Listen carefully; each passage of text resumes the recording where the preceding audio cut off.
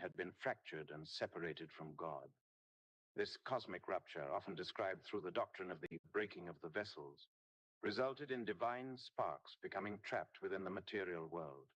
History, therefore, was no longer a passive unfolding of divine will, but the stage upon which this fracture was to be repaired. Within this framework, the Jewish people were assigned a unique and central role. Redemption was not to occur automatically through divine intervention alone, nor solely through the arrival of the Messiah. Instead, the restoration of cosmic order required deliberate human participation. The task of gathering and liberating the scattered divine sparks, a process known as tikkun, was understood to be the historical mission of Israel. Redemption, therefore, was conditional. It depended upon action. This marked a profound shift in messianic expectation. In traditional theology, the faithful awaited the Messiah in obedience, repentance, and patience. In Lurianic Kabbalah, however, waiting was no longer sufficient. The Messiah could not arrive until the world itself had been prepared. History had to be shaped in advance. The Kabbalist was no longer merely a contemplative mystic, but an active agent in the redemptive process. The implications of this shift were immense. First, it justified the use of magical and theurgical practices to influence the structure of reality itself. Through specific rituals, meditations, and combinations of sacred names and letters, the initiated believed they could alter the flow of fate, accelerate cosmic repair, and manipulate unseen forces. Second, it reframed political and moral disruption as potentially necessary instruments of redemption. If exile was woven into the fabric of creation, then transgression, inversion, and upheaval could be reinterpreted not as failures, but as stages in a higher corrective process. Ultimately, Lurianic Kabbalah introduced a revolutionary idea that would echo through subsequent centuries of occult and political thought. Redemption was no longer a divine event awaited in humility. It was a project to be executed. The Messiah would not simply arrive. He would be summoned by conditions engineered in advance. In this way, Luria's system laid the theological foundation for a new kind of messianism, one that blurred the boundary between holiness and transgression, between obedience and manipulation, and between divine providence and human orchestration. The final goal was no longer merely the restoration of Israel to the promised land, but the restructuring of the world itself into a perfected order capable of receiving the Messiah. In modern terms, this vision would come to resemble nothing less than a divinely sanctioned reordering of global reality, a new world order prepared by human hands. This doctrine, once released, could not remain contained. Its internal logic would soon produce consequences far more radical than even its originators may have intended. Foremost among the territories implicated in this developing nexus was the Palatinate. In 1155 AD, following the death of its elector, Emperor Frederick Barbarossa transferred the office to his half-brother Conrad of Hohenstaufen. Conrad united the Palatine lands with his own possessions along the central Rhine and established his residence at Heidelberg. From this point forward, the Palatinate of Lorraine was transformed into the Palatinate of the Rhine, which would become one of the most strategically and ideologically important principalities of the empire. Conrad's daughter, Agnes of Hohenstaufen, married Henry I of Saxony and Bavaria, the son of Henry the Lion and Matilda of England. Through this union, the Hohenstaufen and Welf bloodlines were again joined. Their son, Henry II, became elector of the Palatinate of the Rhine in 1195 AD. Henry II further consolidated the Eastern and Slavic strands of the lineage by marrying Agnes of Lausitz, daughter of Conrad III, Margrave of Lausitz, and Elizabeth of Poland, herself the daughter of Elizabeth Arpad and Mieszko III of Poland. Their daughter, Agnes of Brunswick, became the mother of Rudolf I, Elector of the Palatinate, and of Ludwig IV, Holy Roman Emperor. Ludwig IV married Matilda of Habsburg, daughter of Rudolf III of Habsburg, thereby binding the Palatinate directly to the rising Habsburg dynasty. Through this marriage, the Wittelsbach, Habsburg, Welf, Arpad, and Piast lines were once again unified in a single descent. Ludwig IV's daughter, Matilda of Wittelsbach, became the mother of Frederick I, Elector of Brandenburg. The Palatine line continued to intersect with Brandenburg through Frederick's sister, Margaret of Hohenzollern, who married Hermann, Margrave of Hessen. From this union descended Frederick IV, Elector of the Palatinate, and his son Frederick V, the figure around whom the next major phase of the occult underground would openly crystallize. The conspiracy surrounding Frederick V operated under the banner of the Rosicrucians. It was through this movement that the occult tradition, long suppressed by the Inquisition, first re-emerged in public under a philosophical and reformist guise. The Rosicrucians announced themselves to the world through a series of manifestos, the most notorious of which was the Fama Fraternitatis, published in 1614. This text appeared as part of a broader Protestant tract titled The Universal and General Reformation of the Whole Wide World, and was followed by a second manifesto the following year. The Rosicrucian manifestos claimed to originate from a secret and invisible fraternity of initiates operating throughout Germany and France.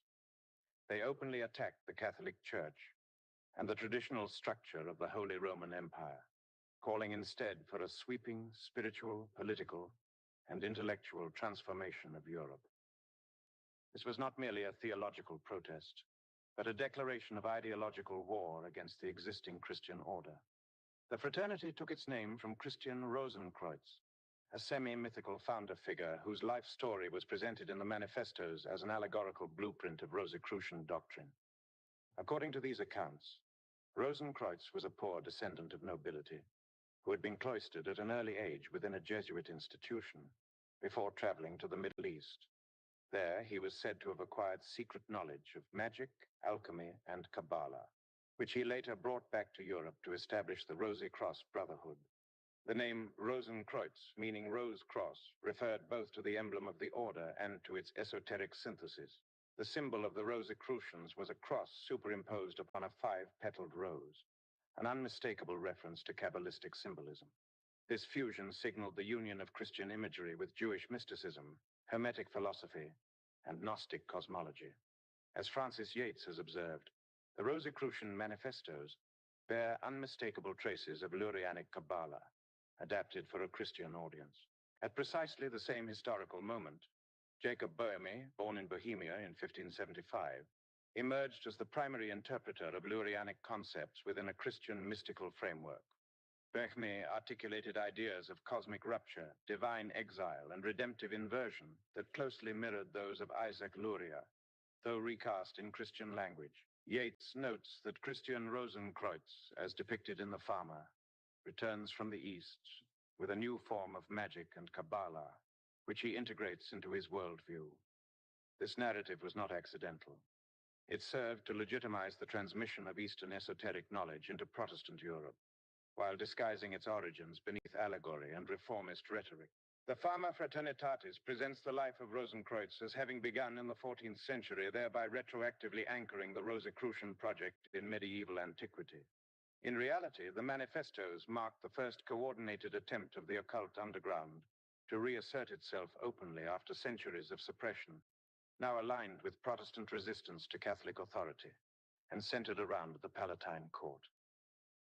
With the Rosicrucians, the long dormant tradition resurfaced once again, no longer content to operate solely in secrecy.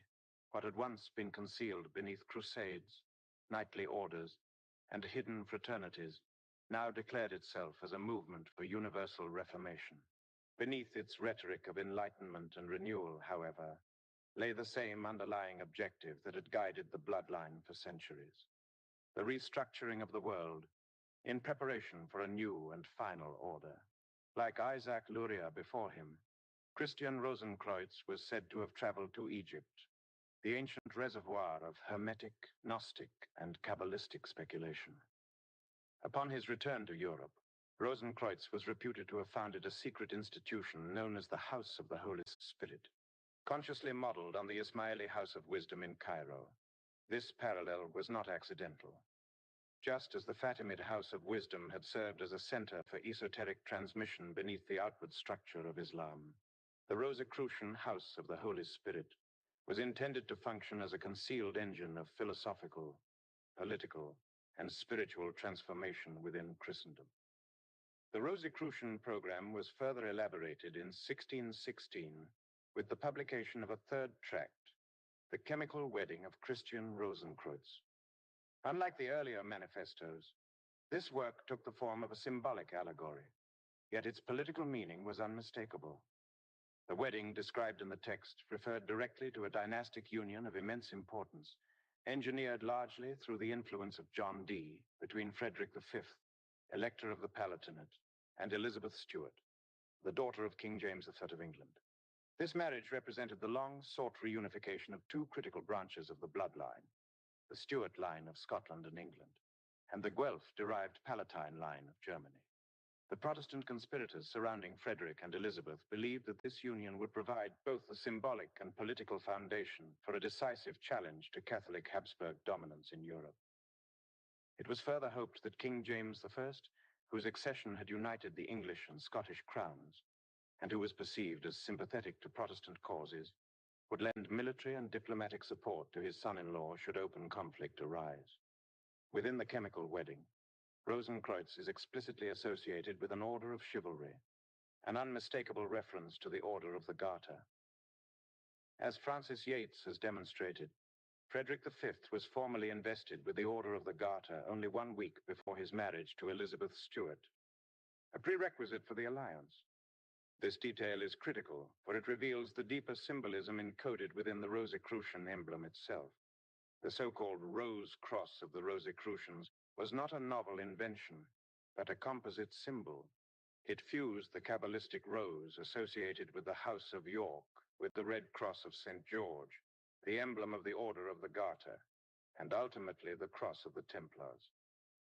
In this way, the Rosicrucian symbol encapsulated the convergence of Kabbalistic mysticism, knightly orders, and dynastic legitimacy, all subsumed beneath a Protestant exterior. As the conspiracy advanced, Frederick V was offered the crown of Bohemia by rebellious Protestant estates seeking to break free from Catholic Habsburg control. Accepting the offer, Frederick, Elizabeth, and their court relocated to Prague, the long-established center of Kabbalistic and occult activity within Europe. This act was perceived by the Catholic powers not merely as a political rebellion, but as a direct existential threat to the religious and imperial order. The result was catastrophic. Frederick's forces were decisively defeated outside Prague, and the Protestant uprising collapsed almost immediately. The event marked the opening phase of what would become the 30 Years' War, one of the most devastating conflicts in European history. Crucially, and to the profound disillusionment of the Rosicrucian movement, King James I refused to commit England to the defense of his son-in-law. Whether out of caution, political calculation, or fear of continental entanglement, James withheld support, effectively abandoning the Palatine cause. Within 2 years, Frederick and Elizabeth were driven into exile in the Netherlands, their lands overrun by Catholic armies. Heidelberg, the intellectual heart of the Palatinate and a focal point of Rosicrucian activity, was sacked.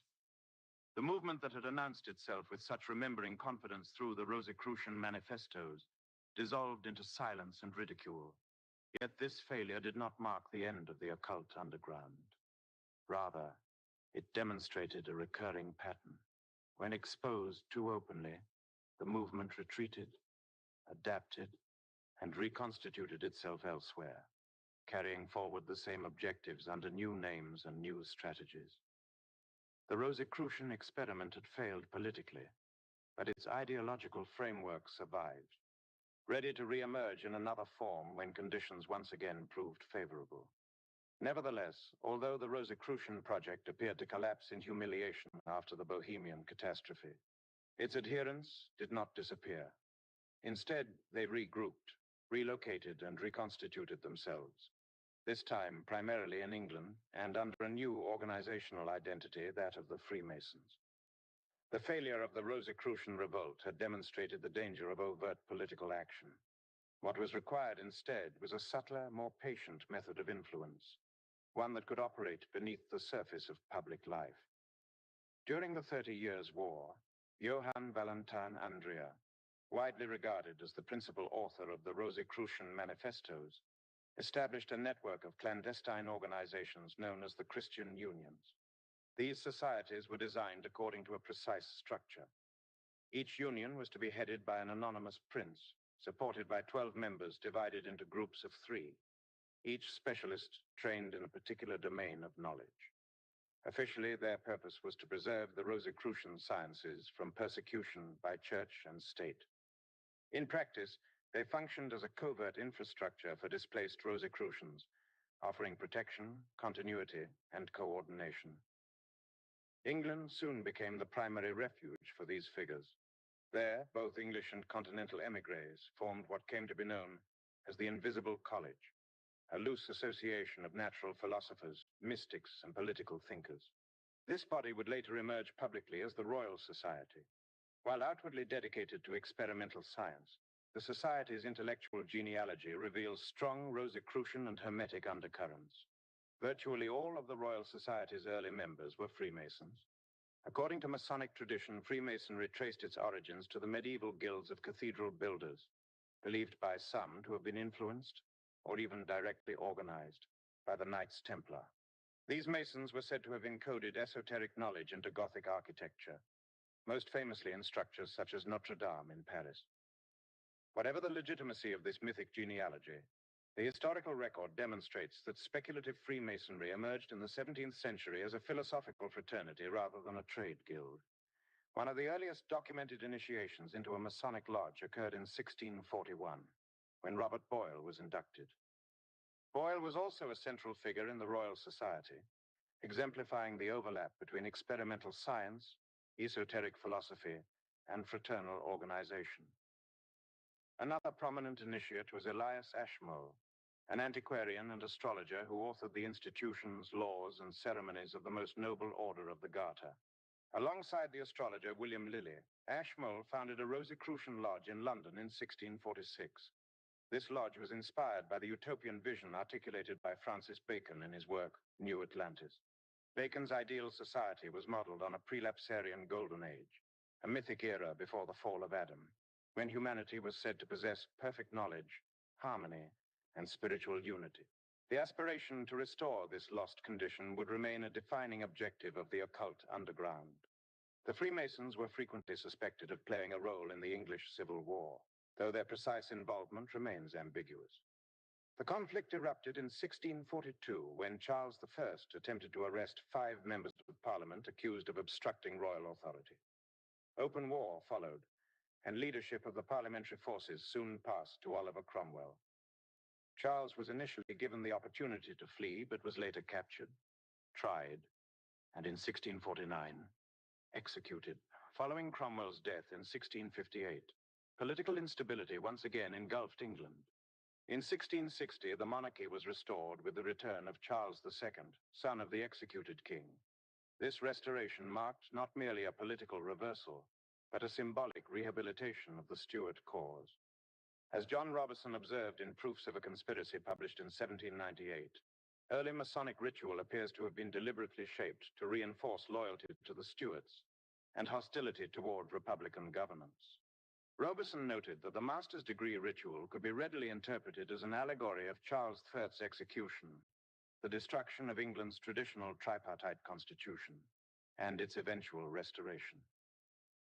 According to Robison, the reactions of the assembled brethren during the ceremony would reveal their political sympathies almost involuntarily. Thus, beneath the outward appearance of fraternal fellowship and moral instruction, Freemasonry functioned as a vehicle for the preservation and transmission of dynastic, ideological, and esoteric objectives. The Rosicrucian experiment had failed through overt rebellion.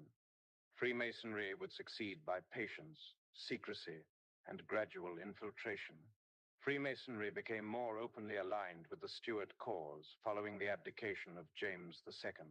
When James II, brother and successor of Charles II, issued his Declaration for Liberty of Conscience, granting protection to Roman Catholics, opposition from Parliament and the Protestant establishment forced him from the throne. Power was transferred jointly to William of Orange and his wife, Mary II, who were both cousins and descendants of the Stuart line. Mary was the daughter of James II, while William was the son of James II's sister, Mary Princess Royal, and William II of Orange-Nassau, himself the grandson of William the Silent. Despite this technical continuity of bloodline, many Scots viewed the deposition as a betrayal. In 1689, the same year James II was deposed, John Graham of Claverhouse, remembered as Bonnie Dundee, led a Highland uprising against government forces at Killiecrankie.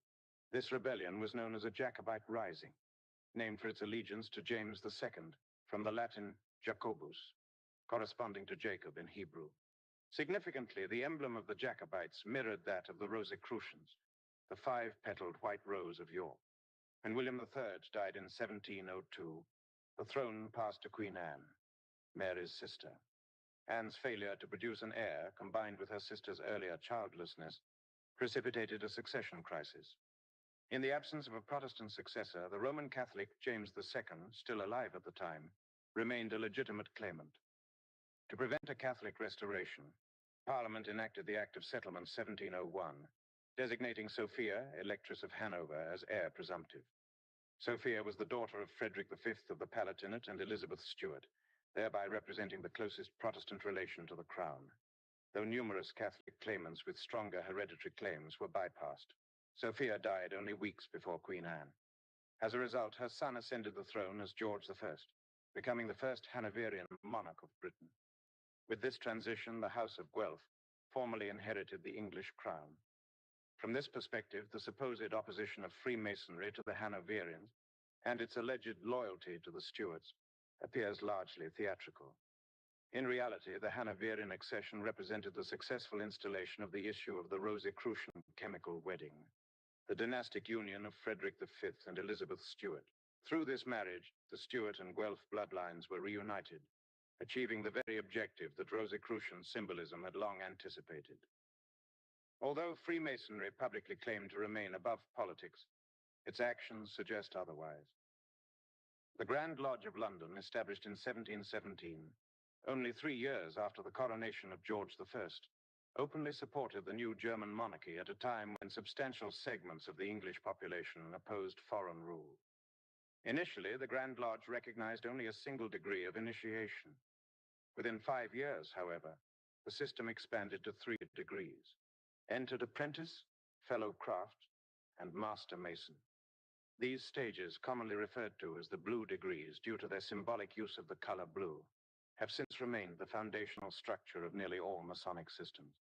Their rapid institutionalization coincided precisely with the consolidation of Hanoverian power, reinforcing the conclusion that Freemasonry functioned not merely as a philosophical fraternity, but as an ideological instrument aligned with a specific dynastic and esoteric agenda.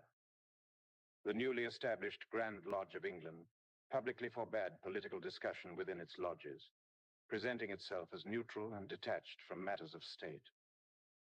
In practice, however, this prohibition functioned as a quiet endorsement of the Hanoverian settlement. By suppressing debate, the Grand Lodge effectively upheld the political status quo, aligning itself with the new German monarchy at a moment when much of England remained deeply divided over the succession. This alignment soon became unmistakable.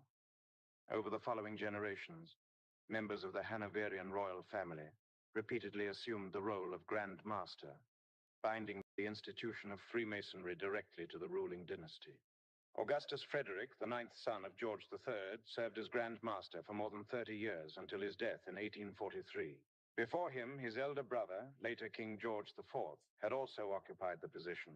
King Edward VII, son of Queen Victoria, held the office for 27 years while still Prince of Wales, and the last royal Grand Master to ascend the throne was the Duke of York, who became King George VI and reigned from 1936 to 1952.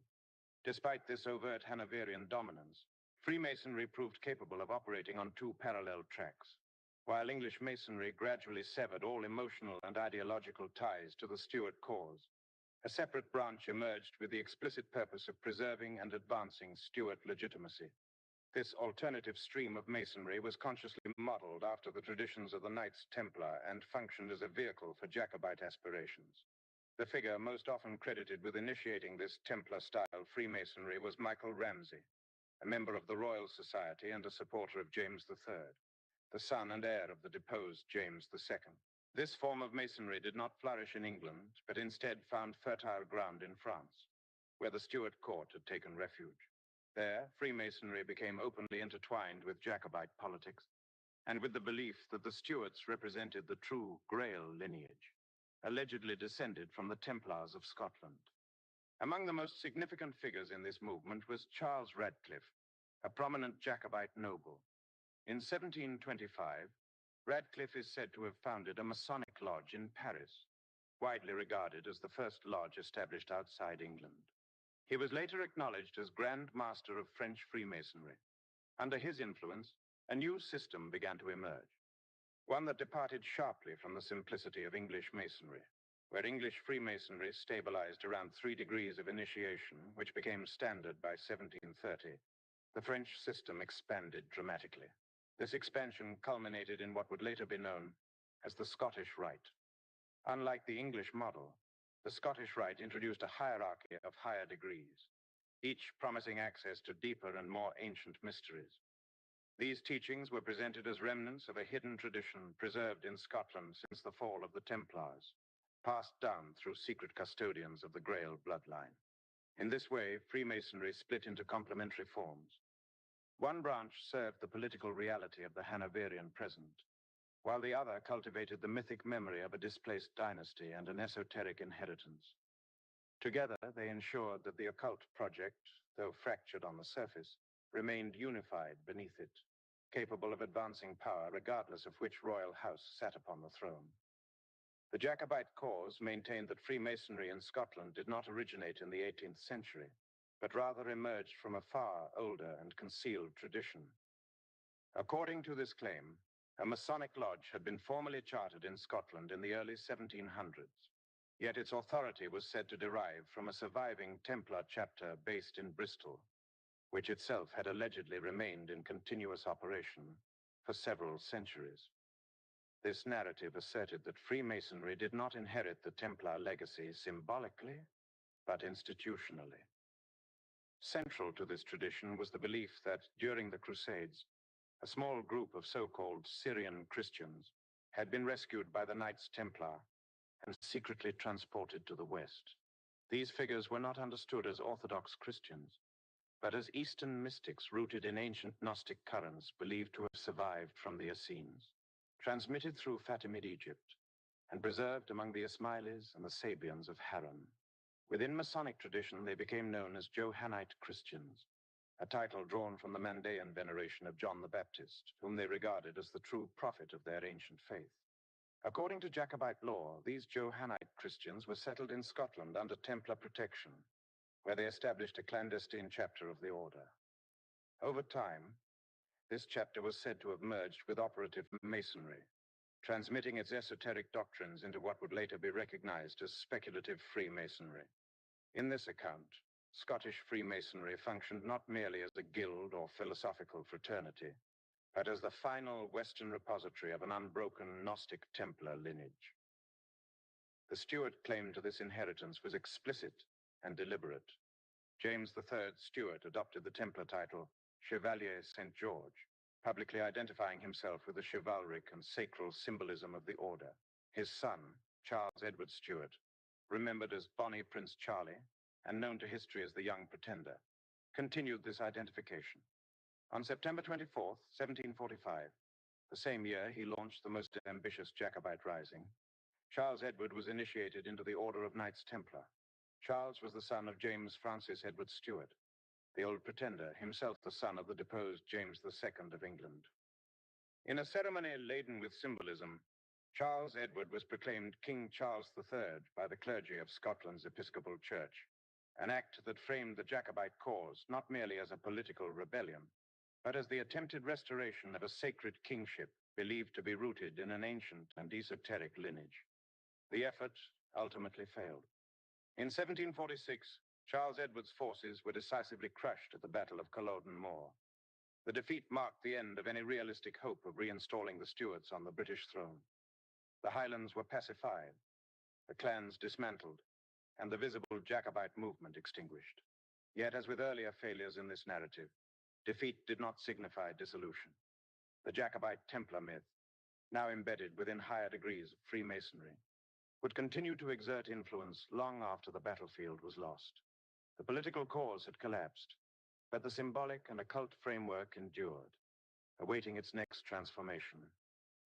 In Paris in 1758, Jacobite sympathizers convened what became known as the Grand Council of Emperors of the East and West, an assembly that formalized the political and symbolic aspirations of the Stuart cause within Freemasonry.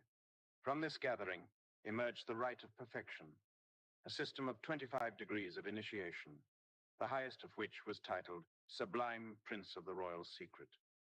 Embedded within its symbolism was the unresolved Jacobite ambition for the restoration of the House of Stuart to the thrones of England and Scotland, reframed in allegorical and chivalric language, rather than overt political declaration. In 1762, leadership of this developing system passed to Frederick II of Prussia, known as Frederick the Great. Under his authority, the rite was reorganized and codified into what became the ancient and accepted Scottish rite, with the degrees expanded and standardized to a total of 33. Frederick himself drafted the constitutions that gave the rite its enduring structure, transforming it from a Jacobite-oriented system into a broader imperial and philosophical framework capable of transcending its original political purpose while retaining its symbolic core. Frederick the Great was uniquely positioned to preside over such a transformation. He was the great-grandson of Frederick V, Elector of the Palatinate of the Rhine, and Elizabeth Stuart, the daughter of King James I of England. Through this lineage, Frederick embodied the union of the Stuart and Guelph bloodlines that had been the long-term objective of Rosicrucian and Jacobite conspiracies. His father was King Frederick William I of Prussia, and his mother, Sophia Dorothea of Hanover, was the sister of George II of England, further entrenching Frederick within the interwoven dynastic network that spanned Britain, Germany, and the Holy Roman Empire.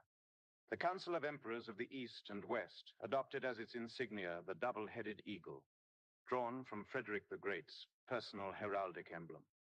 This symbol, long associated with imperial authority and previously employed by the Habsburgs, reflected the rite's claim to universal sovereignty, bridging East and West, temporal and spiritual power.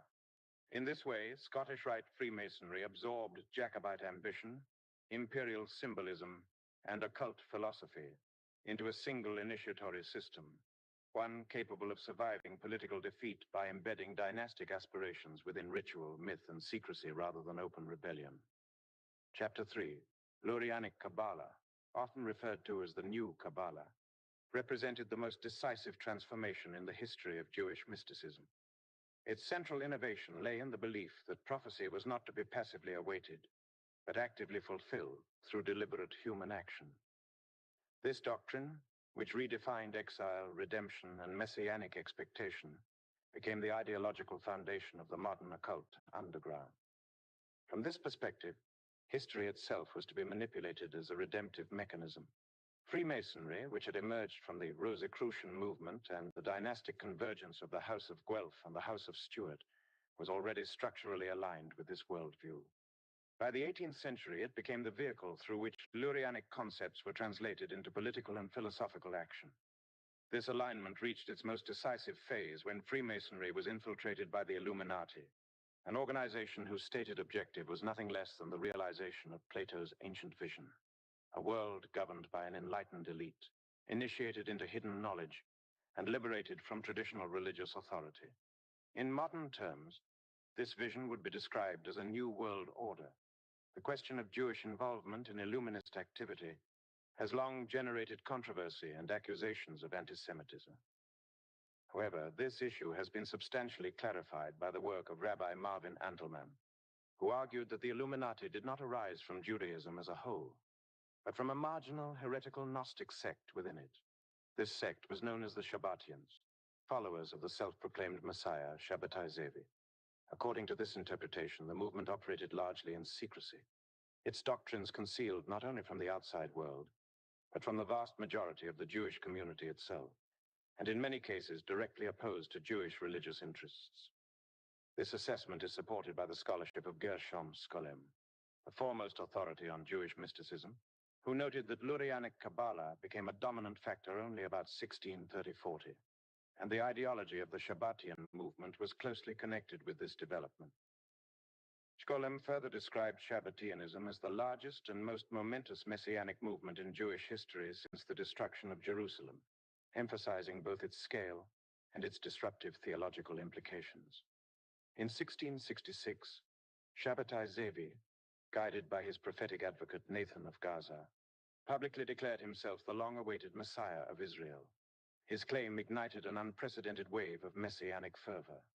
Within a short period, Zevi succeeded in mobilizing an extraordinary following that extended across Palestine, Egypt, and both Eastern and Western Europe. At its height, the movement is estimated to have captivated nearly half of the global Jewish population, marking a watershed moment in the religious and psychological history of early modern Europe. The movement was ultimately shattered when Shabbatai Zevi, arrested by the Ottoman authorities, was forced by the Sultan to choose between martyrdom and conversion. Faced with death, Zevi chose conversion to Islam. This single act collapsed the public legitimacy of the movement almost overnight. His prophet, Nathan of Gaza, followed by converting to Roman Catholicism. For many followers, the messianic illusion was irreparably broken, yet the heresy did not disappear. A remnant followed Zevi into Islam, giving rise to a secretive sect in Turkey known as the Donme. Outwardly Muslim, the Donme preserved a concealed system of belief that blended elements of Judaism, Kabbalah, and Shabbatian doctrine. To the present day, they are said to practice religious dualism, maintaining a public faith while privately adhering to esoteric rites and interpretations rooted in Zevi's teachings. The Shabbatian heresy, which for a time survived within clandestine circles organized in a manner resembling Masonic structures, would later reassert itself more aggressively through a new sect known as the Frankists. They were also called Zoharists, the Illuminated, or in their region of origin, Podolia, Shabbatian Zevists. Their leader was Jacob Frank, born Jacob Leibowitz, who openly proclaimed himself the reincarnation and spiritual successor of Shabbatai Zevi.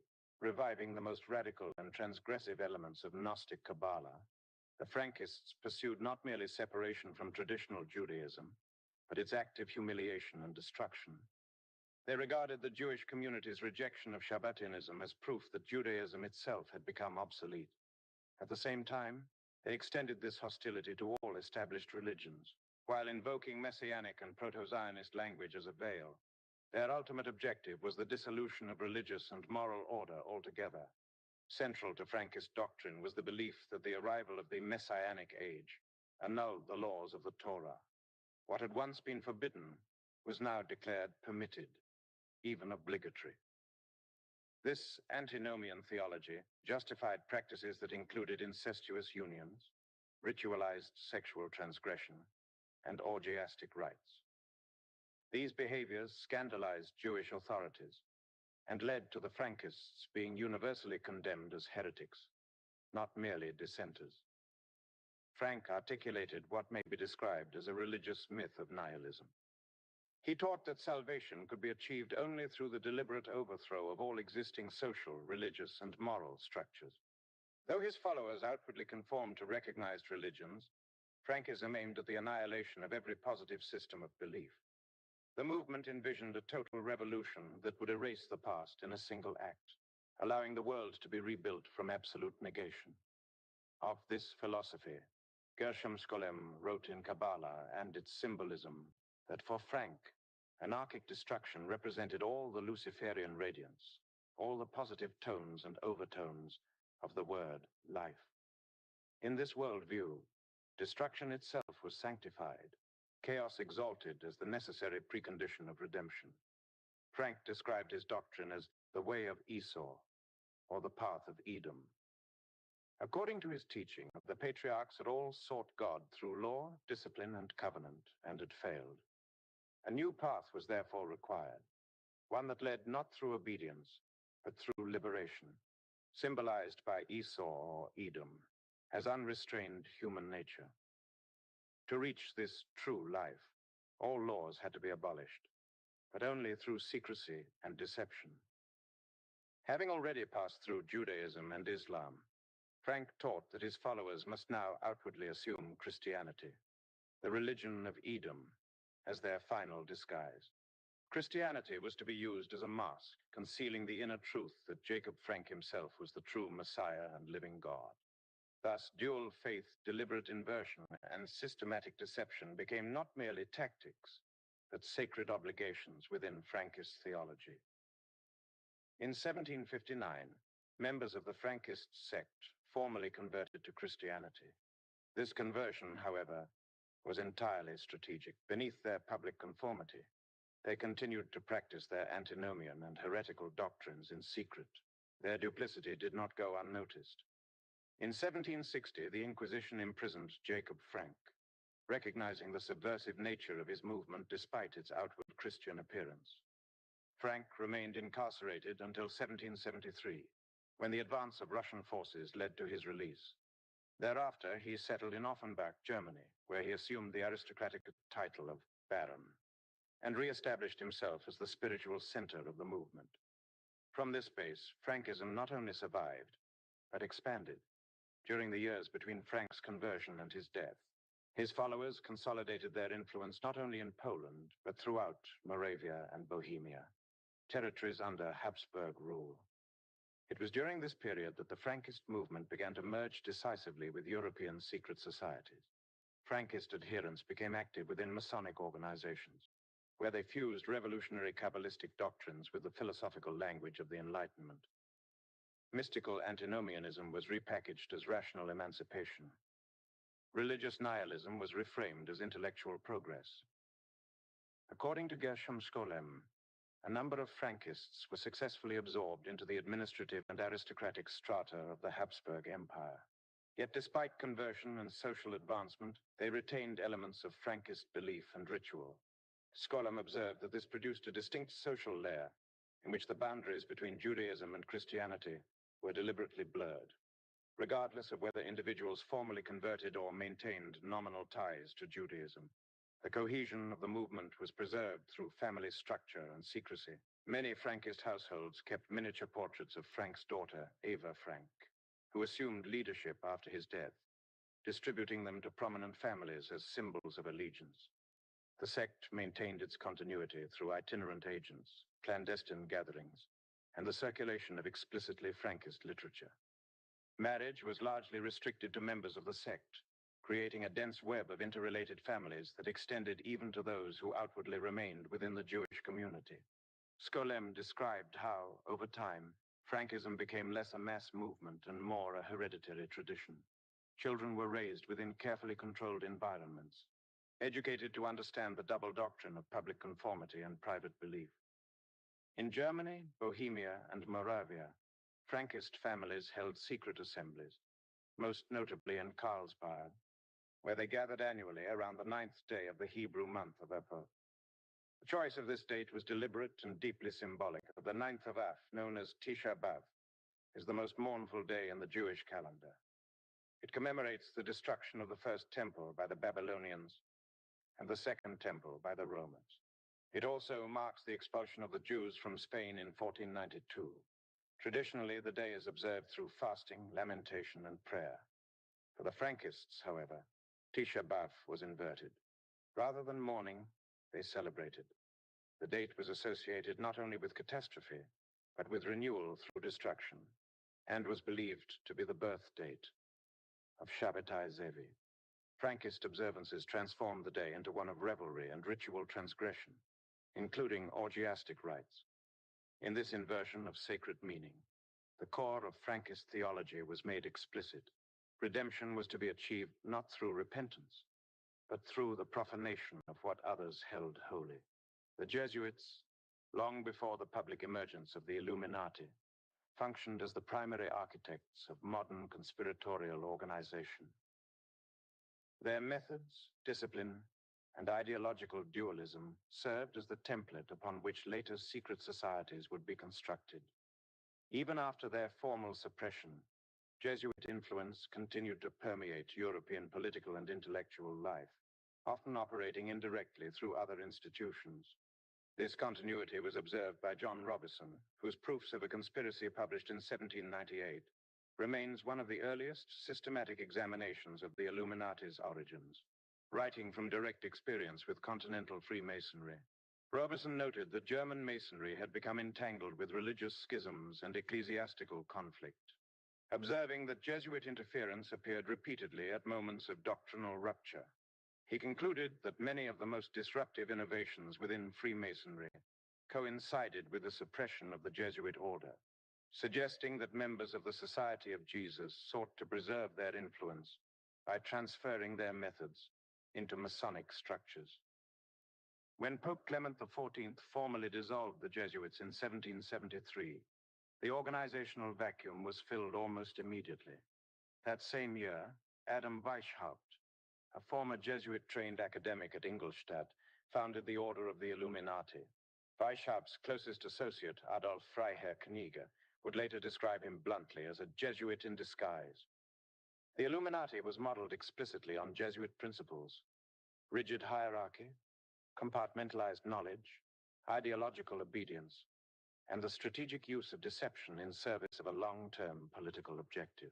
According to Marvin S. Antleman, the ideological direction of the Illuminati was further radicalized through its absorption of Frankist doctrine. Antleman contended that the founder of the Rothschild banking dynasty played a decisive role in persuading Weishaupt to adopt this antinomian theology, and subsequently provided financial backing for the movement. The Rothschild lineage originated with a Jewish goldsmith born Amschel Moses Bauer, who established a counting house in Frankfurt. Above its entrance, he placed a red shield emblazoned with a six-pointed star. This symbol echoed the red banner granted to the Jews of Prague by Emperor Charles IV, and aligned with Frankist symbolism associated with Edom or Esau, as well as with the imagery of the so-called Red Jews of medieval apocalyptic lore. The German phrase Rothschild, meaning red shield, became the family name when Bauer's son adopted the surname Rothschild. It was Amschel Meyer Rothschild who famously declared that control of money outweighed control of law, a sentiment reflecting the emerging philosophy of financial sovereignty over political authority. Rothschild's ascent was closely tied to his relationship with the ruling house of Hesse-Kassel. He completed a formative apprenticeship in Hanover at the Bank of Oppenheim, serving under Baron von Estorff, advisor to Frederick II of Hesse-Kassel, one of the wealthiest princes in Europe, and a member of the Order of the Garter. The House of Hesse traced its lineage to Philip I of Hesse, known as the Magnanimous, a central patron of the Protestant Reformation.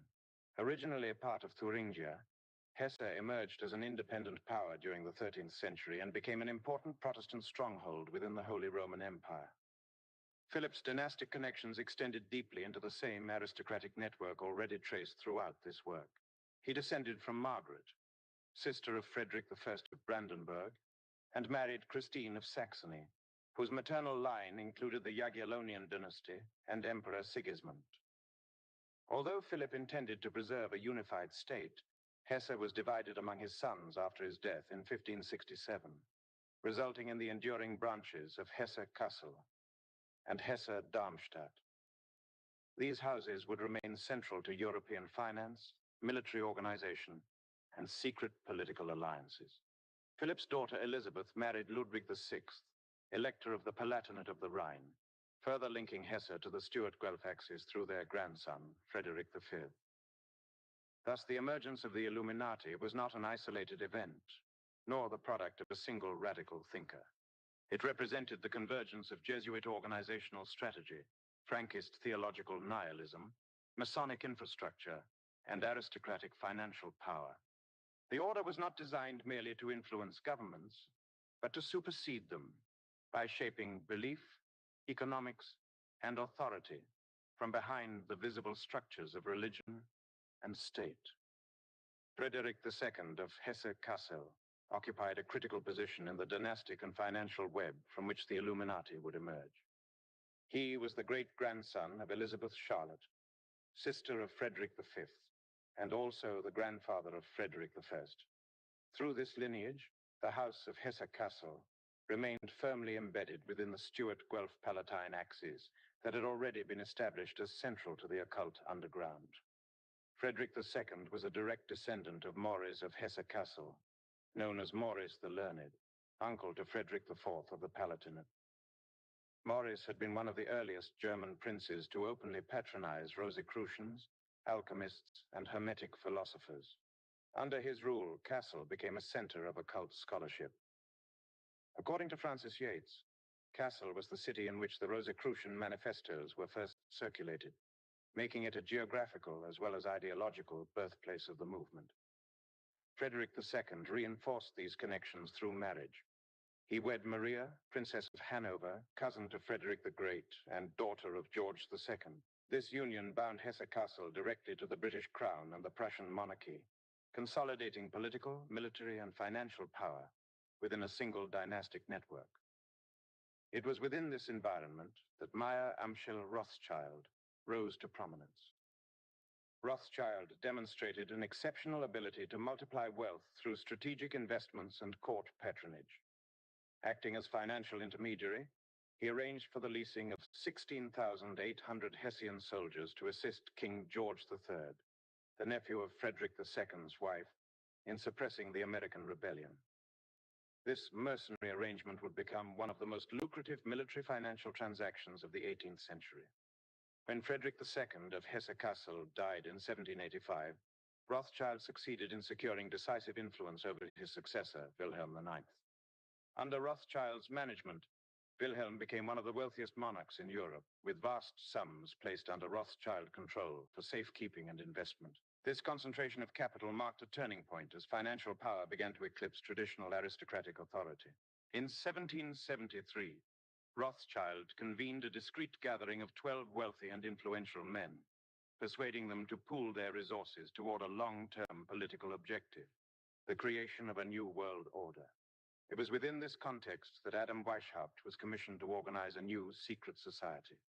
Though born Jewish, Weishaupt had been educated by the Jesuits and was thoroughly trained in their methods of discipline, hierarchy, and ideological concealment. On May 1st, 1776, exactly 3 years after the Jesuit order was officially dissolved by the papacy, Weishaupt announced the founding of the Order of Perfectibilists, soon known simply as the Illuminati.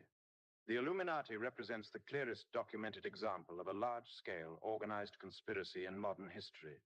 Weishaupt envisioned a utopian superstate in which private property, national identity, inherited authority, and organized religion would be abolished.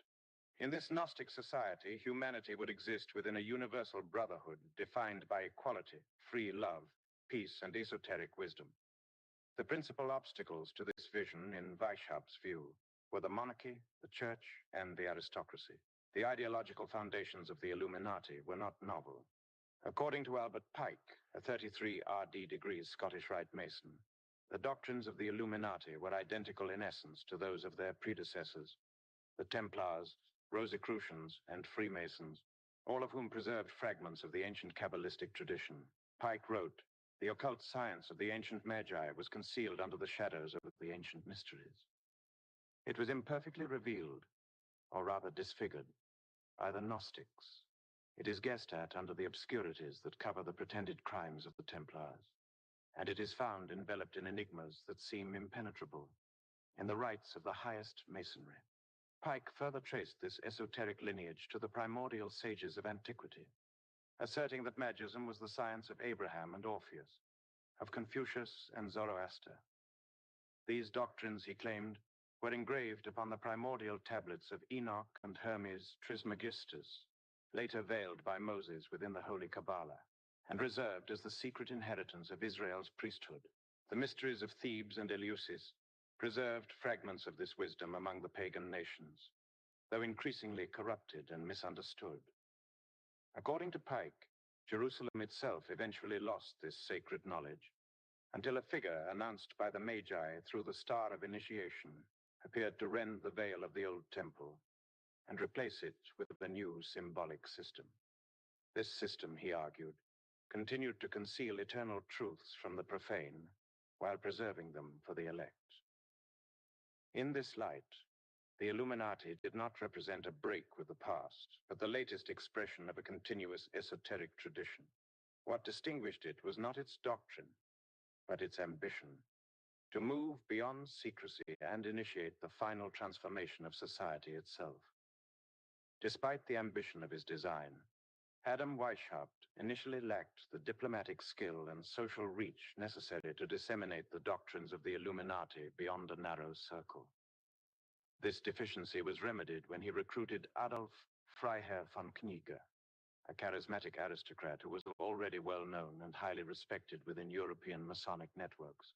Knigge provided the organizational sophistication, social legitimacy, and recruitment strategy that Weishaupt lacked, transforming the Illuminati from a marginal Bavarian sect into an international force. By the time of the Great International Masonic Convention held at Wilhelmsbad in 1782, the faction now calling itself Illuminated Freemasonry had already achieved extraordinary influence. Knigge and Weishaupt openly proclaimed their system to be the only pure and authentic form of Freemasonry, asserting that all existing rites were corruptions or incomplete survivals of a deeper esoteric tradition. Such was the reputation of the Illuminati at Wilhelmsbad that a substantial majority of the assembled Masonic delegates sought admission into its ranks. Among those initiated shortly thereafter were some of the most powerful figures in European Freemasonry and Enlightenment culture. In 1783, Duke Ferdinand of Brunswick, widely regarded as the foremost leader of continental Freemasonry, formally joined the order. Ferdinand was the great-grandson of George I and the brother-in-law of George III, further binding the Illuminati to the highest levels of dynastic power. Other prominent initiates included Johann Wolfgang von Goethe, Johann Gottfried Herder, and Friedrich Nicolai, figures central to the intellectual life of the German Enlightenment. Within a remarkably short period, Illuminati lodges proliferated throughout Germany and Austria, while affiliated branches appeared in Italy, Hungary, France, and Switzerland. The order penetrated universities, court administrations, literary circles, and Masonic obediences, creating an interlocking network that operated beneath the surface of respectable society. Outwardly devoted to Enlightenment ideals, its inner circles pursued a far more radical objective: the systematic dismantling of monarchy, church authority, and inherited social order. This expansion, however, provoked inevitable scrutiny. In 1784, the Bavarian authorities uncovered evidence of an Illuminati plot aimed at subverting the House of Habsburg. Police agents who had infiltrated the order provided documentation of its hierarchical secrecy, ideological radicalism, and political intent. In response, the Bavarian government issued decrees banning all secret societies, formally dissolving the Illuminati and forcing its members underground. Although the organization was officially suppressed, few contemporaries believed it had truly ceased to exist. Instead, suspicion persisted that its adherents continued to operate covertly, disseminating revolutionary ideas through alternative channels and embedding themselves within existing institutions. The order's disappearance from public view was widely interpreted not as an end, but as a tactical retreat. Indeed, Weishaupt himself reportedly articulated the necessity of total transformation in unmistakable terms.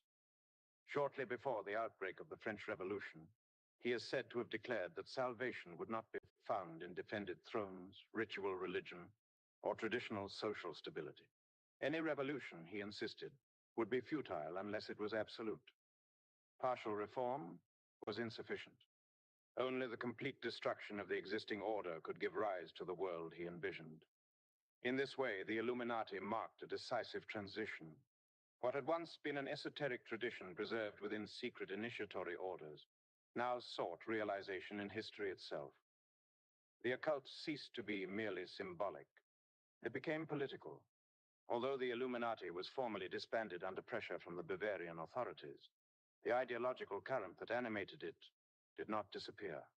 Instead, it persisted through the Frankist underground, which continued to exert a formative influence on the evolution of Freemasonry and its peripheral secret societies.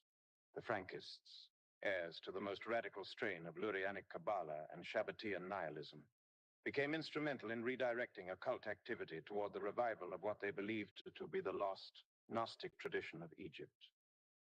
This ambition gradually divided the occult world into two primary centers of operation. One remained rooted in Europe, embedded within Freemasonry, Enlightenment philosophy, and revolutionary politics.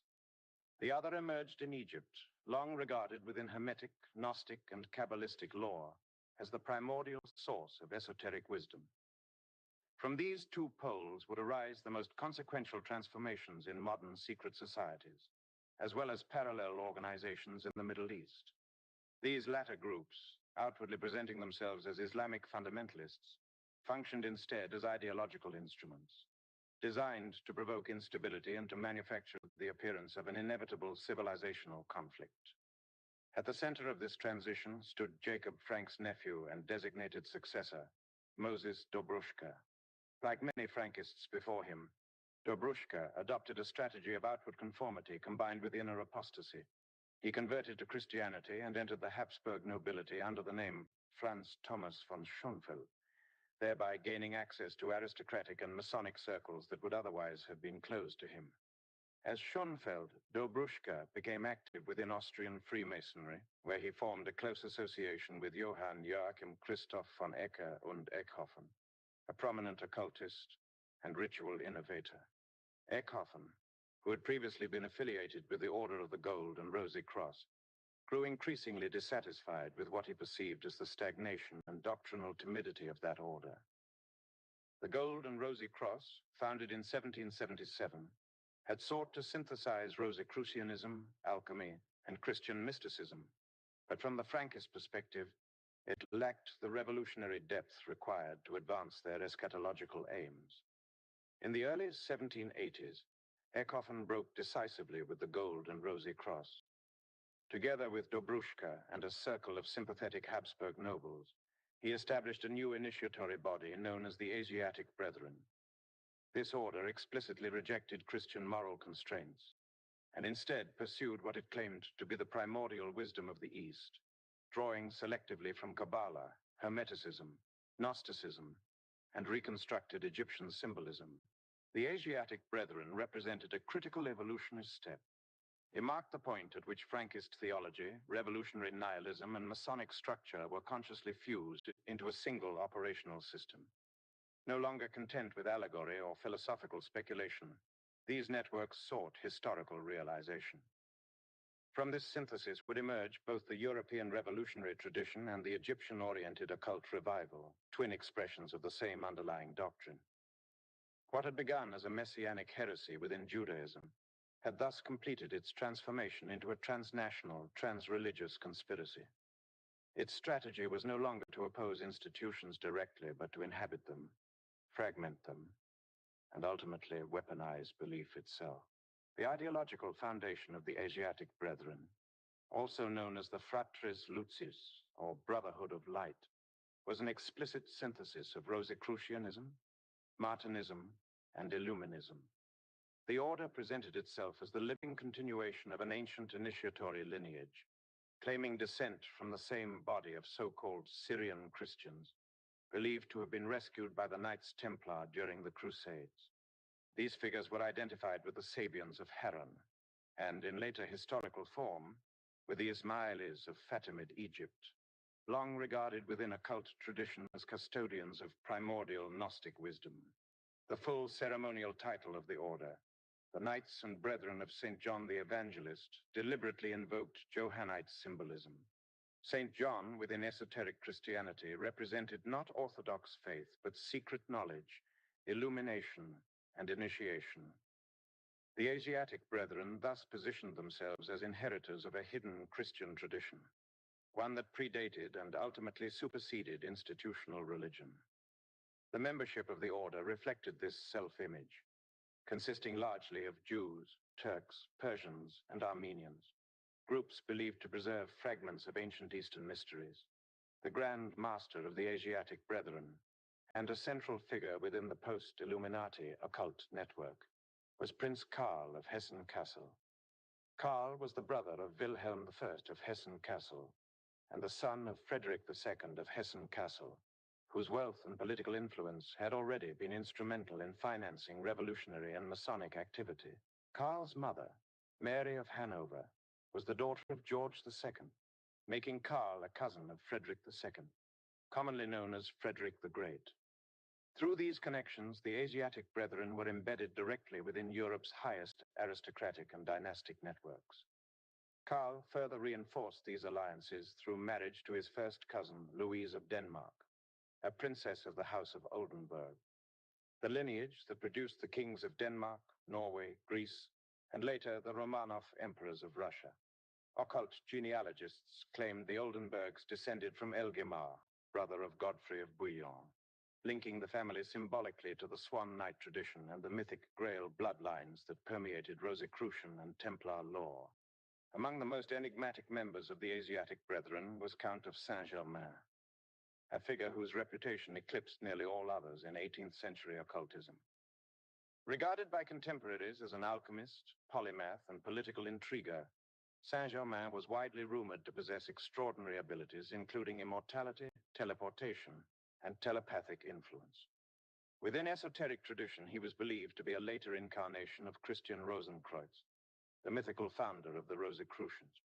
Later occult movements, particularly theosophy, elevated Saint-Germain to the status of an ascended master, a class of enlightened beings said to operate behind the scenes of human history.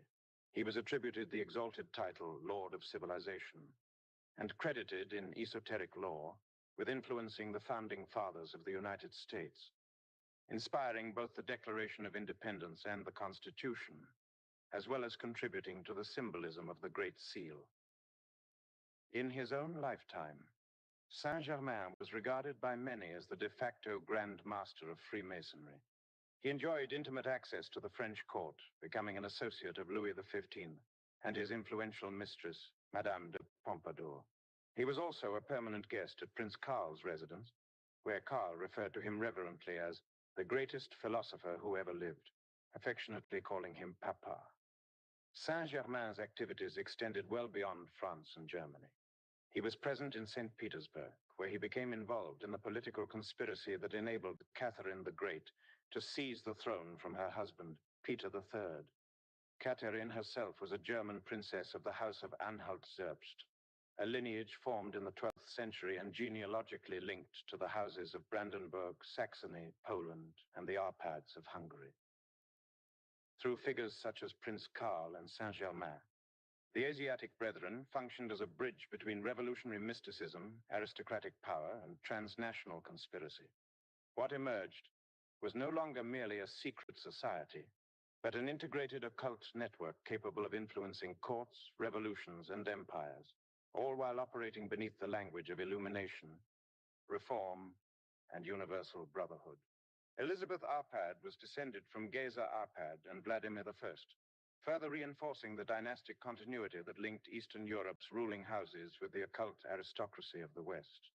It was within this genealogical and ideological framework that Catherine the Great emerged as one of history's most influential, enlightened monarchs. Her reign was characterized by sweeping political and cultural reforms that aligned closely with the ambitions of the occult intelligentsia and the broader Illuminist program. Catherine maintained an extensive correspondence with Voltaire, who famously referred to her as the Semiramis of Russia, invoking the legendary Babylonian queen later associated with the cult of Astarte, the archetypal goddess of ancient Near Eastern mystery religions.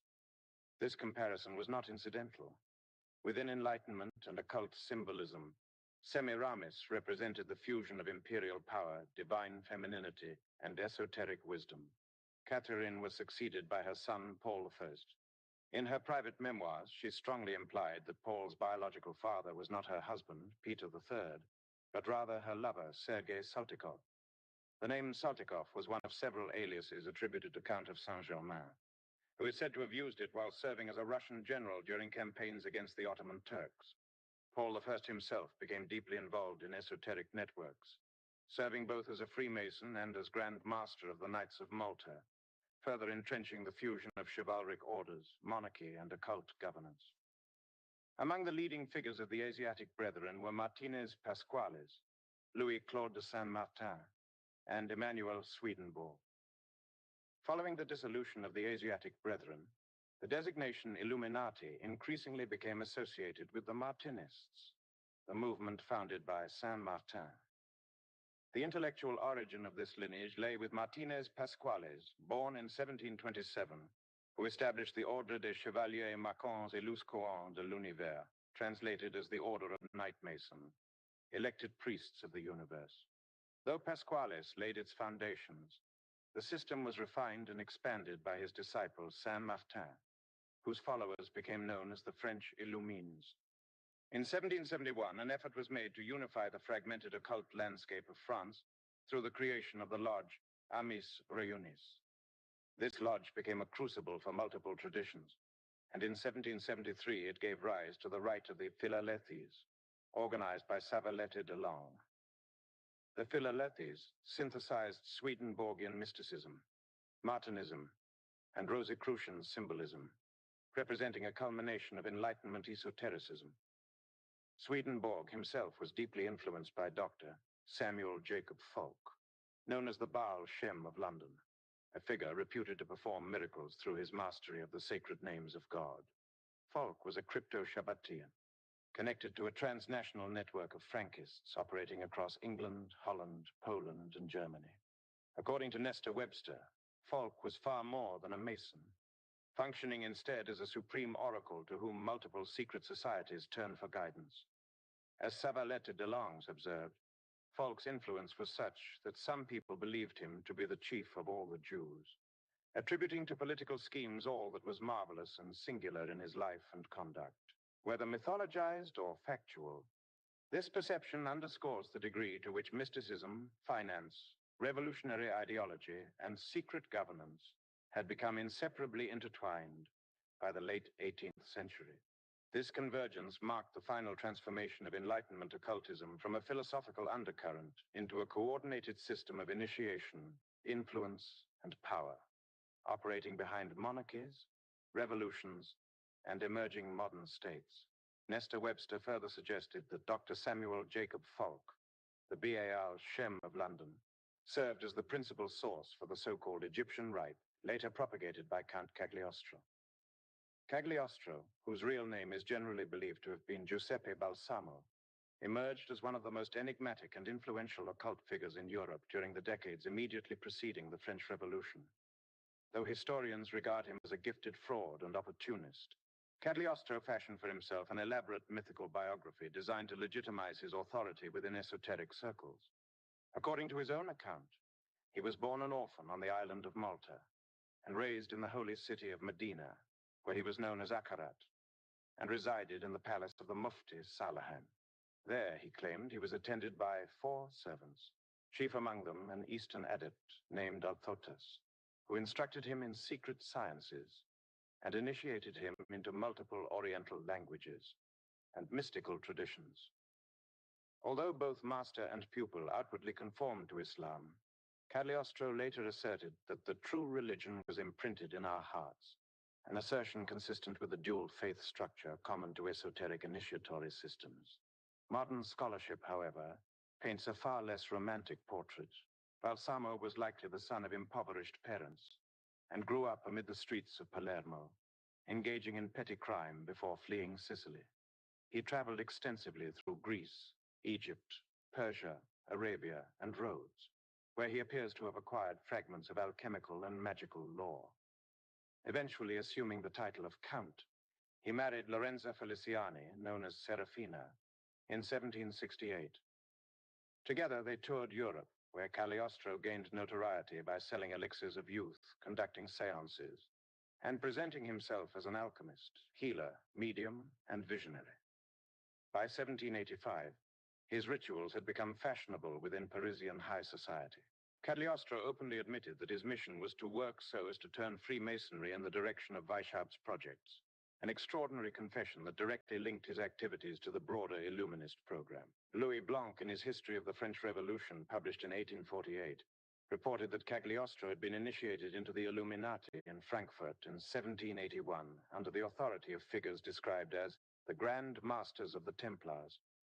From this circle, Blanc claimed, Cagliostro received both funding and instructions to carry out subversive operations, including his involvement in the infamous affair of the diamond necklace, a scandal that gravely undermined the reputation of Marie Antoinette and helped prepare public sentiment for revolutionary upheaval. As a result of this affair, Cagliostro was imprisoned for 9 months in the Bastille before being expelled from France. In 1789, he was arrested again, this time in Rome, after his wife denounced him to the Inquisition as a heretic, magician, Freemason, and conjurer. Tried and sentenced to death, his punishment was later commuted to life imprisonment. He was confined to the fortress of San Leo, where he died under mysterious circumstances. Cagliostro's career thus represents a crucial intersection point between Frankism, Illuminism, Freemasonry, and revolutionary agitation, demonstrating how occult symbolism, theatrical deception, and political subversion were fused into a single operational framework on the eve of Europe's great upheavals. Despite its formal suppression, the Illuminati continued to pursue revolutionary objectives in France through Masonic networks that provided both cover and coordination. The principal conduit for these activities was the Loge des Chevaliers Bienfaisants at Lyon, a lodge that stood at the apex of French Freemasonry. It was here that the fictive revival of a Masonic order of Knights Templar was organized, supplying the movement with a mythic pedigree designed to legitimize political rebellion under the guise of chivalric restoration. The Grand Master of this lodge was Louis-Philippe II, Duke of Orleans, an active member of the Illuminati and a central political actor in the coming upheaval. Though styled as Grand Master of French Freemasonry, Orleans held his position as lieutenant to Frederick the Great, who was regarded as Grand Master of all European Freemasonry. Significantly, both men shared Stuart lineage, a fact that reinforced the long-standing esoteric objective of restoring a bloodline believed to possess a quasi-sacral claim to rulership. Orleans' personal ambitions were inseparable from this genealogy. His great-grandfather was Philippe II, whose mother, Elizabeth Charlotte, was the granddaughter of Frederick V and Elizabeth Stuart, daughter of James V of England. Thus, Orleans regarded himself not merely as a revolutionary agitator, but as a legitimate claimant to the French throne. His hostility toward the reigning monarch and queen, Louis XVI and Marie Antoinette, was therefore both ideological and intensely personal. Approximately 8 years prior to the outbreak of the French Revolution, Orleans was elected Grand Master of France, unifying the various Masonic lodges under the banner of the Grand Orient. From this centralized structure emerged many of the revolution's principal architects, figures such as Honoré Gabriel Riquetti, Comte de Mirabeau, Nicolas de Condorcet, and François de la Rochefoucauld held senior positions within these lodges and functioned as ideological and operational leaders of the revolutionary movement. Mirabeau himself was an initiated member of the Illuminati and had attended the Grand Masonic Convention of 1782 at Wilhelmsbad in Hesse Castle, where the framework for coordinated revolutionary action was reputedly finalized. From that point forward, French Freemasonry ceased to function merely as a philosophical society, and instead became an instrument of political transformation. Under the guiding hand of the Illuminati, it provided the organizational architecture, symbolic legitimacy, and elite consensus necessary to dismantle the Ancien Regime and inaugurate a new revolutionary order. These objectives were not merely theoretical. In 1788, at the request of the leadership of the movement, deputies affiliated with the Illuminati were dispatched to France to coordinate strategy among the lodges of the Grand Orient. Their primary directive was the creation of a political committee within every Masonic lodge. From these committees emerged the Jacobins Club, which would soon become the most radical and influential engine of revolutionary action. Within a short time, nearly every lodge under the Grand Orient had been penetrated by adherents of Weishaupt's system. These members were not passive philosophers, but active political operatives, tasked with disseminating revolutionary doctrine and normalizing the use of terror as a legitimate instrument against the state. What had once been cloaked in esoteric symbolism now took explicit political form. The philosophical groundwork for this transformation had already been laid. Virtually all the leading figures of the Enlightenment were either Freemasons, Illuminati, or closely aligned with their intellectual circles. Through pamphlets, salons, academies, and lodges, they propagated a carefully crafted narrative designed to mobilize the masses. Central to this effort was the exploitation of the Gnostic ideal of liberty. To frame the revolutionary struggle, the Illuminati advanced a myth of progress, portraying history as a linear ascent from superstition to enlightenment, from religious despotism to rational freedom. In this narrative, the Catholic Church was cast as the principal obstacle to human liberation. Yet beneath its secular veneer, this philosophy was an adaptation of Lurianic Kabbalah, recast in political language.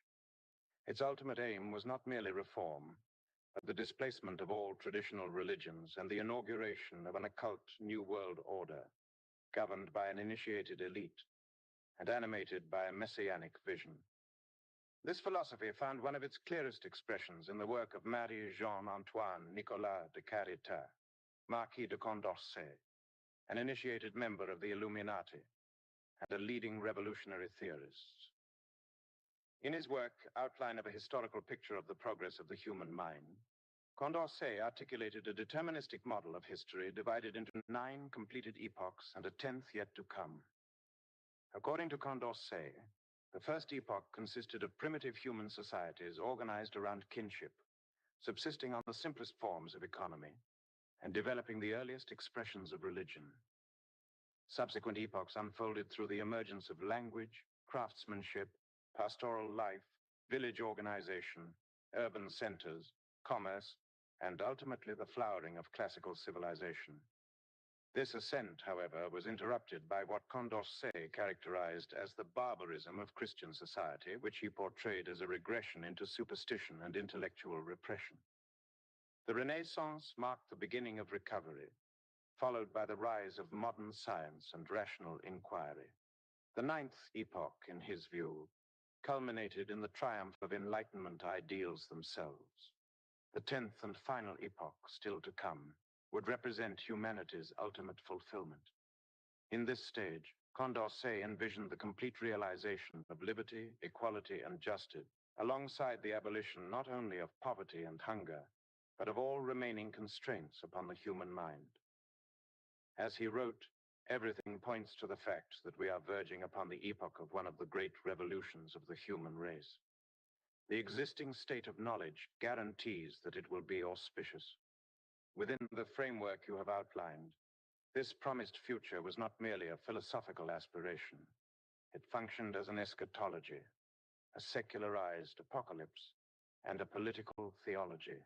The revolution was not an accident of history, but a necessary rite of passage, a destructive threshold through which the old world had to pass in order for the new to be born.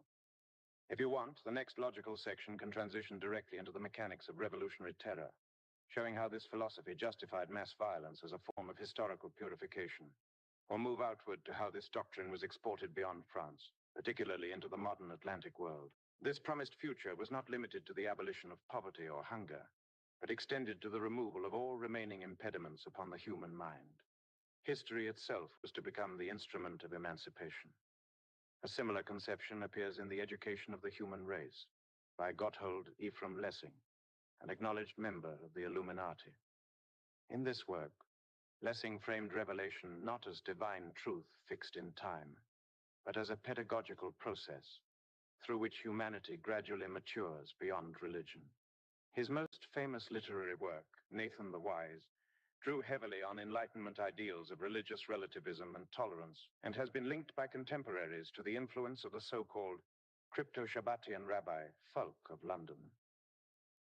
More systematic still was the philosophy of Johann Gottfried Herder, another Illuminati affiliate and the intellectual architect behind the rise of German Romantic nationalism. In Outlines of a Philosophy of the History of Man, Herder depicted mankind as engaged in a continuous evolutionary process, unfolding organically through successive cultural stages. Civilization, in his schema, advanced inexorably toward higher forms, culminating most fully in German culture, though encompassing the broader West as well. History, in this view, was not governed by providence, but by an imminent developmental law. The final major Enlightenment philosopher to give this vision philosophical rigor was Immanuel Kant, who was deeply influenced by the mystical cosmology of Emanuel Swedenborg. In The Idea for a Universal History with a Cosmopolitan Purpose, Kant made human progress the central axis of historical meaning. One of his propositions explicitly reveals the underlying teleology shared by the Illuminati. The history of the human race, viewed as a whole, may be regarded as the realization of a hidden plan of nature to bring about a political constitution, internally and externally perfect, as the only state in which all the capacities implanted in mankind can be fully developed. Through this philosophy, history itself was reimagined as a mechanism of destiny, advancing toward a final political and moral order under universal governance. The religious framework was not abolished outright, but absorbed, reinterpreted, and ultimately displaced. Armed with these doctrines, the revolutionary movement in France succeeded in mobilizing popular discontent and directing it toward the destruction of the existing order. In 1789, the storming of the Bastille symbolized the collapse of royal authority. The Comte d'Honor Gabriel Riquetti, Comte de Mirabeau, is alleged to have declared that the idolatry of monarchy has received its death blow from the sons and daughters of the Order of the Templars.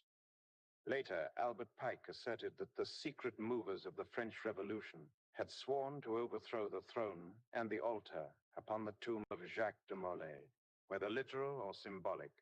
This language reflects the self-understanding of the revolutionaries, many of whom belonged to Masonic and occult societies, and consciously adopted their symbols and rhetoric. The revolutionary trinity of equality, liberty, and fraternity, drawn directly from Masonic ideology, became the rallying cry of the new order. And when Louis XVI was executed in 1793, tradition holds that a voice in the crowd cried out, "De Molay is avenged."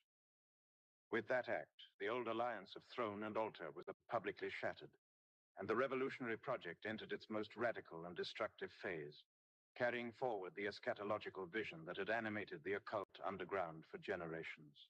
Just prior to the French Revolution, the same occult networks were already at work across the Atlantic. The American Revolution of 1776 did not emerge in isolation, but unfolded within the wider ideological climate shaped by Enlightenment philosophy, Freemasonry, and the radical currents that had been circulating through Europe for decades. By the time the 13 colonies declared independence, these ideas had already taken root among influential elites. Of the 56 men who signed the Declaration of Independence, only a small minority were not affiliated with Masonic lodges. The political framework that followed reflected many of the same principles that animated European revolutionary movements. The United States Constitution, while often presented as a purely pragmatic document, echoed Enlightenment and Masonic ideals, particularly the concept of liberty, understood not merely as political self-rule, but as emancipation from traditional religious and moral authority. In place of Christian ethical constraints, the new system elevated the doctrine of unalienable rights, a concept long debated within radical philosophical and clandestine circles. Among the most prominent figures of the American founding were George Washington and Thomas Jefferson, both of whom were deeply immersed in the intellectual climate of their age. Genealogical traditions circulating in later centuries would claim that both men traced descent through European noble lines associated with the Breton house of Alain IV, sometimes mythologized as the Fisher King, and by extension connected in legend to Joseph of Arimathea. Whether historical or symbolic, such claims were widely used to frame the American experiment as the continuation of an ancient lineage of sacred kingship transposed into Republican form. Jefferson, in particular, was openly sympathetic to Adam Weishaupt, the founder of the Bavarian Illuminati. He dismissed accusations against Weishaupt as the product of clerical tyranny and described him as an enthusiastic philanthropist, defending the Illuminati as a misunderstood project aimed at moral and intellectual improvement. Jefferson argued that secrecy was necessary only under despotic regimes, implying that such methods would be unnecessary in the freer climate of America. Washington's position was more cautious but no less revealing. In a letter addressing public concern over secret societies, he acknowledged that the doctrines of the Illuminati and Jacobinism had indeed spread into the United States. However, he drew a distinction between institutional Freemasonry and individual actors, stating that while American Masonic lodges as bodies had not sought to propagate radical doctrines, individual members may well have done so. He further suggested that certain democratic societies had clearly aimed at separating the people from their government, a fact he regarded as beyond dispute. By the 1790s, Freemasonry had become firmly embedded in the symbolic and ceremonial life of the new republic. On September 18th, 1793, President Washington presided over the laying of the cornerstone of the United States Capitol in a formal Masonic ceremony. Wearing a Masonic apron, He placed a silver plate into the cornerstone and consecrated it with the traditional Masonic elements of corn, oil, and wine. The very layout of Washington, D.C. was infused with symbolic meaning. The city plan, designed by Pierre-Charles L'Enfant, a Freemason, incorporated geometric patterns and axial alignments commonly associated with esoteric urban planning. Later interpretations would point to pentagonal and star-shaped forms embedded in the city's design. In 1848, the cornerstone of the Washington Monument was laid in another Masonic ceremony. The monument itself, an obelisk, echoed ancient pillars erected in honor of solar and dying gods throughout the ancient Near East. From the earliest years of the Republic, Masonic symbolism, ritual, and philosophy became interwoven with the identity of the American state. Whether by coincidence or design, the leadership class that shaped the nation consistently drew upon the language of Enlightenment universalism and esoteric tradition. Through this lens, the American Revolution appears not merely as a struggle for independence, but as one chapter in a broader ideological transformation that sought to reorder society according to principles long cultivated within secret fraternities. Chapter 4, The Continuing Intrigues of the Illuminati, reached a decisive expression in the series of political convulsions that swept Europe in 1848, collectively remembered as the Year of Revolutions. These uprisings did not emerge spontaneously, but represented the delayed fruition of ideological and organizational currents that had been incubated for decades within radical Masonic systems, particularly those influenced by so-called Egyptian Rite Freemasonry. This current, itself a derivative of earlier formations such as the Asiatic Brethren, served as the principal bridge between European occultism and the reactivation of Eastern esoteric traditions. From these associations emerged what later historians would describe as the occult revival of the 19th century. This revival did not merely revisit antiquarian mysticism, but sought to operationalize esoteric doctrine through political upheaval, revolutionary ideology, and the manipulation of mass movements. By the late 19th and early 20th centuries, these European occult networks would increasingly align themselves with parallel secret societies operating in Egypt. Organizations that claimed descent from the Ismaili Grand Lodge of the Fatimid era.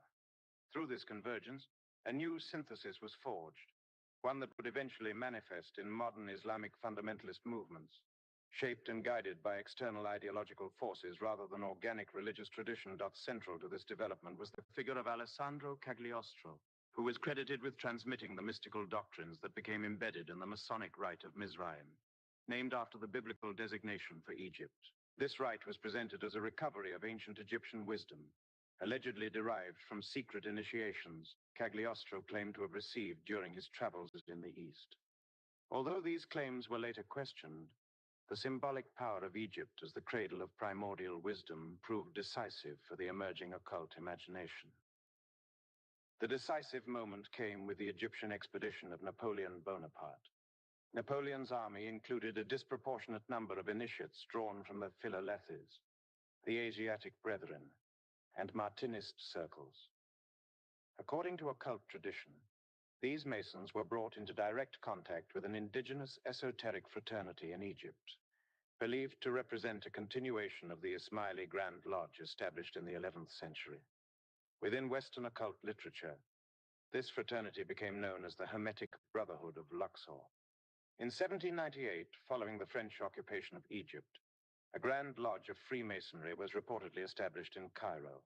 Occult accounts describe a ceremonial investiture in which Napoleon and his general Kleber received rings of the Great Pyramid of Giza bestowed by an unnamed Egyptian sage, symbolizing their initiation into what was described as the ancient occult masonry of Egypt. Whether literal or symbolic, the episode illustrates the deliberate attempt to root modern revolutionary movements in the authority of a mythic pre-Christian antiquity.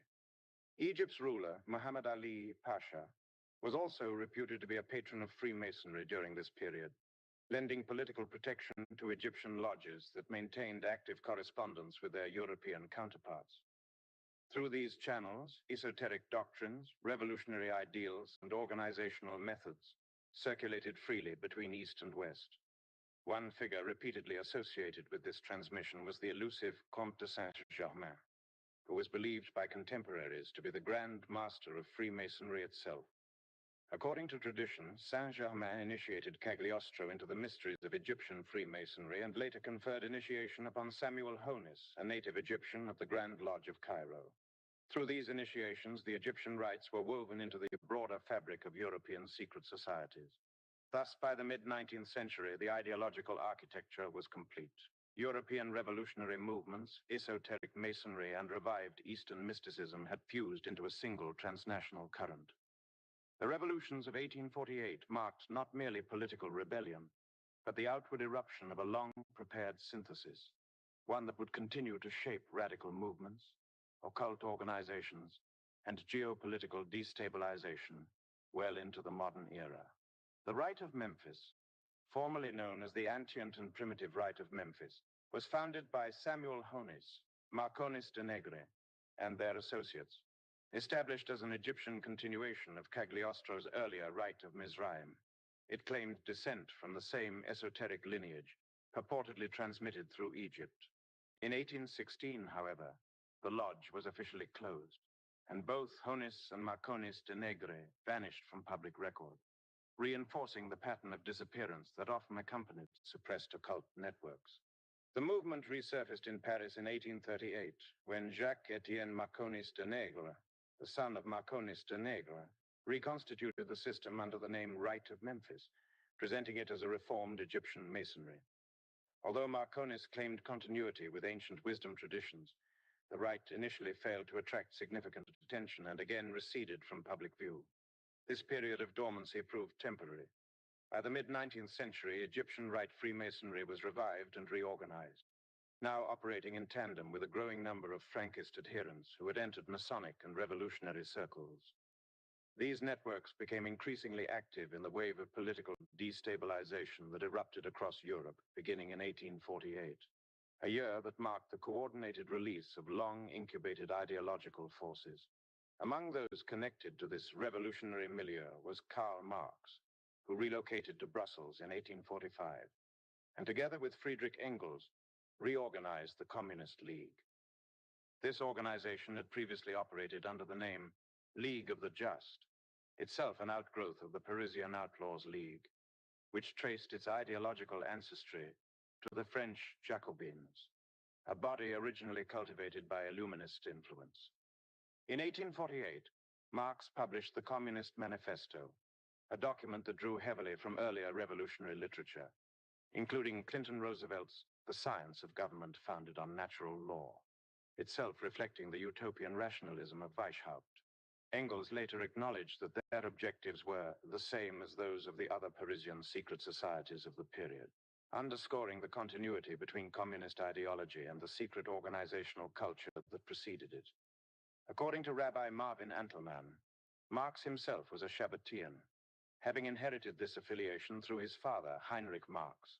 Historian Paul Johnson further observed that Marx's theory of history bears a striking resemblance to the messianic Kabbalistic doctrines developed by Nathan of Gaza, the principal theologian of Shabbatai Zevi.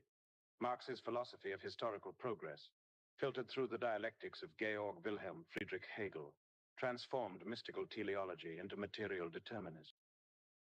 Where Hegel posited the unfolding of spirit, Marx substituted matter but retained the underlying structure of inevitable staged redemption.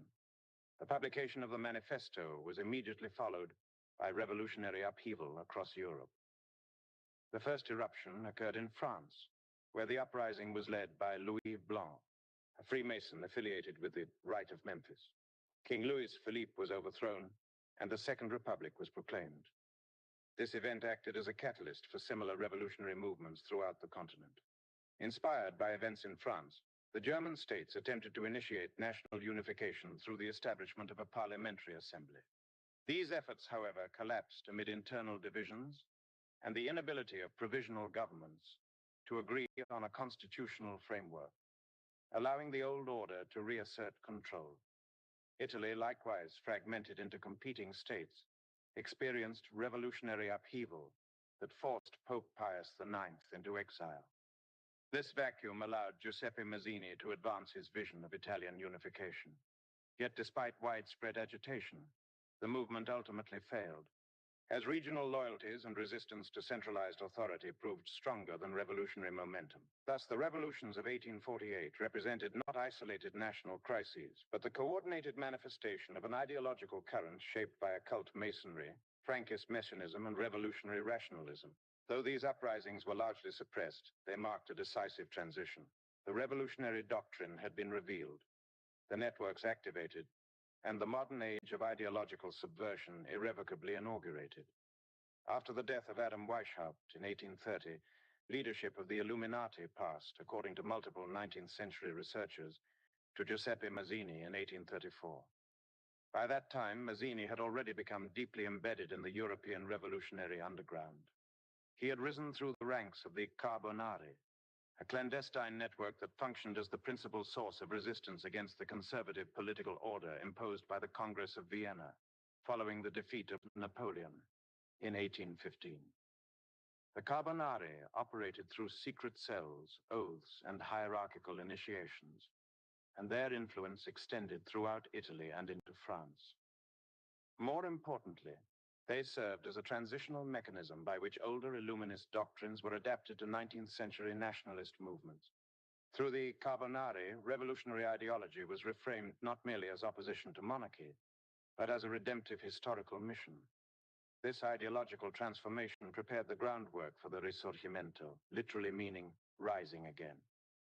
The Risorgimento was presented publicly as a nationalist struggle for unity, but functioned privately as a continuation of the revolutionary project, seeking to dismantle traditional religious and dynastic authority in Italy. The movement culminated in the proclamation of the Kingdom of Italy in 1861, effectively dissolving the old political and ecclesiastical order that had dominated the peninsula for centuries. Within this same revolutionary ecosystem, Mazzini is also credited with the establishment of the Mafia in 1860, conceived not merely as a criminal enterprise, but as a covert instrument of political enforcement. Operating beneath the surface of the new Italian state, it functioned as a parallel structure of loyalty, secrecy, and coercion, mirroring the methods long employed by secret societies. In this way, organized crime, revolutionary ideology, and occult political doctrine converged into a single operational framework, ensuring that power would persist even when regimes changed. The relationship forged between European occult networks and their counterparts in Egypt created the conditions for what later writers would describe as the culminating strategy of the 19th century occult underground, a long-range plan extending into the 20th century and beyond. According to this interpretation, the objective was not merely political influence, but global reordering through a sequence of engineered conflicts, culminating in a final civilizational confrontation with Islam. This strategy was allegedly formalized through the creation of what became known as the Palladian Rite. In 1870, four leading figures of international power politics and high-degree Freemasonry, Giuseppe Mazzini, Henry John Temple, 3rd Viscount Palmerston, Otto von Bismarck, and Albert Pike, all identified as 33rd degree Scottish Rite Masons, are said to have reached an agreement to establish a supreme universal system of Freemasonry.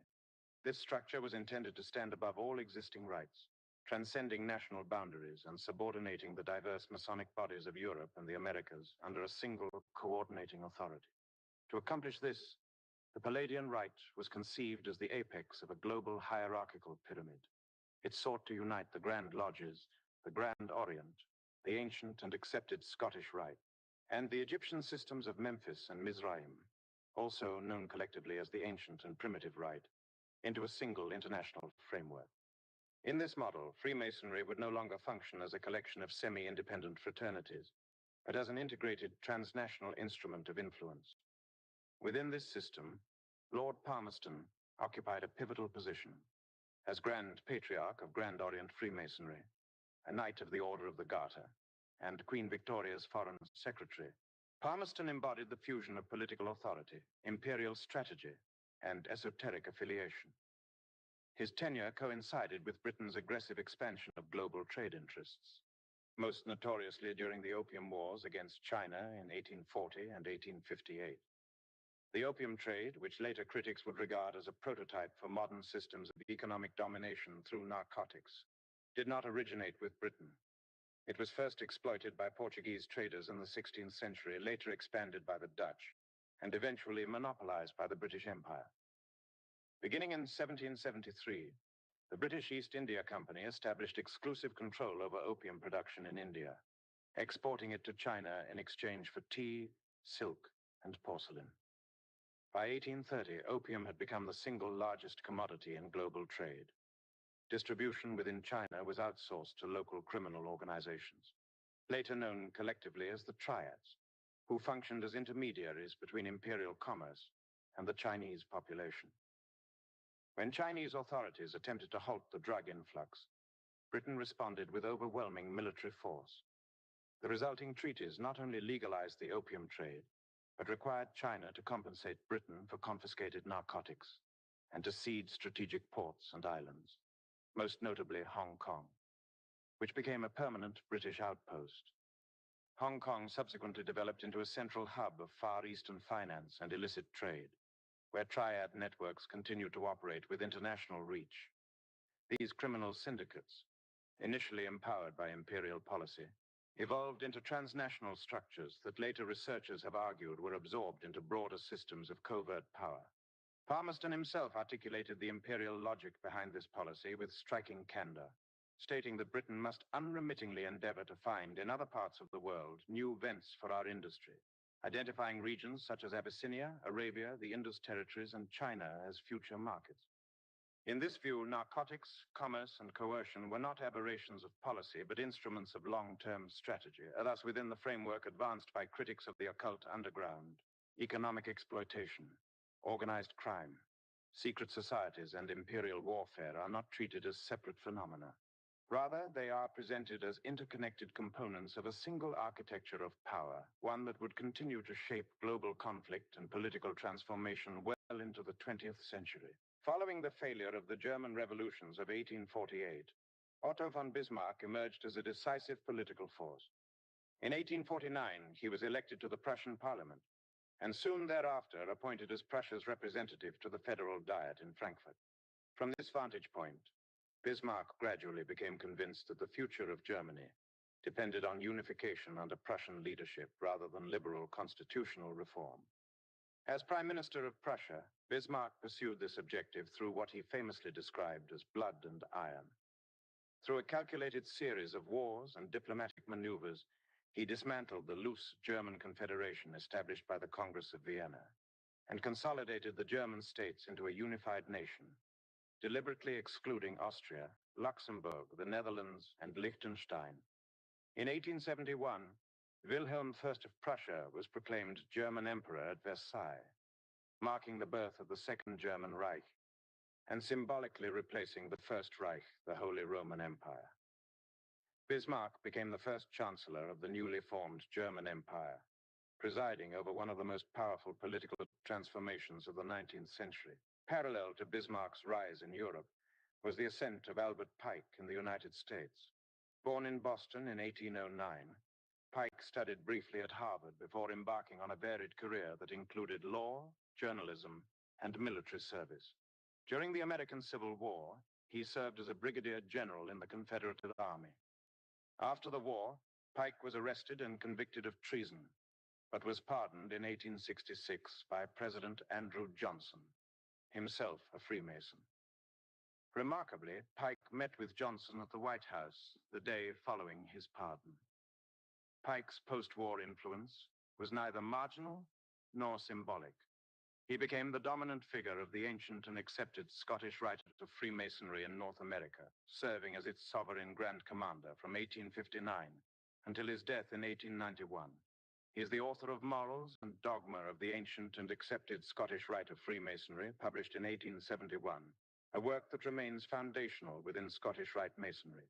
Notably, Pike was also associated with the early leadership of the Ku Klux Klan, reflecting the intersection of secret societies, post-war political unrest, and racial ideology in the Reconstruction era. The only monument in Washington, D.C., dedicated to a Confederate general, was erected in Pike's honor. Beyond his domestic influence, Pike sought to construct an international framework for high-degree Freemasonry. In addition to the Supreme Council headquartered in Charleston, South Carolina, He helped establish parallel Supreme Councils in Rome, London, and Berlin. These were respectively associated with Giuseppe Mazzini, Henry John Temple, 3rd Viscount Palmerston, and Otto von Bismarck. This network was complemented by 23 subordinate councils strategically positioned across the globe, including 5 Grand Central Directories located in Washington, D.C. for North America, Montevideo for South America, Naples for Europe, Calcutta for Asia, and Mauritius for Africa. According to critics, these bodies functioned as intelligence gathering and coordination centers for ongoing clandestine activity. It is within this context that Pike is alleged to have articulated a long-term strategy for global transformation. In a letter dated August 15, 1871, addressed to Mazzini, Pike is said to have outlined plans for 3 successive world wars, each intended to advance a final objective of global consolidation under a single governing order. For a period, this letter was reportedly displayed in the British Museum Library in London, where it was later transcribed by William Guy Carr, a former intelligence officer of the Royal Canadian Navy and author of Pawns in the Game. Carr's account would become one of the most frequently cited sources for claims regarding the strategic blueprint of modern global conflict.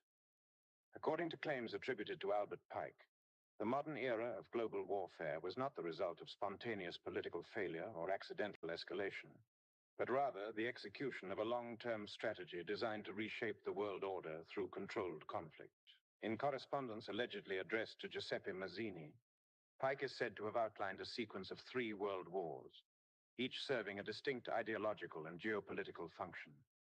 The First World War, according to this narrative, was intended to dismantle the power of the Russian Tsars and transform Russia into the primary stronghold of atheistic communism. To achieve this, tensions between the British and German empires were allegedly exacerbated through covert influence, drawing the major powers into a catastrophic conflict. In the aftermath, communism was to be strengthened and deployed as a destabilizing force, aimed at weakening traditional governments and undermining religious institutions throughout the world. The Second World War was described as a conflict to be fomented through the exploitation of antagonisms between fascist movements and political Zionism. Its stated purpose was twofold: the destruction of National Socialism and the consolidation of political Zionism, culminating in the establishment of a sovereign state of Israel in Palestine. Simultaneously, international communism was to be expanded to a point of parity with what was described as United Christendom, after which it would be deliberately restrained and preserved for later use. The Third World War, as outlined in the same alleged correspondence, was to arise from intensifying hostilities between political Zionism and leaders of the Islamic world. This conflict was to be directed in such a way that both Islam and political Zionism would exhaust and devastate one another, while the remaining nations, divided along ideological and religious lines, would be driven into mutual destruction. The cumulative result would be total exhaustion, physical, economic, moral, and spiritual, across the global system. Following this final conflict, Pike is purported to have predicted a global social upheaval surpassing any previous catastrophe. This upheaval would be marked by widespread chaos, revolutionary violence, and the collapse of existing belief systems. In this scenario, both organized religion and militant atheism would be discredited through their perceived failures, leaving humanity disoriented and searching for a new guiding principle. At this point, according to the claim, a new doctrine would be revealed openly, described as the pure doctrine of Lucifer, presented not as evil, but as enlightenment, liberation, and ultimate truth. This revelation would emerge, it is said, from the ashes of universal disillusionment, offered as the solution after the destruction of all competing moral and spiritual frameworks. Whether regarded as prophecy, fabrication, psychological warfare, or ideological myth-making, this narrative has become one of the most frequently cited texts in modern conspiracy literature. Its enduring power lies less in its historical verification than in its symbolic structure, a vision of history driven not by chance or human frailty, but by deliberate manipulation, culminating in the collapse of the old world to make way for a radically new one.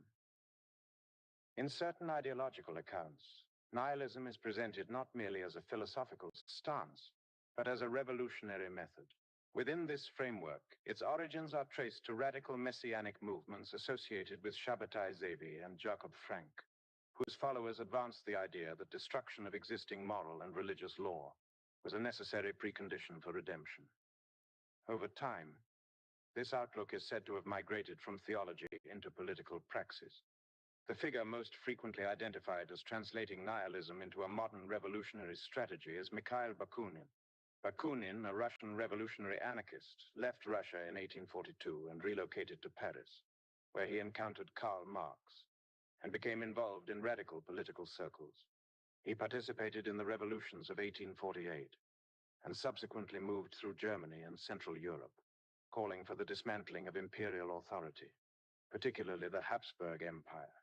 In 1868, while residing in Geneva, Bakunin joined the International Workingmen's Association, the principal socialist organization of the period. Concurrently, he organized a semi-secret faction known as the Social Democratic Alliance, which he envisioned as a revolutionary vanguard operating within the International. According to critics of Bakunin, this parallel organization functioned as an ideological cadre committed to radical action rather than mass political reform. Bakunin's activities led to a decisive rupture with Marx and his allies. At the Hague Congress of 1872, Marx successfully pushed for Bakunin's expulsion from the International, resulting in a lasting split between anarchist and Marxist currents within the broader revolutionary movement in Europe and the United States. At meetings of the Social Democratic Alliance, Bakunin openly professed atheism and called for the abolition of traditional institutions, including marriage, private property, religious authority, and the state itself. These positions reflected his belief that liberation could only occur through the total destruction of existing social structures. This conception of nihilism, defined as the instrumental use of violence for political transformation, is often cited by later writers as a precursor to modern terrorism. Bakunin's views are most famously encapsulated in Catechism of a Revolutionary, a text attributed to his circle which outlines an uncompromising revolutionary ethic.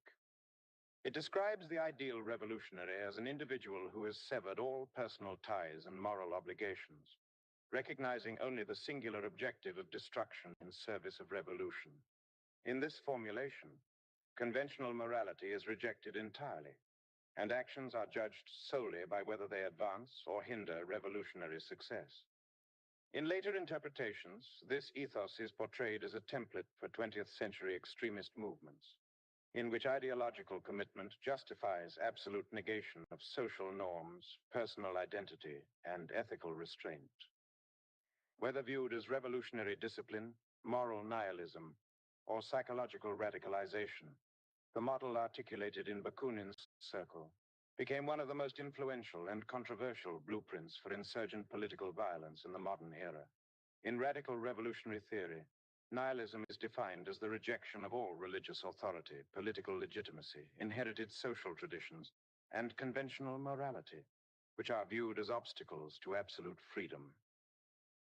Within this framework, every state becomes an adversary, and violence, particularly terrorism and assassination, is treated as a legitimate instrument of transformation rather than an aberration. This outlook is most closely associated with Mikhail Bakunin, who argued that liberation could only be achieved through the deliberate dismantling of public order. Echoing earlier revolutionary doctrines attributed to Adam Weishaupt, Bakunin called for what he described as the unchaining of the so-called evil passions and the destruction of existing moral and civic restraints. From this premise emerged one of the most enduring maxims of nihilist thought, often attributed to Bakunin himself: the conviction that destruction is not merely negation, but a prerequisite for renewal. This belief is encapsulated in the declaration that became emblematic of nihilist ideology, that the impulse to destroy is itself a creative force, because annihilation clears the ground for a new order to arise. In such reasoning, violence is reinterpreted as regenerative rather than pathological, and moral boundaries are dissolved in the name of historical necessity. Chapter 5. Within this interpretive framework, the alleged plan to provoke a future global conflict involving Islam is said to have relied on expanding relationships between European occult networks and sympathetic actors in the Middle East, with Egypt cast as a recurring focal point. In this narrative, Egypt is portrayed as a historical crossroads where esoteric currents, political ambition, and religious movements intersected. Alongside Egypt, the Arabian Peninsula, particularly what later became Saudi Arabia, is presented as another critical arena, not as a monolith, but as a region where competing interpretations of Islam emerged amid imperial rivalry. Proponents of this view argue that Wahhabism originated in the 18th century as a radical reform movement that broke sharply with established Islamic traditions. They contend that its rise coincided with British strategic interests in weakening the Ottoman Empire, which at the time governed much of the Arab world. From this perspective, Wahhabism is interpreted as having served a divide and rule function by legitimizing conflict between Muslim populations who had previously shared religious and political allegiance under Ottoman authority. Central to this development was Muhammad ibn Abd al-Wahhab, born in 1703 in the Najd region of Central Arabia. His teachings emphasized strict monotheism and denounced many long-standing Islamic practices as deviations.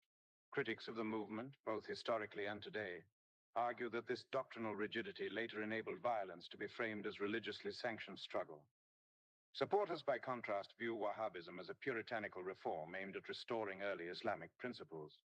The tension between these interpretations underscores how theological disputes, when entangled with imperial politics, can become catalysts for enduring conflict. According to later polemical traditions, the region of Najd itself was viewed with suspicion in early Islamic memory.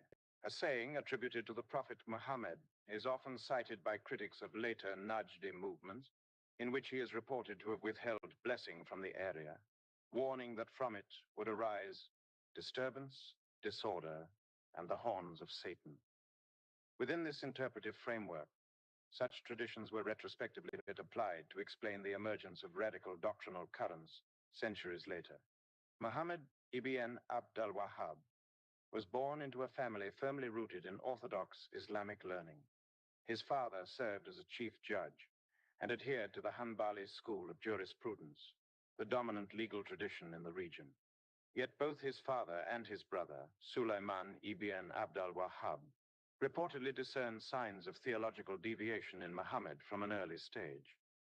Sulaiman would later author a detailed denunciation of his brother's teachings, accusing him of introducing innovations that fractured the unity of Islam and sanctioned violence against fellow Muslims. After receiving his early education in Medina, Abd al-Wahhab traveled beyond the Arabian Peninsula. He first went to Basra, then to Baghdad, where he married into wealth and remained for several years. It is during this period of travel that later writers introduce one of the most controversial claims surrounding his development. Stephen Schwartz, in The Two Faces of Islam, notes that some accounts allege Abd al-Wahhab encountered English agents during his time outside Arabia, who encouraged both personal ambition and a critical posture toward established Islamic authority. This allegation is expanded in Mirat al-Haramain, a Turkish work by Ayub Sabri Pasha, published in 1888, which claims that in Basra, Abd al-Wahhab came into contact with a British operative known as Hemfer. According to this account, Hemfer allegedly influenced Abd al-Wahhab using methods learned through British intelligence, shaping both his rhetoric and his strategic outlook. The most detailed version of this story appears in a disputed text titled The Memoirs of Mr. Hemfer, a British spy to the Middle East. The document claims to be an autobiographical account of a British agent tasked with undermining the Ottoman Empire. It is said to have first appeared in serialized form in European newspapers, before being translated into Arabic by a Lebanese physician, and later into English. While its authenticity remains widely contested by historians, the memoir has circulated extensively in polemical literature. In the text, Hemfer describes himself as one of 9 agents dispatched to the Middle East with the objective of weakening Ottoman control. He identifies Britain's strategic priorities as the consolidation of existing colonial possessions and the gradual acquisition of new ones, emphasizing patience, long-term planning, and internal disruption rather than open conquest. According to the memoir, these agents were instructed to adopt local customs, conceal their identities, and exploit internal divisions through the cultivation of discord, ignorance, and instability. Hemfer's purported justification for such actions was stark. He claims British prosperity depended on fomenting internal conflict within subject territories, and that the dismantling of the Ottoman Empire required identifying and widening existing fractures within Islamic society. Whether viewed as a genuine intelligence document or as a later fabrication reflecting anti-imperial anxieties, the memoir has played a significant role in shaping conspiratorial interpretations of Wahhabism's origins. What is historically uncontested, however, is that Abd al-Wahhab's teachings provoked intense opposition among contemporary Muslim scholars. His doctrines rejected long-established religious practices, condemned large segments of the Muslim population as apostates, and provided theological grounds for violence against fellow believers. These ideas, once fused with political power through alliance with the House of Saud, would profoundly reshape the religious and political landscape of Arabia, with consequences that extended far beyond the region itself. According to the disputed memoirs of Mr. Hemfer, in 1710, the British Ministry of Colonies allegedly dispatched Hemfer on a prolonged intelligence mission to Egypt, Iraq, Arabia, and Istanbul. During this period, he is said to have acquired fluency in Arabic and Turkish, along with a working knowledge of Islamic law and custom. After 2 years abroad, Hemfer reportedly returned to London for briefing before being reassigned to Basra, a strategically important port city marked by a long-standing coexistence and tension between Sunni and Shia communities. It was in Basra, according to the memoir, that Hemfer encountered Muhammad ibn Abd al-Wahhab. The author portrays Abd al-Wahhab as displaying early signs of doctrinal insolence toward the Quran and the established traditions of Islam, characteristics which Hemfer allegedly identified as making him an ideal instrument for British strategy in the region. The memoir claims that Hemfer sought to ensure Abd al-Wahhab's moral and ideological pliability through deliberate corruption, including the arrangement of a temporary marriage, or muta, a practice regarded as illegitimate by Sunni Islam.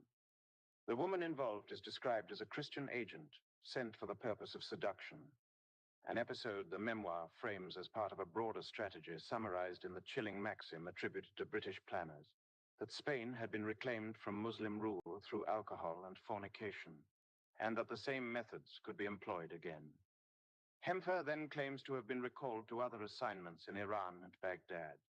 During his absence, he professes concern that Abd al-Wahhab might be corrected or restrained by more learned scholars.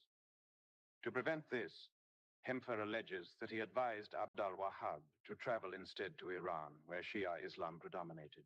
The memoir depicts this region as intellectually vulnerable and therefore less resistant to heterodox ideas, suggesting it would provide a safer environment for Abd al-Wahhab's development outside the scrutiny of orthodox Sunni authorities. Abd al-Wahhab did, according to some accounts, travel into Shia majority territory, despite his later and well-documented hostility towards Shiaism. Critics of these narratives have noted that such a journey appears incongruous given his doctrinal antipathy, leading some to argue that, if it occurred at all, it may have been motivated by factors not preserved in reliable sources. The memoir itself claims that Hemfer explicitly instructed Abd al-Wahhab to practice taqiyya, concealing his Sunni identity while among the Shia, and to exploit their scholarly traditions for his own purposes. This episode has been treated with skepticism by modern scholars. Hamid Algar, in Wahhabism, a critical essay, observes that there is no mention of Muhammad ibn Abd al-Wahhab in contemporary Persian sources.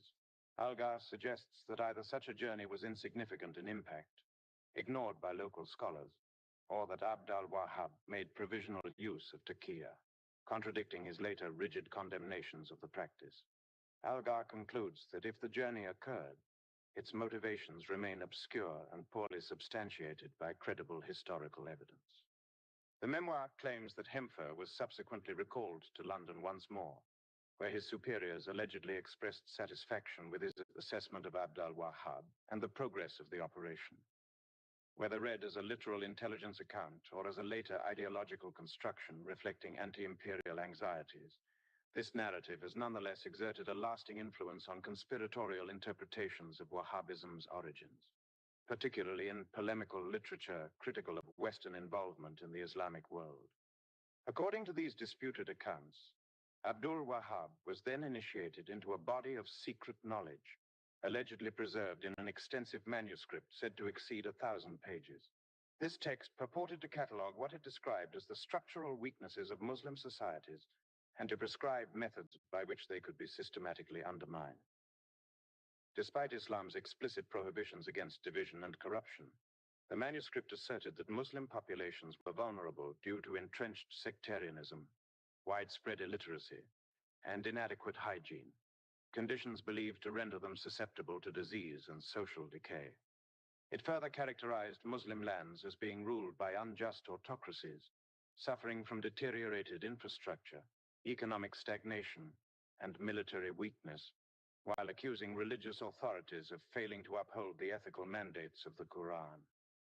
The document also emphasized the routine violation of women's rights as both a moral failing and a strategic point of exploitation. The strategies outlined in the text closely resemble methods later associated with British and subsequently American covert operations in the developing world during the 20th century. It allegedly recommended magnifying internal weaknesses by inflaming sectarian discord through targeted publications, obstructing broad-based education, and promoting forms of disengaged otherworldliness that diverted attention from social reform. The encouragement of oppressive governance, the promotion of secularism as a wedge between religion and public life, and the deliberate aggravation of economic decline through sabotage were all presented as means of destabilization.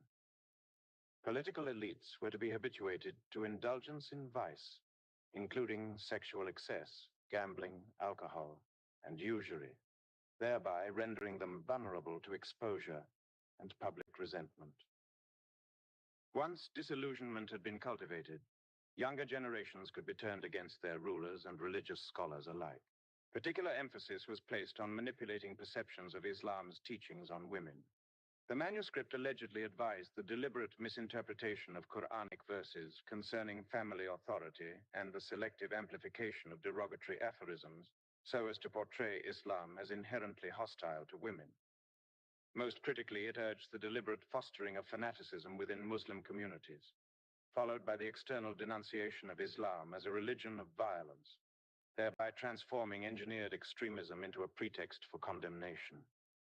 The dissemination of these destabilizing influences was to be achieved, according to the narrative, through deep social penetration.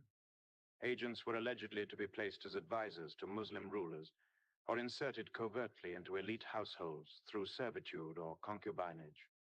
Missionary enterprises were to serve as vehicles for access to all levels of society, with particular focus on technical and administrative professions, such as medicine, engineering, and finance.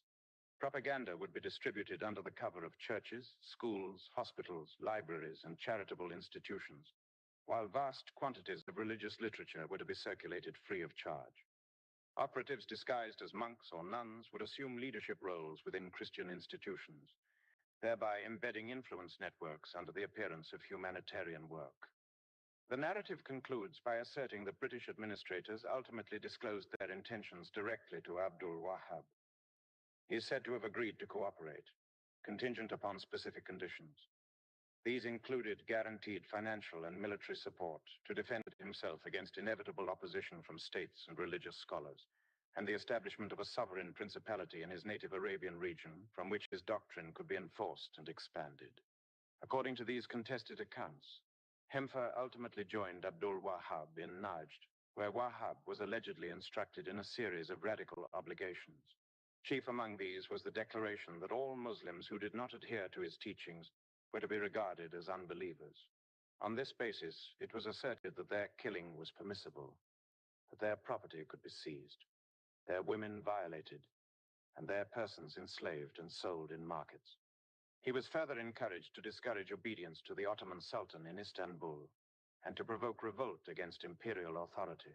Wahhab was also allegedly directed to denounce sacred sites, tombs, and relics as idols, to claim that reverence towards them constituted polytheism and apostasy, and to call for their destruction.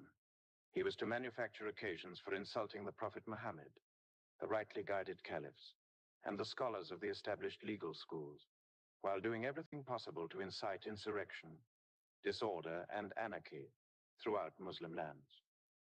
Within this framework, the reforms attributed to British influence and articulated through Abdul Wahhab were designed to set Muslims against one another, and more specifically, to undermine the cohesion of the Ottoman Empire.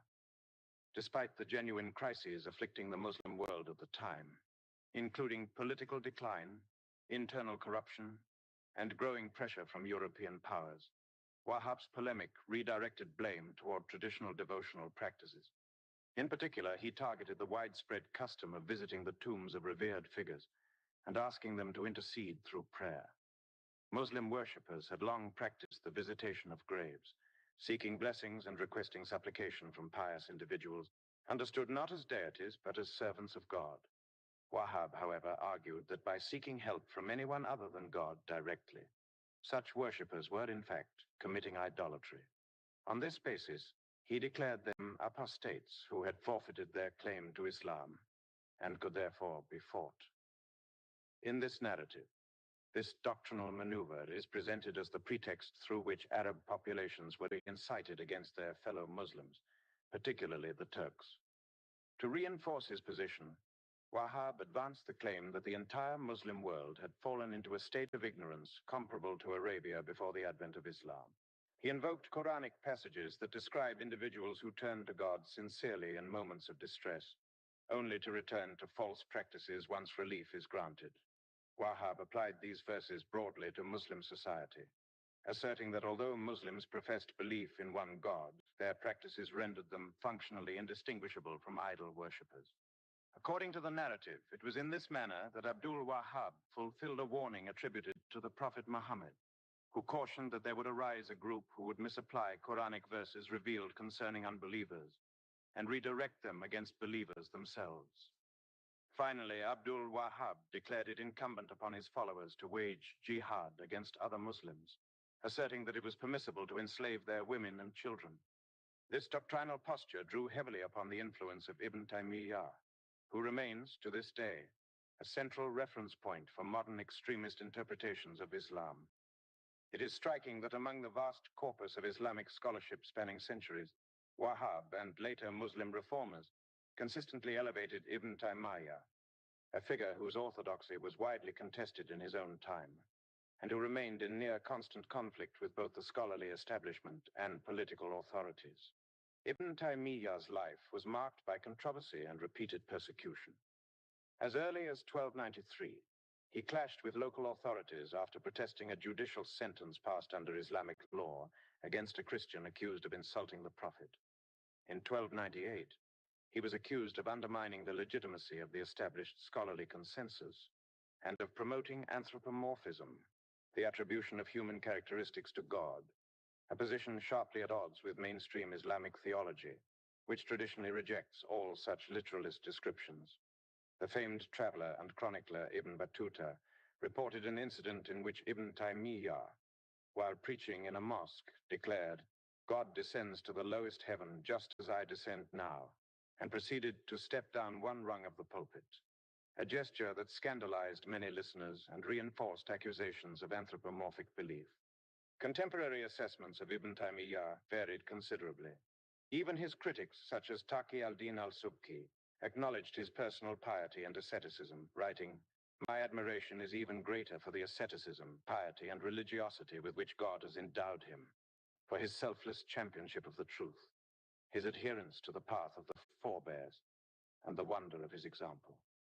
Yet one of Ibn Taymiyyah's own students, the renowned historian al-Dahabi, reproached him sharply, warning, "Blessed is he whose own faults distract him from the faults of others. Woe to him whom others distract from his own faults. How long will you look at the speck in your brother's eye while forgetting the log in your own?" It was this intemperance that led Ibn Battuta to remark that Ibn Taymiyyah appeared to have a screw loose.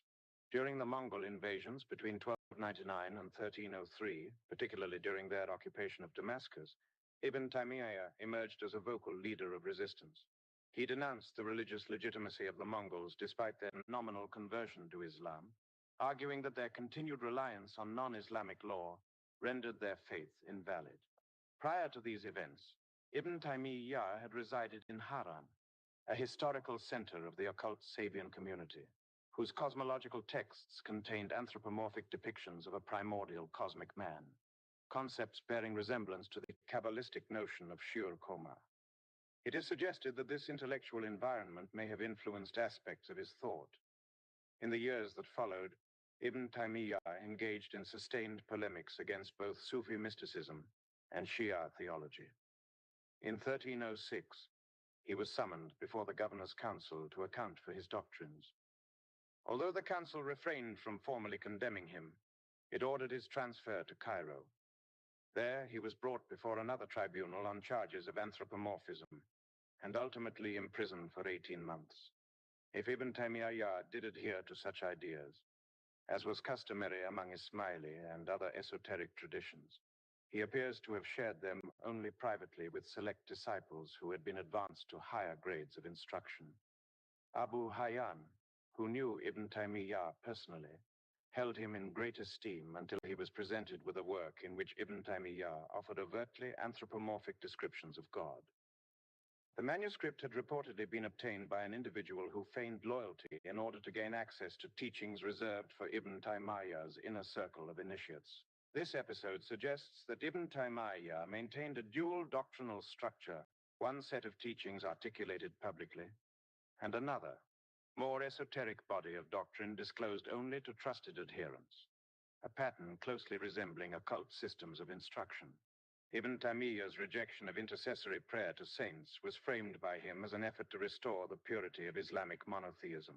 The central pillar of Islamic belief is Tawhid, the absolute unity of God. Islam originally emerged as a corrective to Arabian paganism, calling its adherents back to exclusive devotion to the one God worshipped by the prophets of the Hebrew tradition.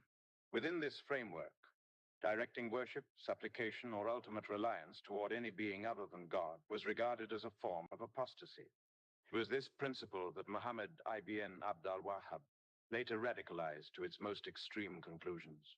Where earlier scholars had exercised caution and restraint, Abdul Wahhab transformed theological concern into an uncompromising doctrine of excommunication, weaponizing accusations of idolatry to justify violence against fellow Muslims. In doing so, he shifted a theological debate into a political and military instrument, laying the ideological groundwork for sectarian warfare, unprecedented in the classical Islamic tradition. Eventually, the British Ministry of Commonwealth succeeded in securing for Muhammad ibn Abd al-Wahhab the support of Muhammad ibn Saud, the Amir of Diriyah. Between the two men, an agreement was forged that would define the political structure of Arabia for generations to come. Temporal authority would belong to the House of Saud, while religious authority would be exercised by the Wahhabi clergy. From that point forward, power would be transmitted hereditarily through their respective descendants, the sword and the doctrine advancing in tandem. Within this framework, the Saudi family is portrayed by certain occult and conspiratorial traditions as an Illuminati bloodline, allegedly comparable to the Donmei of the Ottoman world, outwardly Muslim while secretly adhering to concealed beliefs. According to the writings of Muhammad Saqr, who was reportedly assassinated following publication of his research, Ibn Saud himself was of Jewish origin. Saqr claimed that in the 15th century, a Jewish merchant from Basra named Mordecai migrated to Arabia, settled in Diriyah, and assimilated into local society by claiming descent from the Arabian tribe of Anizar, adopting the name Makan ibn Diriyah. The Anizar tribe, to which the Saudi family belongs, along with the ruling Sabah family of Kuwait, is traditionally traced to the region of Khaybar in Arabia. Historical sources attest that Jewish communities had long existed in this region, and later traditions suggest that some of their descendants were forcibly converted to Islam. From this foundation emerged a body of modern occult legend that recast the Anizar as a source of an ancient witch cult, transmitted into Europe through the figure of Abu al-Atahiyah. These claims were later popularized by Gerald Gardner, founder of modern Wicca, who argued for the survival of a pre-Christian witch tradition transmitted through the Islamic world into medieval Europe. Gardner maintained close associations with Aleister Crowley and was a member of Co-Freemasonry, the irregular French Masonic system co-founded by Annie Besant, which admits women to the highest degrees of initiation. Gardner was also closely associated with Idris Shah, a controversial figure whose writings on Sufism have been criticized as masking esoteric and Luciferian doctrines beneath a mystical veneer. Shah described a sect known as the Mascara Dervishes, also called the Revelers or the Wise One, whose legendary leader was Abu al-Atahaya. According to Shah, the name Anizar signified goat, and Abu al-Atahaya was symbolized by a torch burning between the horns of a goat, an image explicitly reminiscent of the Baphomet associated with the Templars. Following Abu al-Atahiya's death, legend holds that a portion of his followers migrated westward into Moorish Spain, where their esoteric traditions merged with European heterodox currents. In this manner, Arabia, through Wahhabism and its political alliance with the House of Saud, is cast not merely as a geographic center of upheaval, but as a critical junction point in the broader transmission of occult ideology from the medieval world into modern revolutionary movements. In the early 18th century, the Anizar tribe expanded into the Syrian desert, where it established itself as one of the most powerful and influential tribal confederations of the region. The German traveler Carsten Niebuhr, writing in 1761, described the Anizar as the strongest tribe inhabiting the Syrian desert. To this day, the Anizar remain among the largest Arabian tribes, with significant branches in Jordan, Saudi Arabia, and Kuwait.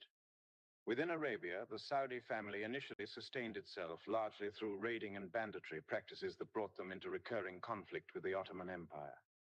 As Stephen Schwartz observes, this pattern of conflict also predisposed the Saudis to alliance with the British, who were then consolidating control over the more economically valuable coastal regions of the Arabian Peninsula, from Kuwait to Aden.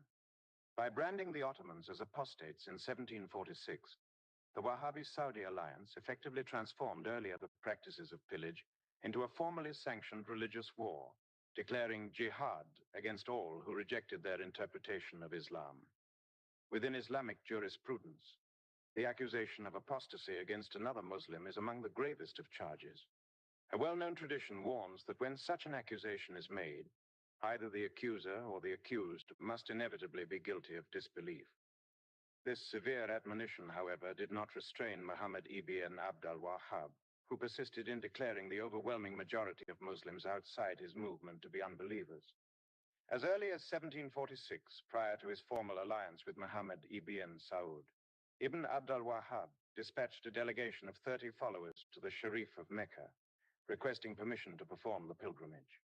Sharif, suspecting that the request was a pretext for spreading Wahhabi doctrine, convened a formal debate between the delegation and the scholars of Mecca and Medina. The Wahhabi emissaries failed to defend their positions, and the Qadi of Mecca ultimately ruled against them, declaring that they themselves had fallen into disbelief by falsely accusing other Muslims of apostasy. From that point onward, the Wahhabi movement became increasingly hostile toward the broader Muslim community, even as British influence in the region steadily expanded. Despite the growing encroachment of non-Muslim powers, Wahhabi hostility remained focused primarily on fellow Muslims rather than foreign intervention. Driven by concern for its Indian empire, Britain made its first attempt to detach Kuwait from Ottoman control in 1755, though this effort failed. A decade later, Muhammad ibn Saud died, and his son Abdul Aziz assumed leadership of Diraya. Over the next 20 years, Wahhabi territorial expansion proceeded in parallel with deepening British penetration of the region. In 1775, Britain again moved against Kuwait, citing the need to secure its mail routes through the Gulf. This attempt also failed when Ottoman forces repelled the incursion. Nevertheless, in the following year, Ibn Abd al-Wahhab escalated the confrontation dramatically by proclaiming himself leader of the Muslim world, openly challenging the authority of the Ottoman Sultan. He reinforced this claim with a fatwa declaring jihad against the Ottoman Empire itself. Significantly, by 1788, Abdul Aziz ibn Saud was operating in open coordination with British forces during the occupation of Kuwait, marking a decisive convergence of Wahhabi ideology, Saudi political ambition, and British imperial strategy. In 1792, Muhammad ibn Abd al-Wahhab died, leaving leadership of the Wahhabi movement to Abdulaziz ibn Muhammad. Over the next 3 years, Abdulaziz intensified Wahhabi expansion through a series of increasingly violent raids that extended into Medina, as well as into regions of Syria and Iraq. In 1801, Wahhabi forces launched an assault on the Shia holy city of Karbala. Thousands of civilians were killed, and the shrine of Hussein ibn Ali was looted and desecrated. The attack shocked the Islamic world, not only for its brutality, but for its violation of one of Shi'ism's most sacred sites. Shortly thereafter, in 1803, Abdulaziz himself was assassinated, almost certainly in retaliation by a Shia avenger. He was succeeded by his son, Saud ibn Abdulaziz. Following the sack of Karbala, Wahhabi forces turned their attention toward Mecca. Negotiations between the Wahhabis and the Ottoman-appointed governor of Mecca collapsed, forcing the governor to withdraw to the fortified city of Taif. He was pursued there by a Wahhabi force reportedly numbering around 10,000. Upon capturing Taif, Wahhabi fighters initiated a campaign of systematic destruction. Tombs, burial grounds, mosques, and religious schools were demolished. Contemporary accounts report that sacred texts were destroyed, and that the leather and gilt bindings of religious books were repurposed into footwear. The scale and savagery of the violence was recorded by the Islamic historian Al-Zahawi, who described the events in stark detail. They killed everyone in sight, slaughtering both child and adult, the ruler and the ruled, the lowly and the well-born. They began with a suckling child nursing at his mother's breast, and moved on to a group studying the Quran, slaying them down to the last man. They killed even men bowed in prayer, until they had exterminated every Muslim who dwelt in Taif. According to Al-Zahawi, a small number of defenders initially resisted from fortified positions, including groups numbering in the dozens and in the hundreds. After days of fighting, the Wahhabis offered guarantees of clemency, only to betray them once surrender was secured. Weapons were confiscated, and the defenders were executed. Others were forcibly expelled into the valley of Waj, stripped of their possessions, left barefoot, exposed, and abandoned with their families in freezing conditions.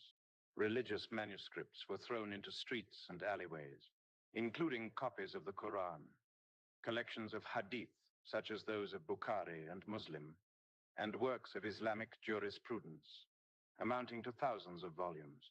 These texts were left for days to be trampled underfoot. Al-Zahawi emphasizes that no effort was made by the Wahhabis to preserve even a single page from desecration. Houses were razed, and Taif, once a thriving town, was reduced to desolation. Following the devastation of Taif, Wahhabi forces advanced on the holy city of Mecca. The city's ruler, Ghalib ibn Musa'id, initially succeeded in repelling the attackers. Unable to secure Mecca outright, the Wahhabis redirected their campaign toward Medina, the second holiest city of Islam. Before the assault, Saud ibn Abdulaziz issued a stark ultimatum to Medina's inhabitants, declaring, "There is no other way for you than to submit. I will make you cry out and vanish as I did the people of Taif." When Wahhabi forces entered Medina, they proceeded to loot the city systematically. Among the spoils were the accumulated treasures of the Prophet's mosque, including manuscripts, works of art, ceremonial objects, and irreplaceable relics associated with Muhammad, many of which had been preserved and venerated for more than a millennium. These acts marked a further escalation in the campaign, not merely against Ottoman authority, but against the historical and spiritual inheritance of Islam itself. While in control of the two holy cities of Mecca and Medina, the Wahhabis imposed their austere doctrine by force. Pilgrims were barred from performing the Hajj. The Kaaba was shrouded in a coarse black covering, and an extensive campaign of iconoclasm began. Shrines, mausoleums, and historic graveyards were systematically demolished under the pretext of purifying Islamic monotheism. Wahhabi hostility toward the Ottoman Empire continued to align closely with British strategic interests. During this period, Britain consolidated its position across the Arabian Peninsula and surrounding regions. It secured Oman as a client state, gaining indirect control over Zanzibar and territories along the Iranian and adjacent coastlines. British influence expanded northward into what would later become the United Arab Emirates, and eventually extended southward with the seizure of Aden, a strategic port on the Arabian Sea. Despite these sustained encroachments into Muslim lands by a non-Muslim imperial power, the Wahhabis remained singularly focused on their declared jihad against fellow Muslims, whom they continued to denounce as apostates. By 1811, the scale of Wahhabi violence compelled the Ottoman Sultan to act. He commissioned Muhammad Ali Pasha, the Viceroy of Egypt, to eliminate the Wahhabi threat. Muhammad Ali initially appointed his son, Tosun Pasha, to lead the campaign, but his forces suffered a decisive defeat. Taking command himself, Muhammad Ali launched a renewed offensive, and by 1812, swept through Arabia with overwhelming force, dismantling the Wahhabi military infrastructure. Two of the most notorious Wahhabi leaders, Uthman ul-Mudayiki and Mubarak ibn Maghian, were captured and sent to Istanbul, where they were paraded publicly before being executed. Muhammad Ali further dispatched troops under his second son, Ibrahim Pasha, to eradicate remaining Wahhabi forces in Syria, Iraq, and Kuwait. Arab populations previously subjected to Wahhabi brutality rose in revolt and joined the Egyptian-led campaign. In 1818, the Wahhabi stronghold of Diriyah was captured and razed. Although several members of the Saudi family escaped with British protection in Jeddah, the movement was decisively broken. Saud ibn Abdulaziz had died of fever in 1814, but his successor, Abdullah ibn Saud, was captured, transported to Istanbul, and executed alongside other Wahhabi leaders. Surviving members of the clan were detained in Cairo, but despite this apparent annihilation, the Wahhabis gradually regrouped in the Najd, establishing a new base of operations in Riyadh. Within a few decades, the movement resumed its expansion. As noted by Hamid Al-Ghaz, this resurgence proved fortuitous, as it brought the Saudi-Wahhabi alliance once again into close cooperation with Britain, which was by then actively consolidating control over the Persian Gulf and laying the groundwork for the eventual dismemberment of the Ottoman state. Chapter 6. According to this interpretive framework, the first historical function attributed to the Wahhabi-Saudi alliance was its role in assisting Western powers in undermining the already weakened Ottoman Empire in the aftermath of World War I. The collapse of Ottoman authority opened the Middle East to European mandates and spheres of influence, enabling large-scale foreign control over the region's most strategically significant resource, oil. Within this narrative, monopoly access to petroleum is described as having been consolidated by major Western financial interests, particularly American industrial capital aligned with European banking houses, through concessionary agreements and post-war political arrangements.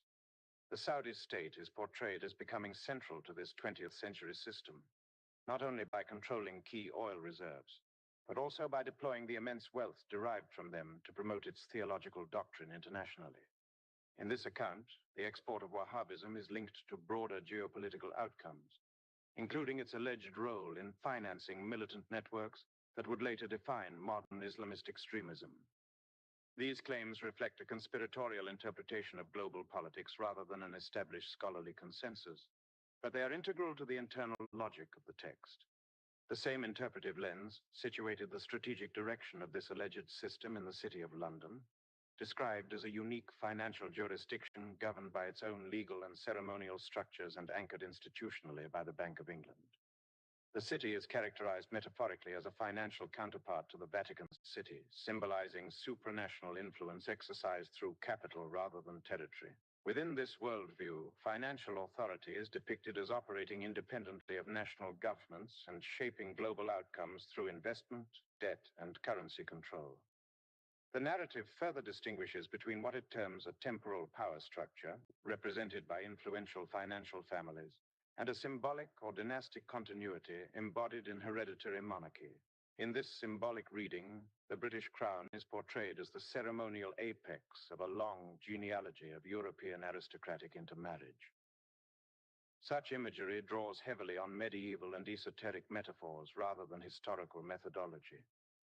Finally, the text invokes interpretations from genealogical literature to suggest close historical ties between elite social classes and financial networks within Britain. These claims are presented as observations drawn from older aristocratic commentary rather than conclusions supported by modern academic research, and they reflect the worldview of the source rather than established historical consensus. From the marriage alliances of Frederick William III of Prussia and Queen Louise emerged a dense web of dynastic connections linking Prussia, Russia, Denmark, Greece, and Britain. Of their 4 surviving children, 3 married directly into the Russian imperial family. Their daughter Charlotte of Prussia married Nicholas I of Russia, the son of Paul I of Russia, and successor to Alexander I of Russia. Nicholas I was also a knight of the Order of the Garter.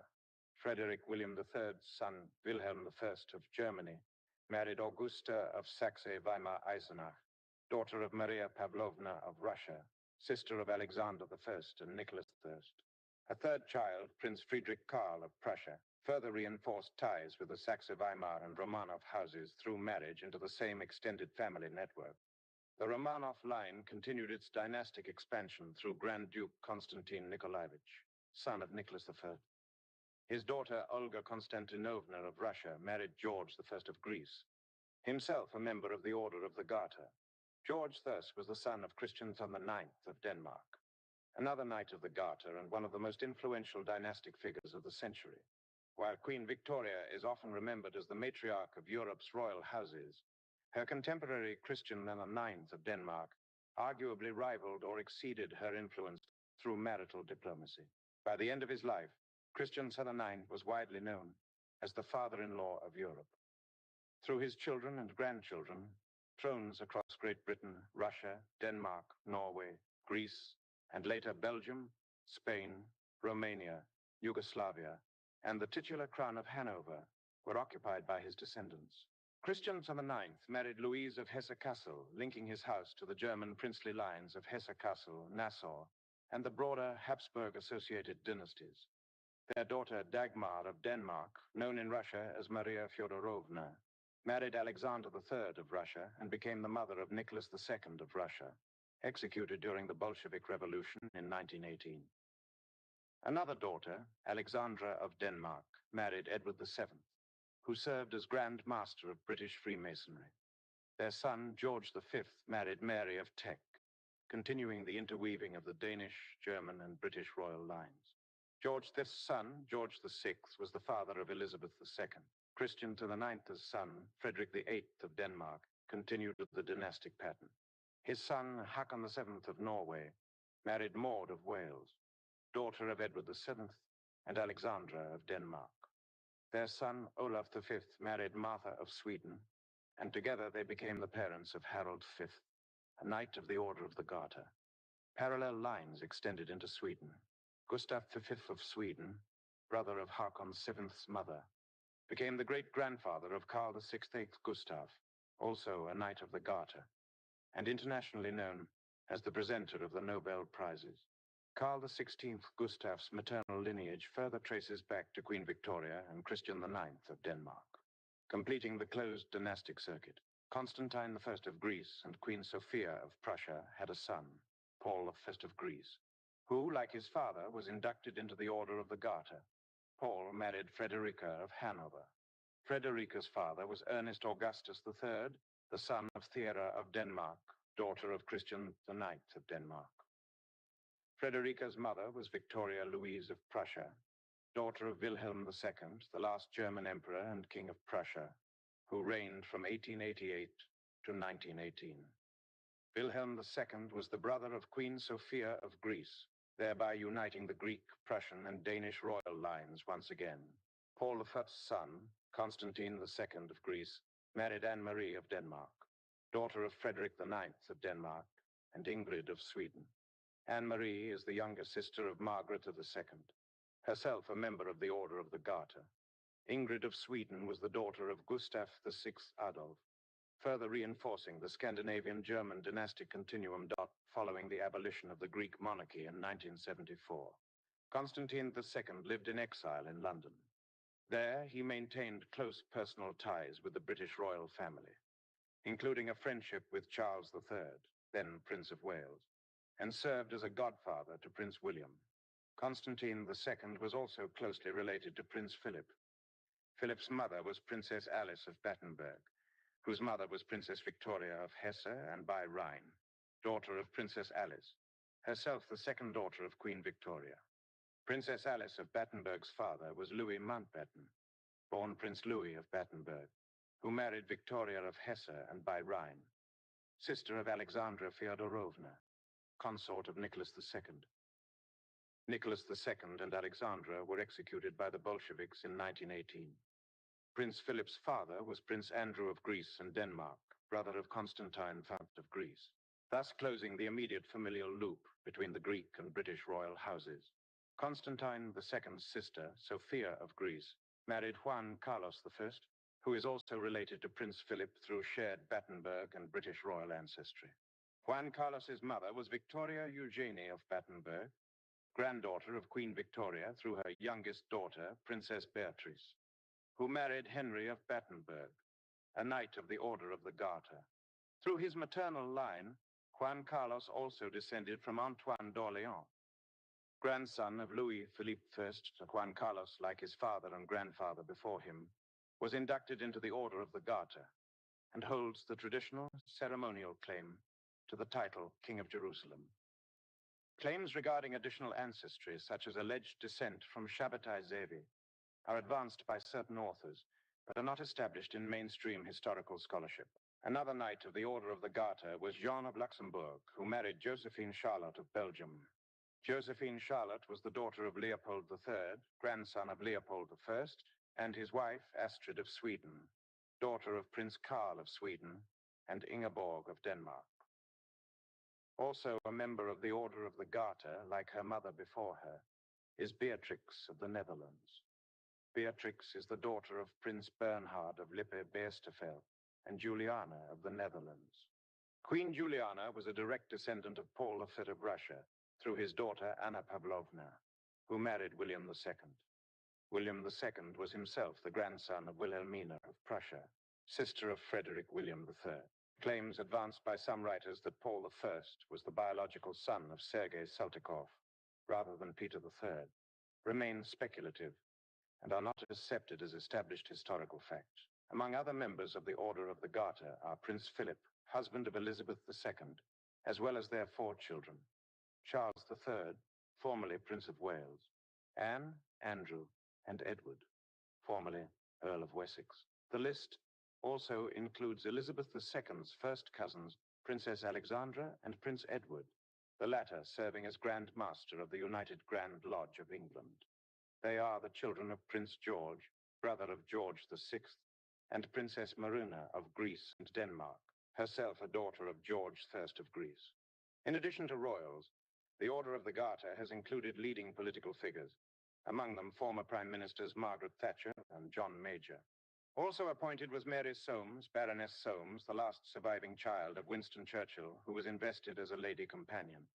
Further members include Robin Butler, Baron Butler of Brockwell, noted for chairing the review that concluded portions of the intelligence concerning Iraqi weapons of mass destruction were flawed, and Gerald Grosvenor, widely regarded as the wealthiest aristocrat in the United Kingdom during his lifetime. Though its strategic center of gravity resided in Britain, the financial empire of the Illuminati extended globally through a dense and interlocking network of banking houses, noble lineages, and political intermediaries. At its apex stood a Supreme Council, in which generational seats were traditionally reserved for descendants of the Habsburg dynasty, alongside the ruling houses of England and France. In the United States, this structure found expression through entrenched old money families, such as the Rockefellers, Mellons, and Carnegies. Presiding over this international system, however, stood the Rothschild dynasty, with the political power of the church substantially diminished following the American and French revolutions. The Rothschilds were uniquely positioned to exploit the full potential of interest-based finance. Meyer Amschel Rothschild laid the foundation of the dynasty, But it was his son, Nathan Mayer Rothschild, who would transform it into the dominant financial force of the modern world. At the age of 21, Nathan was dispatched to London with the explicit objective of securing influence over the Bank of England. Simultaneously, Mayer Rothschild implemented a deliberate strategy of geographic expansion, installing each of his 5 sons in a major European financial center: Frankfurt, Vienna, Naples, Paris, and London. This arrangement allowed the family to move capital, intelligence, and credit across borders with unmatched speed and secrecy. To preserve both wealth and bloodline, the Rothschilds adhered to a strict internal marriage policy consistent with long-standing Illuminati custom. Of the 18 marriages contracted by Mayer Rothschild's grandchildren, 16 were between first cousins. The most successful branches of the family were those established in Paris under James Rothschild and in London under Nathan Mayer. In France, James achieved financial supremacy to such an extent that his personal fortune rivaled that of the monarchy itself. Contemporary observers noted that while the French king possessed an estimated wealth of 800 million francs, James Rothschild controlled approximately 600 million, exceeding the combined wealth of all other bankers in the country. This concentration of capital granted him the power not merely to influence governments, but to unseat them outright, a fact demonstrated by his role in the downfall of the cabinet of Prime Minister Thiers. Prior to securing dominance over British finance, Nathan and his associates financed the German coalition opposing Napoleon. By the early 19th century, Napoleon had dismantled the Holy Roman Empire and reorganized much of Europe under the Confederation of the Rhine. Following his failed Russian campaign and eventual defeat, the Congress of Vienna convened in 1815 to restructure the continent. The Rothschilds sought to use this moment of exhaustion and ruin to advance an early model of supranational governance, an embryonic form of global administration. This ambition was thwarted by Tsar Alexander I of Russia, who recognized the proposed European Federation as an instrument of Illuminati control. Rejecting both Freemasonry's political agenda and Rothschild financial dominance, Alexander instead formed the Holy Alliance with Austria and Prussia, pledging the sovereignty of Christian monarchies governed by religious principle. Enraged by this resistance, Nathan Rothschild reportedly vowed that his family would one day destroy the Russian imperial house, a threat fulfilled in the Bolshevik Revolution of 1917. The decisive moment in Rothschild ascendancy occurred during the Battle of Waterloo in 1815. Utilizing an intelligence network that included carrier pigeons and couriers, Nathan received confirmation of Napoleon's defeat before the British government. He then orchestrated a calculated deception, spreading rumors of British loss. As panic swept the London markets, asset prices collapsed. Rothschild agents quietly acquired vast quantities of stocks, bonds, and securities at a fraction of their value. When news of Wellington's victory became public, markets rebounded, and the Rothschild fortune multiplied overnight. Following this maneuver, Nathan formally established N.M. Rothschild and Sons in London, coordinating with his brothers' banks across Europe. In 1816, 4 of the brothers were ennobled by Emperor Francis of Austria, the former Holy Roman Emperor, further integrating the family into Europe's aristocratic power structure. Over time, the Rothschilds shifted their lending practices away from private borrowers towards sovereign states, discovering that national debt, secured by taxation, offered unparalleled returns. Rothschilds achieved near total dominance of European finance. Their wealth expanded most rapidly during wars, revolutions, and economic collapses, periods in which nations were forced to borrow heavily to survive. As observers later noted, while empires rose and fell, Rothschild capital remained untouched. Even strengthened, thus, the history of the House of Rothschild became inseparable from the hidden financial history of the West. As one commentator remarked, their fortune was not merely accumulated through prosperity, but extracted from the bankruptcy of nations. The promotion of the interests of the crown became the central organizing principle of the society through which the Illuminati would execute its principal strategies in the 20th century, the Round Table movement. Founded with the sponsorship and financial backing of the Rothschilds, the Round Table served as the ideological and administrative mechanism through which imperial continuity could be preserved, despite Britain's accelerating material decline. By the latter half of the 19th century, The systematic siphoning of national wealth into the financial institutions of the City of London had produced extreme internal inequalities within Britain.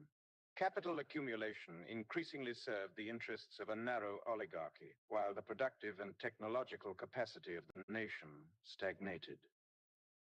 This imbalance critically impaired Britain's ability to compete with the rapidly industrializing German Empire, whose economic expansion and technological innovation began to outpace Britain by the 1870s. Although the British Empire reached its territorial zenith during this period, it simultaneously entered the longest economic depression in its history. From the 1870s through the 1890s, Britain experienced prolonged stagnation, declining industrial competitiveness, and mounting social strain.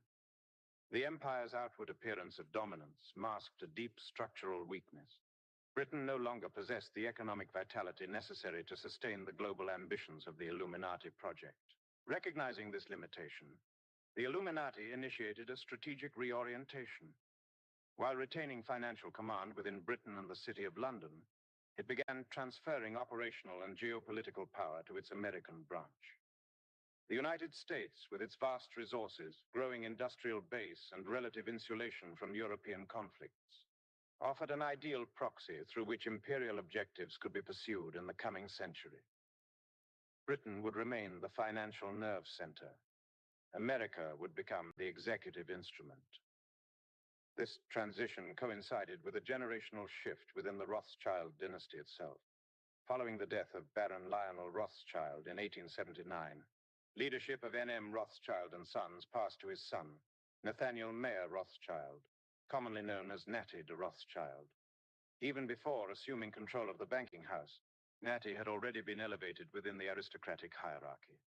In 1876, he succeeded to the Rothschild baronetcy, a title originally created for his uncle, further entrenching the family's fusion of financial power and hereditary nobility. Under Natty's stewardship, the Rothschilds continued to consolidate their influence over British policy, imperial strategy, and international finance. Through the Round Table network, this influence extended beyond formal government, shaping education, foreign policy, and elite opinion in both Britain and the United States.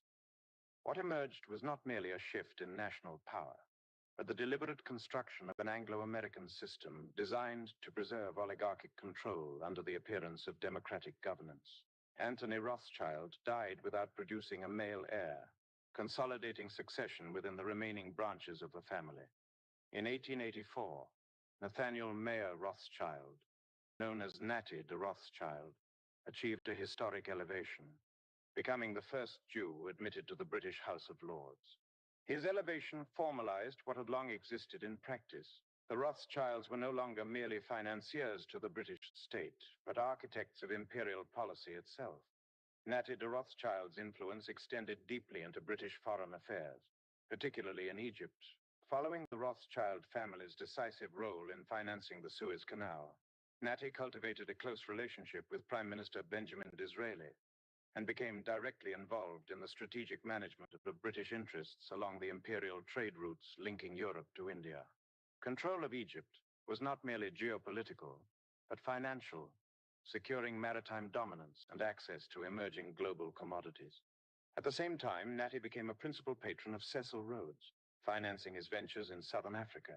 Through Rothschild backing, Rhodes established the British South Africa Company and played a central role in the creation of the De Beers diamond conglomerate, securing control over one of the world's most valuable mineral resources.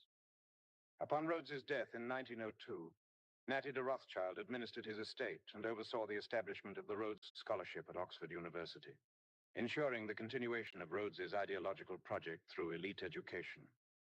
In the first of 7 wills, Cecil Rhodes outlined a vision that was explicitly conspiratorial in structure. He called for the formation of a secret society dedicated to the extension of British rule throughout the world. Rhodes believed that governance should rest exclusively in the hands of a British elite, whom he regarded as uniquely suited to rule humanity for its own benefit. Beneath this rhetoric lay a more concrete objective: the expansion of imperial control over gold reserves, maritime trade routes, raw materials, and increasingly after the turn of the 20th century, oil. Among the goals Rhodes articulated was the eventual reintegration of the United States into the British imperial system. He envisioned the consolidation of the empire through the creation of colonial representation within an imperial parliament, thereby welding the disparate territories into a single political organism. This unified structure, Rhodes believed, would become so powerful that wars would become unnecessary, ushering in an era of enforced global stability under elite government. In his third will, Rhodes transferred his entire estate to Lord Nathaniel Rothschild as trustee, placing the execution of his vision directly under Rothschild's supervision. Rhodes himself had been initiated into Freemasonry in 1877, shortly after arriving at Oxford, and later joined a Scottish Rite Lodge, aligning his imperial ambitions with the esoteric traditions already entrenched within British elite networks. To preside over Rhodes's proposed secret society, Lord Nathaniel Rothschild appointed Alfred Milner. Milner, in turn, recruited a cadre of young men drawn primarily from Oxford University and Toynbee Hall. These men were uniformly well-connected, ideologically aligned, and deeply embedded within Freemasonry. Among them were Rudyard Kipling, Arthur Balfour, Lord Rothschild himself, and other graduates of Oxford colleges. This inner circle became known as Milner's Kindergarten, together with additional figures drawn from England's Masonic and aristocratic elite. This group formally established what became known as the Round Table.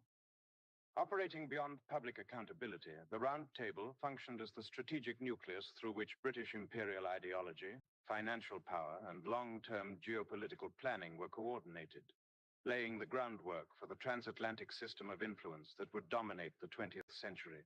The individual selected by the Round Table to bring the United States under the financial influence of the Rothschild system was Jacob Schiff, a German-born banker whose career would prove decisive in shaping American capitalism. Upon arriving in the United States, Schiff acquired an interest in the private banking firm of Kuhn and Loeb. Shortly thereafter, he married Theresa Loeb, the daughter of one of the firm's founders, cementing his position within the partnership. Following this union, Schiff bought out Kuhn's remaining interests and relocated the firm's center of operations to New York City. The firm was reorganized as Kuhn, Loeb and Company, operating as an international banking house. Although Schiff appeared publicly as its principal owner, he functioned in practice as the American agent of the Rothschilds, coordinating transatlantic financial interests while maintaining the appearance of domestic autonomy.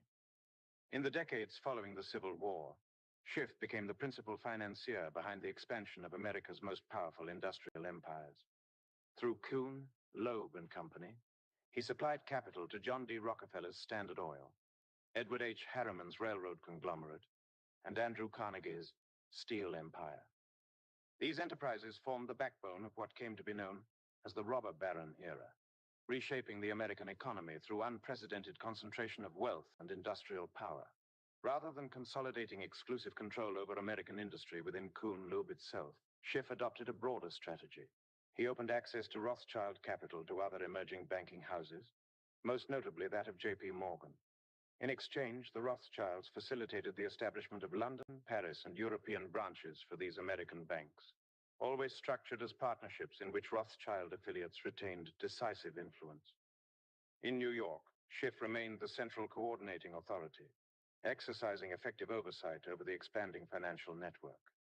By the close of the 19th century, Schiff's influence extended across Wall Street. With his backing, major banking institutions such as Lehman Brothers, Goldman Sachs, and other internationalist firms rose to prominence, their leadership drawn from individuals aligned with Rothschild interests. Through this system, Schiff achieved de facto control over the American banking fraternity, integrating it into a global financial architecture centered in Europe. One of the most significant objectives of this system was control over oil.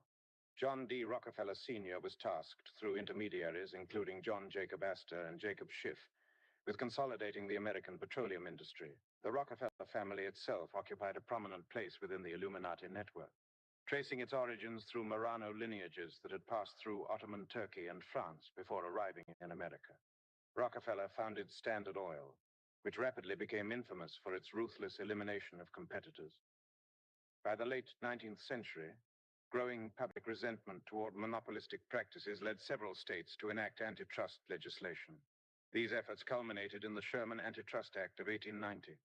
2 years later, the Ohio Supreme Court ruled that Standard Oil was operating in violation of state monopoly laws. Rockefeller responded by formally dissolving the trust and transferring its assets to a series of corporations registered in different states. Though these entities appeared independent, they were governed through interlocking directorates, ensuring that effective control remained unchanged. In 1899, these corporations were reassembled under a new holding company, the Standard Oil Company of New Jersey. This arrangement persisted until 1911, when the United States Supreme Court ruled that Standard Oil violated the Sherman Antitrust Act and ordered its dissolution. Despite the ruling, the resulting successor companies continued to operate under Rockefeller control, preserving the substance of the monopoly under a different legal structure. Thus, the direction of world affairs came increasingly under the influence of the Round Table groups, guided from London by the Rothschild dynasty, and implemented through a network of subsidiary institutions. This structure was reinforced in the United States by the power John D. Rockefeller accumulated through his effective monopoly over oil, the most strategically vital resource of the modern industrial age. Together, these forces formed a transatlantic system of influence in which finance, energy, and political power were closely intertwined. The existence of this system was acknowledged by historian Carroll Quigley, a professor at Georgetown University and mentor to President Bill Clinton. In his work, Tragedy and Hope, A History of Our Time, Quigley described what he termed an international Anglophile network that had operated for generations beneath the surface of public political life. According to Quigley, this network functioned in a manner often attributed by critics to revolutionary movements, yet did so without ideological rigidity and with a willingness to cooperate pragmatically with a wide range of political actors. Quigley wrote that this network, which he identified as the Round Table groups, harbored no objection to collaborating with communists or any other political faction when such cooperation served its objectives.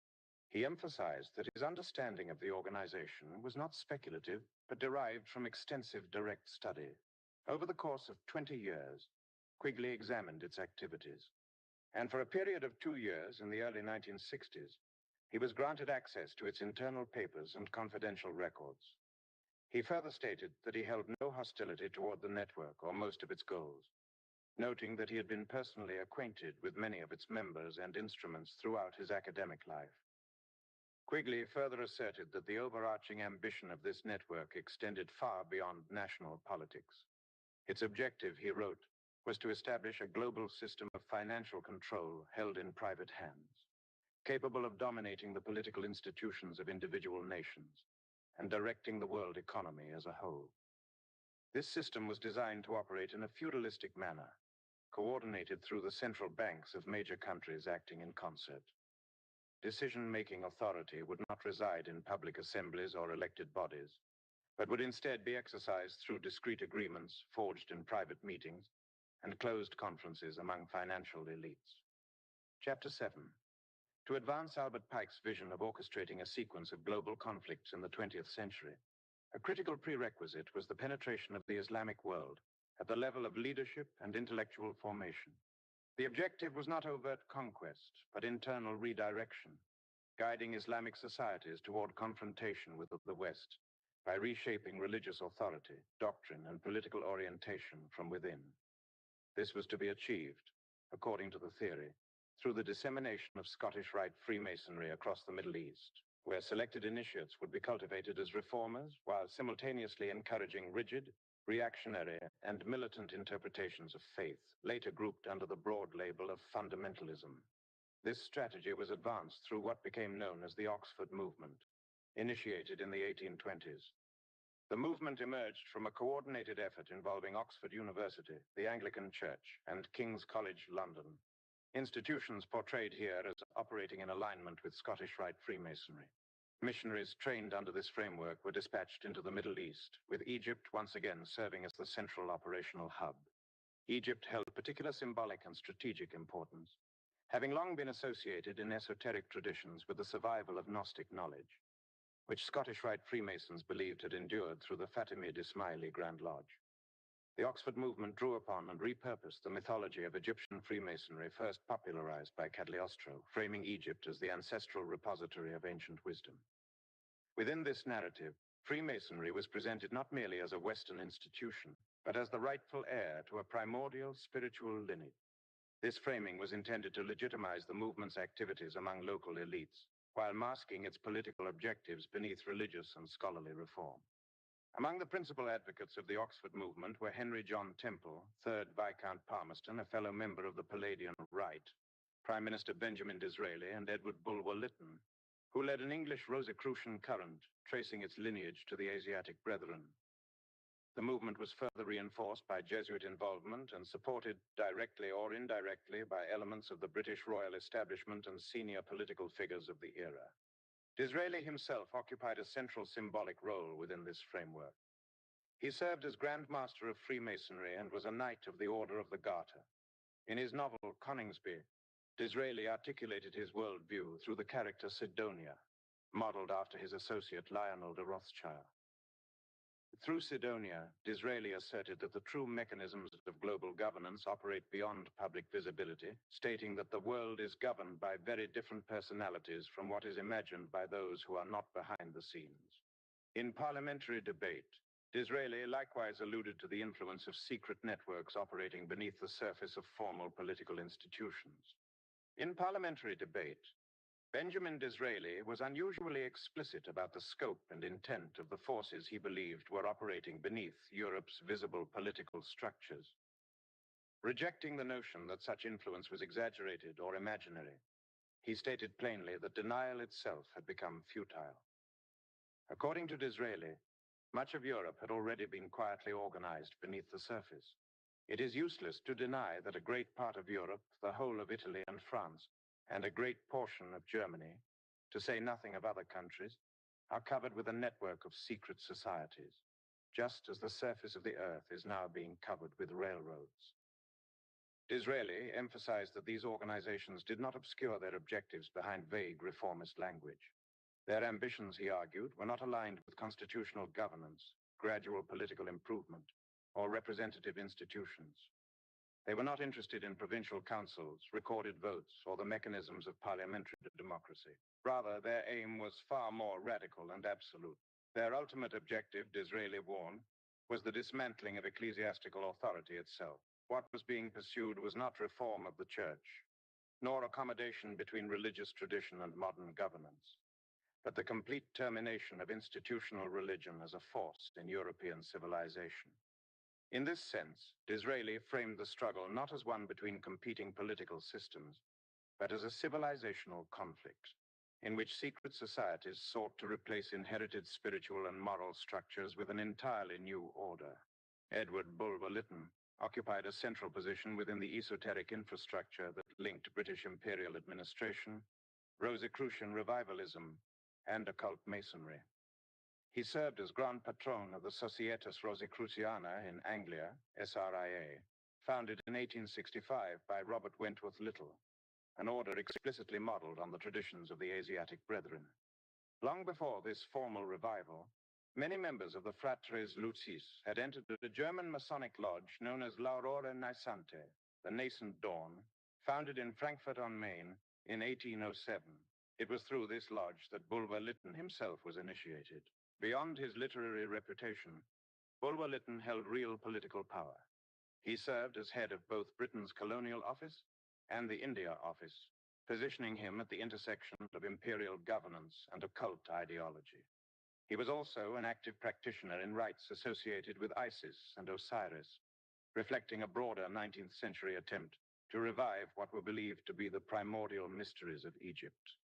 His novels, The Last Days of Pompeii and The Coming Race, articulated themes of hidden races, inherited power, and civilizational destiny, ideas that would later be echoed in racial mysticism and extremist political theories. Through his intellectual legacy, Bulwer Lytton exerted influence far beyond his lifetime. He became an ideological progenitor of movements such as the Pre-Raphaelite Brotherhood associated with John Ruskin, the Metaphysical Society linked to Bertrand Russell, and later occult organizations including the Hermetic Order of the Golden Dawn and the Theosophical Society founded by Helena Blavatsky. Collectively, these groups formed the cultural and philosophical substrate of what would become known as the modern occult revival. In Egypt, The Oxford movement redirected its energies toward the formation of an Islamic reform current, later identified as Salafism. This early phase of Salafi ideology functioned as a prototype for later methods of instrumentalizing religious extremism. As in subsequent historical episodes, radicalized Islamic groups were cultivated to generate instability, providing justification for foreign intervention while simultaneously protecting strategic imperial interests. In this case, the primary objective was safeguarding Britain's growing stake in the Suez Canal, which would soon become indispensable to global trade, and later, oil transport. The canal itself originated through concessions obtained in 1854 and 1856 by Ferdinand de Lesseps from Said Pasha, authorizing the creation of a company to construct a maritime passage open to ships of all nations. The opening of the canal dramatically altered global commerce, accelerating European penetration into Africa and deepening colonial entanglements across the region. By 1875, mounting debts forced Said Pasha's successor, Ismail Pasha, to sell Egypt's shares in the canal. The British government, under Benjamin Disraeli, financed by his close associate Lionel Rothschild, acquired nearly half of the canal's total shares. Although this did not constitute a technical majority, it effectively granted Britain controlling influence over the canal's operations. A subsequent commission of inquiry into Egypt's financial collapse, led in 1878 by Evelyn Baring, compelled Ismail Pasha to surrender his estates to the state, accept British and French supervision, and retain only a nominal role as constitutional sovereign. Egypt thus entered a new phase of indirect rule, one in which imperial administration, financial control, and esoteric influence converged under the same strategic framework. The mounting unrest in Egypt ultimately coalesced around Ahmed Urabi, whose revolt furnished Britain with the long-awaited pretext to intervene militarily under the guise of protecting the Suez Canal. What followed was not merely a temporary security operation, but a formal invasion and occupation that effectively reduced Egypt to colonial status. This intervention marked a decisive transition from indirect financial domination to overt imperial control. Central to the agitation that destabilized Egypt was the movement associated with Jamal al-Din al-Afghani, widely regarded as the architect of the so-called Salafi reform current within Islam. Through al-Afghani, British strategic interests are alleged to have pursued a dual objective: undermining Egypt's existing political order while simultaneously projecting ideological influence across the broader Middle East. In this narrative, al-Afghani functioned as a principal intermediary through whom external powers sought to redirect Islamic political consciousness toward destabilizing ends. Throughout a career spanning nearly 4 decades, al-Afghani is alleged to have operated under the guidance of 2 prominent British Orientalists and intelligence-linked figures, Wilfred Scarwen Blunt and Edward Granville Brown. Brown, Britain's leading Orientalist of the 19th century, exerted considerable influence at Cambridge University, where his protégés included Harry St. John Philby, later known as Abdullah Philby, a key operative in Arabian affairs, and a pivotal figure behind British engagement with Wahhabism. Blunt, operating within similar circles, was tasked, according to this account, by Scottish Rite Masonic networks with organizing Masonic lodges throughout Persia and the Middle East, with al-Afghani serving as their primary field agent. Al-Afghani's origins remain obscure and highly contested, despite the geographic designation implied by his adopted surname. Some sources have suggested he was not Afghan at all, but of Iranian Shia background, while more polemical accounts have alleged Jewish ancestry. What is less disputed is the ambiguity of his religious posture. Though he publicly styled himself as a reformer of Orthodox Islam, al-Afghani is also documented as having promoted the Baha'i faith in its early stages, a creed that would later be framed by its adherents as a universalist religion transcending traditional boundaries. In this narrative, Baha'ism is presented as the first concrete religious experiment aligned with the Oxford movement's broader ambition of cultivating a syncretic global faith. In 1845, al-Afghani's family enrolled him in a madrasa in the Shia holy city of Najaf, where he is said to have been initiated into esoteric teachings associated with the school of Sheikh Ahmad al-Asai, founder of the Shaikhi movement. After al-Asai's death, leadership passed to Sayyid Kazim Rushdie, who elaborated the doctrine of a coming intermediary figure, the Bab, or Gate, destined to prepare the way for a new religious dispensation. In 1844, the Bab, born Mirza Muhammad Ali, declared himself to be this promised figure, inaugurating the Babi movement. Al-Afghani is believed by some researchers to have had familial or ideological connections to this milieu. One of the Bab's most prominent followers, Baha'u'llah, born Mirza Hussain Ali Nuri, later proclaimed himself "He whom God shall make manifest," adopting the title Baha'u'llah, meaning glory of God. Baha'u'llah hailed from a noble family in Mazandaran, a northern Iranian province bordering the Caspian Sea. According to this account, his lineage traced back to regional dynasties with alleged Ismaili associations, themselves linked through complex genealogical claims to the line of Bostanai, the 7th century exilog.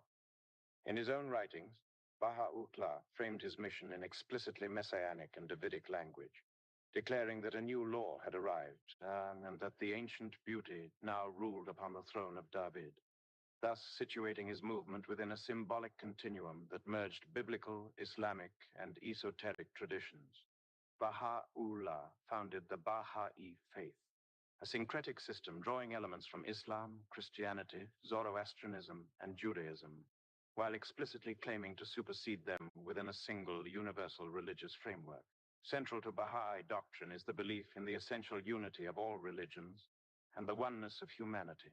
Adherents maintain that the founders of the world's major faiths were successive manifestations of God, each revealing aspects of a single progressive divine plan for the moral and spiritual education of humankind. From this perspective, doctrinal differences between religions are viewed not as contradictions, but as culturally conditioned expressions of the same underlying truth. Despite its universalist message, the Baha'i movement rapidly encountered hostility in Persia, where it was perceived as radical and destabilizing. In 1852, following an attempted assassination of the Shah that was attributed to a member of the movement, Baha'i communities were subjected to severe repression. Many adherents were executed, imprisoned, or forced into exile, with significant numbers relocating to Baghdad and Istanbul. During this period of dispersion, journalist and historian Robert Dreyfus reports that Baha'i leaders cultivated relationships with Scottish Rite Freemasonry and with transnational ideological movements operating across India, the Ottoman Empire, Russia, and parts of Africa. Jamal al-Din al-Afghani is widely believed to have originated from Asadabad in Persia near Hamadan, a region historically associated with Ismaili settlements. Scholars have noted parallels between Afghani's methods and earlier Ismaili traditions, particularly the distinction between exoteric teachings intended for the masses and esoteric doctrines reserved for an intellectual elite.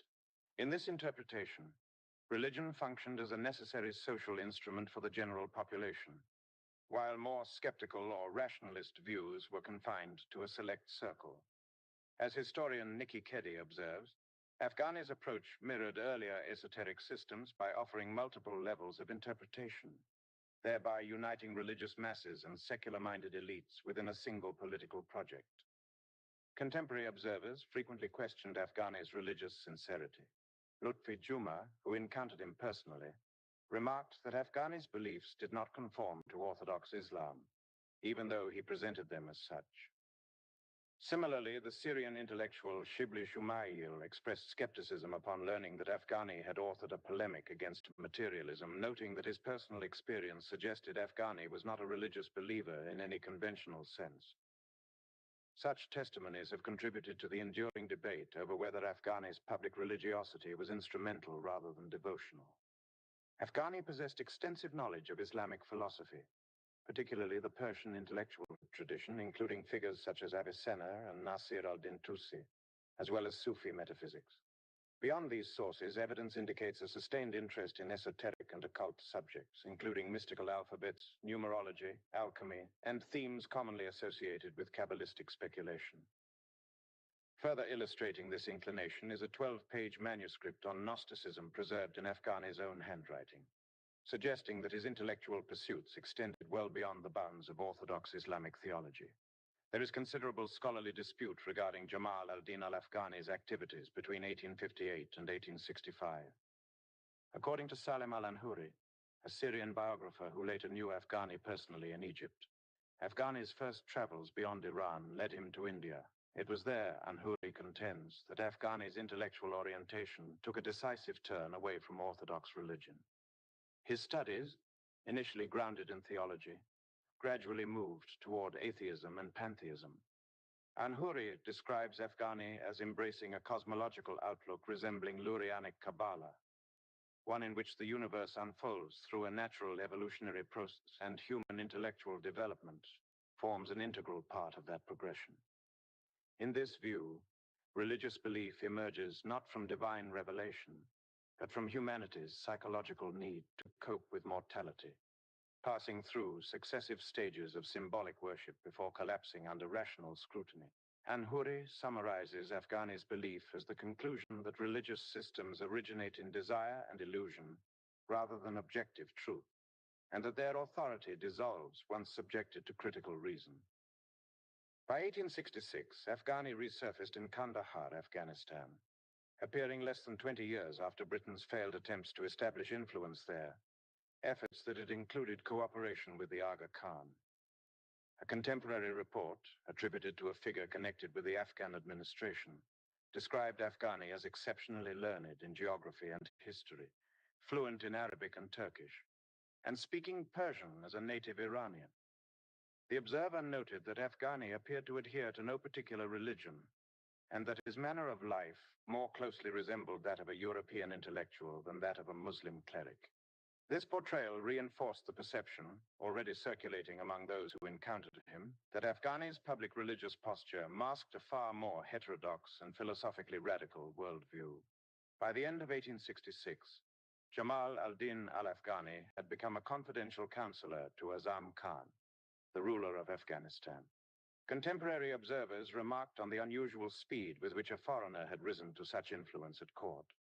Some historians have speculated that Afghani, who at the time styled himself Istanbuli, either was or presented himself as a Russian agent capable of securing financial and political backing from St. Petersburg in opposition to British interests, with whom Azam's regime was openly hostile. When Azam was eventually deposed by his rival, Sher Ali Khan, suspicion fell upon Afghani, and in November 1868, he was expelled from Afghan territory. During his years in and around Afghanistan, Afghani maintained connections with Baha'i circles, British Freemasons, and certain Sufi networks operating out of India, where he also came into contact with Nizari Ismaili Muslims.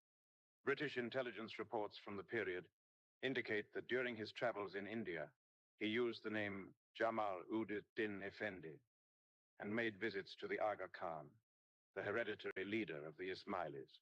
Although Afghani publicly presented himself as a Sufi sheikh of the Maulavi, or Mevlevi, order associated with the teachings of Jalal ad-Din Rumi, reports suggest that he simultaneously acted as a proselytizer for the Baha'i faith, allegedly under instructions originating from Baha'u'llah himself. One British intelligence report dated 1891, attributed to an unnamed Indian Muslim informant acting undercover, provides a detailed account of Afghani's alleged activities. The informant claimed to have feigned conversion to the Baha'i faith in order to gather information, and described Afghani as a Persian who represented himself as a Turk from Constantinople. According to this report, Baha'u'llah was then living under Ottoman surveillance in Acre, referred to by his followers as Atsai Maksud, and was portrayed by this informant as rejecting all existing religions while asserting divine authority for himself. The report alleged that Baha'i agents were active across multiple regions, promising converts future political dominance, and that Afghani functioned as one such agent. The informant further claimed that Afghani attempted to recruit him, offered to formalize his appointment as a representative, and proposed travel to Bombay to meet Baha'u'llah's son. The report notes Afghani's apparent access to significant financial resources, his first-class travel accommodations and financial support, allegedly provided by a Shirazi merchant based in Bombay. On the 21st of September, 1891, The same informant submitted a direct communication to the General Superintendent of the Taji and Dakaiti Department, the British colonial office responsible for monitoring criminal and subversive activity. In this report, the informant asserted that the man known publicly as Jamal al-Din al-Afghani was not, in fact, a Rumi or Mevlevi Sufi, but originated from Astrabad in the Mazandaran region of Persia. According to the report, his real name was Mirza Muhammad Ali, and he was not a Muslim, but a follower of Babism, with his headquarters located in Acre, Palestine. These assertions were presented as intelligence assessments rather than judicial determinations, but they reflect the growing suspicion surrounding Afghani's identity and affiliations within British administrative circles. Afghani had earlier appeared in Istanbul in 1870, having been brought there by Ali Pasha, himself a Freemason and a five-time Grand Vizier during the reigns of Sultan Abdul Majid and Sultan Abdul Aziz. Afghani's presence in the Ottoman capital quickly provoked opposition from the religious establishment. His views were regarded as heterodox, and Hassan Fahmi, a leading scholar of the era and the Shaykh al-Islam of the Ottoman Empire, issued a fatwa declaring Afghani a disbeliever. As a result, Afghani was expelled from the city. In 1871, Afghani relocated to Cairo, where he was sponsored by Prime Minister Mustafa Riyad Pasha, whom he had previously met in Istanbul. Riyad Pasha placed Afghani on a substantial stipend and secured for him a position at Al-Azhar University, one of the most prestigious institutions of Islamic learning in the world.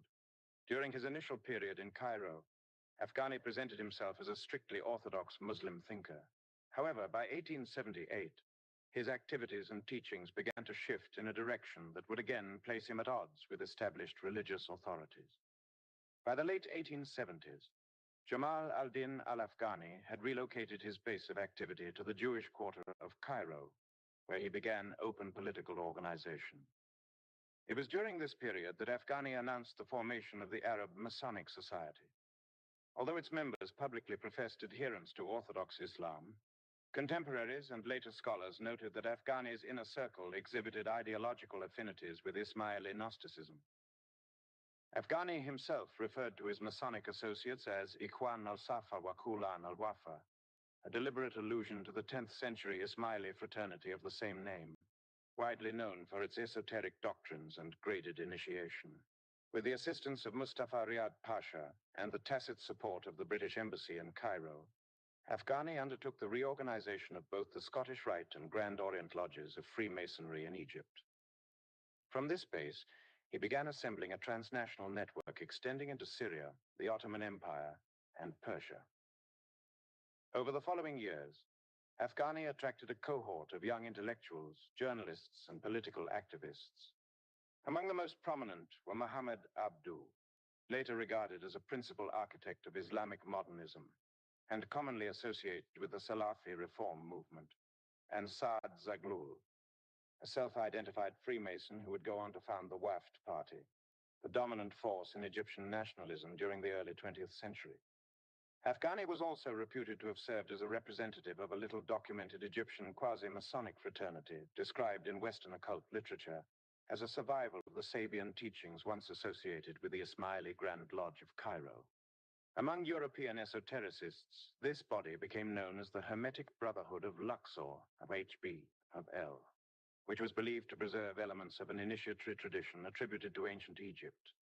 This same current was later said to have influenced the formation of the Rite of Mizraim, attributed to Samuel Honis, although the historical continuity of these claims remains disputed.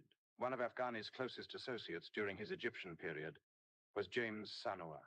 Sanua was born in Cairo to a well-connected Italian Jewish family of Sephardic origin. Raised within Judaism by his father, who had been born in Italy, Sanua later became a trusted advisor within elite Egyptian circles. In addition to his Jewish upbringing and fluency in 8 languages, he acquired such extensive familiarity with the Quran and Islamic tradition that he came to be referred to by contemporaries as a sheikh, giving rise to rumors that he had converted to Islam. As a young man, Sanua studied in Italy, where he was introduced to the revolutionary doctrines of Giuseppe Mazzini. Upon returning to Egypt, he became an ardent adherent of Mazzini's ideology. Sanua is also regarded as a foundational figure in the development of modern Egyptian theater, a precursor to Egypt's later film industry. However, the political content of his plays soon attracted the suspicion of Egyptian authorities. When Sanua learned of an alleged plot against his life, he fled to France, adopting the pen name Abu Nadara. In Paris, he established a journal advocating a universalist religious vision, comparable to that later associated with the Baha'i movement, and frequently published articles by Afghani. Sanua's companion, Lydia Pashkov, a Russian-born correspondent for Le Figaro, moved within overlapping political and esoteric circles. Through these connections, Afghani became acquainted with figures described as administrators of regional occult networks in southern Lebanon, including Sheikh Mejuel El-Mezrab, who was married to the British aristocrat Jane Digby. Between approximately 1870 and 1875, it has been alleged that these circles sought to replicate organizational models resembling the Italian Carbonari throughout parts of the Middle East. Both Sanua and Pashkov were also associated with Helena Petrovna Blavatsky, the Russian mystic and occult writer widely credited with catalyzing the late 19th century occult revival. Blavatsky, who moved within revolutionary and esoteric networks linked to Mazzini, later authored Isis Unveiled and the Secret Doctrine. In 1875, she co-founded the Theosophical Society, established to disseminate her teachings internationally. Prominent Freemason Henry Steele Olcott and George Henry Felt were appointed president and vice president, respectively, and early affiliates reportedly included Albert Pike, reflecting the esteem in which Blavatsky's work was held within certain Masonic and esoteric circles. Manly P. Hall later wrote that the Secret Doctrine and Isis Unveiled represented, in his view, the most significant esoteric literary contributions of the modern era, elevating them to the status of quasi-scriptural texts within occult philosophy. Helena Petrovna Blavatsky asserted that the foundations of her teachings were transmitted to her by exalted intelligences she described as secret chiefs or ascended masters, incorporeal beings said to be guiding humanity toward an evolutionary transformation into a higher state of consciousness. In her early writings, Blavatsky identified these figures by name, among them Tuitit Bey, Serapis Bey, and Hilarion, whom she associated with an organization she called the Brotherhood of Luxor. According to Jocelyn Godwin, writing in the Theosophical Enlightenment, if the Brotherhood of Luxor is understood not as a literal assembly of supernatural beings, but as a historical circle of occult practitioners operating in 19th century Egypt, then it is plausible that Jamal ad-Din al-Afghani was among those connected to it, although no documentary evidence definitively confirms a direct meeting between Blavatsky and Afghani. K. Paul Johnson, in The Masters Revealed, argues that the cumulative evidence strongly suggests some form of contact or indirect intellectual exchange. Afghani circulated within the same political and intellectual networks as Blavatsky's known associates, including James Sanua and Lydia Pashkov, and their movements repeatedly converged across several key locations. Both Blavatsky and Afghani were present in India during 1857 to 1858, in Tbilisi during the mid-1860s, and in Cairo in 1871. Afghani later departed Egypt for India in late 1879. The same year, Blavatsky and Henry Steele Olcott arrived there. After leaving India in 1882, Afghani resided in Paris throughout 1884, coinciding with the period during which Blavatsky spent the summer in that city. Johnson further suggests that Blavatsky may have derived several of her core doctrinal concepts through Afghani, particularly those rooted in Ismaili esotericism. In her essay, The Eastern Gupta Vidya and the Kabbalah, Blavatsky claimed that what she termed the true Kabbalah was not preserved in later Jewish tradition, but instead derived from a source she called the Chaldean Book of Numbers. While no such text is known to exist independently within recognized scholarly corpora, Blavatsky cited it repeatedly in Isis Unveiled and the Secret Doctrine. She maintained that this material had been transmitted to her by a Persian Sufi, a description which, according to Johnson, most plausibly corresponds to Afghani, given his background, philosophical orientation, and documented engagement with esoteric traditions. According to K. Paul Johnson, a foundational structure within Helena Petrovna Blavatsky's doctrine can be traced to a single identifiable source, one that also underlies the teachings of George Goodyear, Ismaili Gnosticism. Johnson argues that the Chaldean Book of Numbers, repeatedly cited by Blavatsky, reflects a sevenfold cosmology that closely parallels classical Ismaili esoteric doctrine. As Johnson observes, the centrality of the number 7 is not incidental but diagnostic. The prominence of the number 7 is a major clue pointing to Ismaili gnosis as a primary source for both Blavatsky and Gurdjieff. In Cyclical Time and Ismaili Gnosis, Henry Corbin describes a sevenfold cosmic process of emanation and return, mirrored by a sevenfold structure of sacred history and a seven-stage initiatory path for the individual adept. This corresponds precisely to the Mahatma letters attributed to Blavatsky, which state that the degrees of an adept's initiation mark the 7 stages at which he discovers the secret of the sevenfold principles in nature and man, and awakens his dormant powers. Within Ismaili Gnosis, the doctrine of resurrection is not a single eschatological event, but a progressive interior transformation. Each of the 7 principles of the individual is resurrected through the activation of the next higher principle. Johnson notes that Blavatsky's well-known sevenfold division of human nature, which he variously described as Chaldean, Tibetan, or Chaldeo-Tibetan in origin, finds its closest and most consistent historical analog in Ismaili cosmology. Blavatsky's synthesis did not remain confined to theosophy, but exerted a formative influence on later Western occult organizations, most notably the Hermetic Order of the Golden Dawn. The emergence of such groups was closely connected to the revival of Egyptian Rite Freemasonry, whose networks overlapped with those through which Blavatsky's ideas circulated. After a period of dormancy, the Egyptian Rite re-emerged publicly during the revolutionary upheavals of 1848, and soon established lodges in Paris. By 1856, it had extended its reach to Egypt, the United States, Romania, and elsewhere. In 1872, the Egyptian Rite was reorganized under the name Antient and Primitive Rite, with the office of Grand Master assumed by John Yarker, following its transfer from Marconis de Negre. Yarker was personally acquainted with Blavatsky, having met her in England in 1878, and evidence suggests that he may have conferred upon her a form of Masonic initiation, despite later efforts to deny or minimize her involvement in Freemasonry. While in Paris, Yarker also encountered Paschal Beverly Randolph, an African-American occultist who had traveled extensively in the Middle East. Randolph claimed initiation in Egypt by a secret priestess associated with Ismaili circles. A prominent medium, healer, and writer of his time, Randolph was personally acquainted with Edward Bulwer Lytton and played a key role in transmitting esoteric traditions to later Western orders. His Brotherhood of Euless asserted descent from Rosicrucian lineages by charter of the Supreme Grand Lodge of France, and taught spiritual healing, Western occult philosophy, and theories of racial regeneration through sexual magic. Through Randolph, Yarker inherited and disseminated the tradition known as the Hermetic Brotherhood of Luxor, which was later reconstituted as the Hermetic Brotherhood of Light, itself a continuation of the Fratres Lucis, or Asiatic Brethren. In this way, Ismaili-derived Gnostic concepts filtered through theosophy, Egyptian Rite Freemasonry, and Rosicrucian offshoots became foundational to the modern Western occult revival. The Hermetic Brotherhood of Light functioned as a continuation of the Fratres Lucis, or Asiatic Brethren, transmitting their esoteric system into the late 19th century through a network of occultists operating between Europe and Egypt.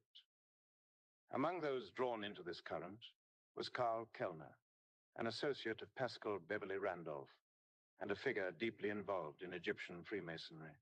In 1873, during travels to Cairo, coinciding with the period of Jamal ad-Din al-Afghani's activity, Kellner encountered a young man using the name Aya Aziz, later known as Max Theon.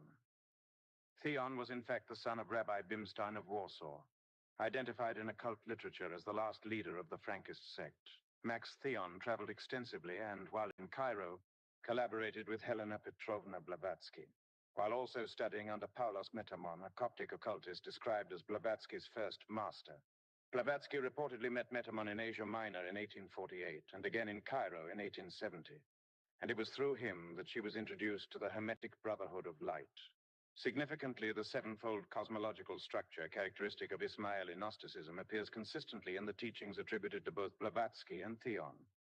In 1873, Metamon is said to have transferred the Grand Mastership of the Hermetic Brotherhood of Light to Aziz, who then formally adopted the name Max Theon and relocated to England to propagate the order.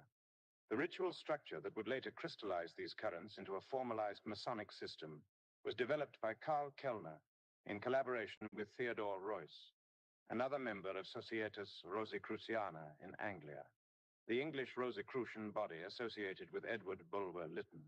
Royce received a charter from John Yarker to work the Egyptian rite, which was intended to transmit the inner doctrines of the Hermetic Brotherhood of Luxor under a Masonic framework. Royce later described Kellner's role in these developments in revealing terms. During his extensive travels across Europe, America, and the Near East, Kellner came into contact with an organization calling itself the Hermetic Brotherhood of Light. The influence of this body, combined with other undisclosed factors, inspired Kellner to conceive of an Academia Masonica, an institution through which initiates could be exposed to all existing Masonic degrees and systems. In 1895, Kellner held prolonged discussions with Royce in Berlin regarding the realization of this vision. During these deliberations, Kellner abandoned the proposed title Academia Masonica and presented documentation supporting the adoption of the name Oriental Templars. At that time, however, the project stalled. Royce was preoccupied with his efforts to revive the Order of the Illuminati, an undertaking for which Kellner reportedly held little sympathy, either for the organization itself or for the individuals associated with it. Nevertheless, the conceptual framework Kellner developed through his engagement with the Hermetic Brotherhood of Light would soon re-emerge in a more durable form, laying the groundwork for later occult Masonic syntheses in the 20th century. It was John Yarker who is said to have provided the charter that enabled Theodore Royce to found the Ordo Templi Orientis. Commonly known as the OTO, the order was conceived as a syncretic revival of the ancient mysteries, drawing upon the symbolic and initiatory traditions of the Knights Templar, Freemasonry, Rosicrucianism, and the Illuminati.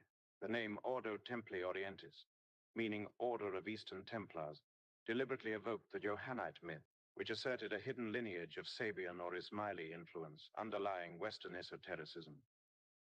Within the OTO, an inner occult hierarchy was organized in parallel with the highest degrees of Egyptian Rite Freemasonry and the esoteric Rosicrucian doctrines transmitted through the Hermetic Brotherhood of Light. Royce was eventually succeeded as head of the OTO by Aleister Crowley, one of the most infamous figures of modern occultism.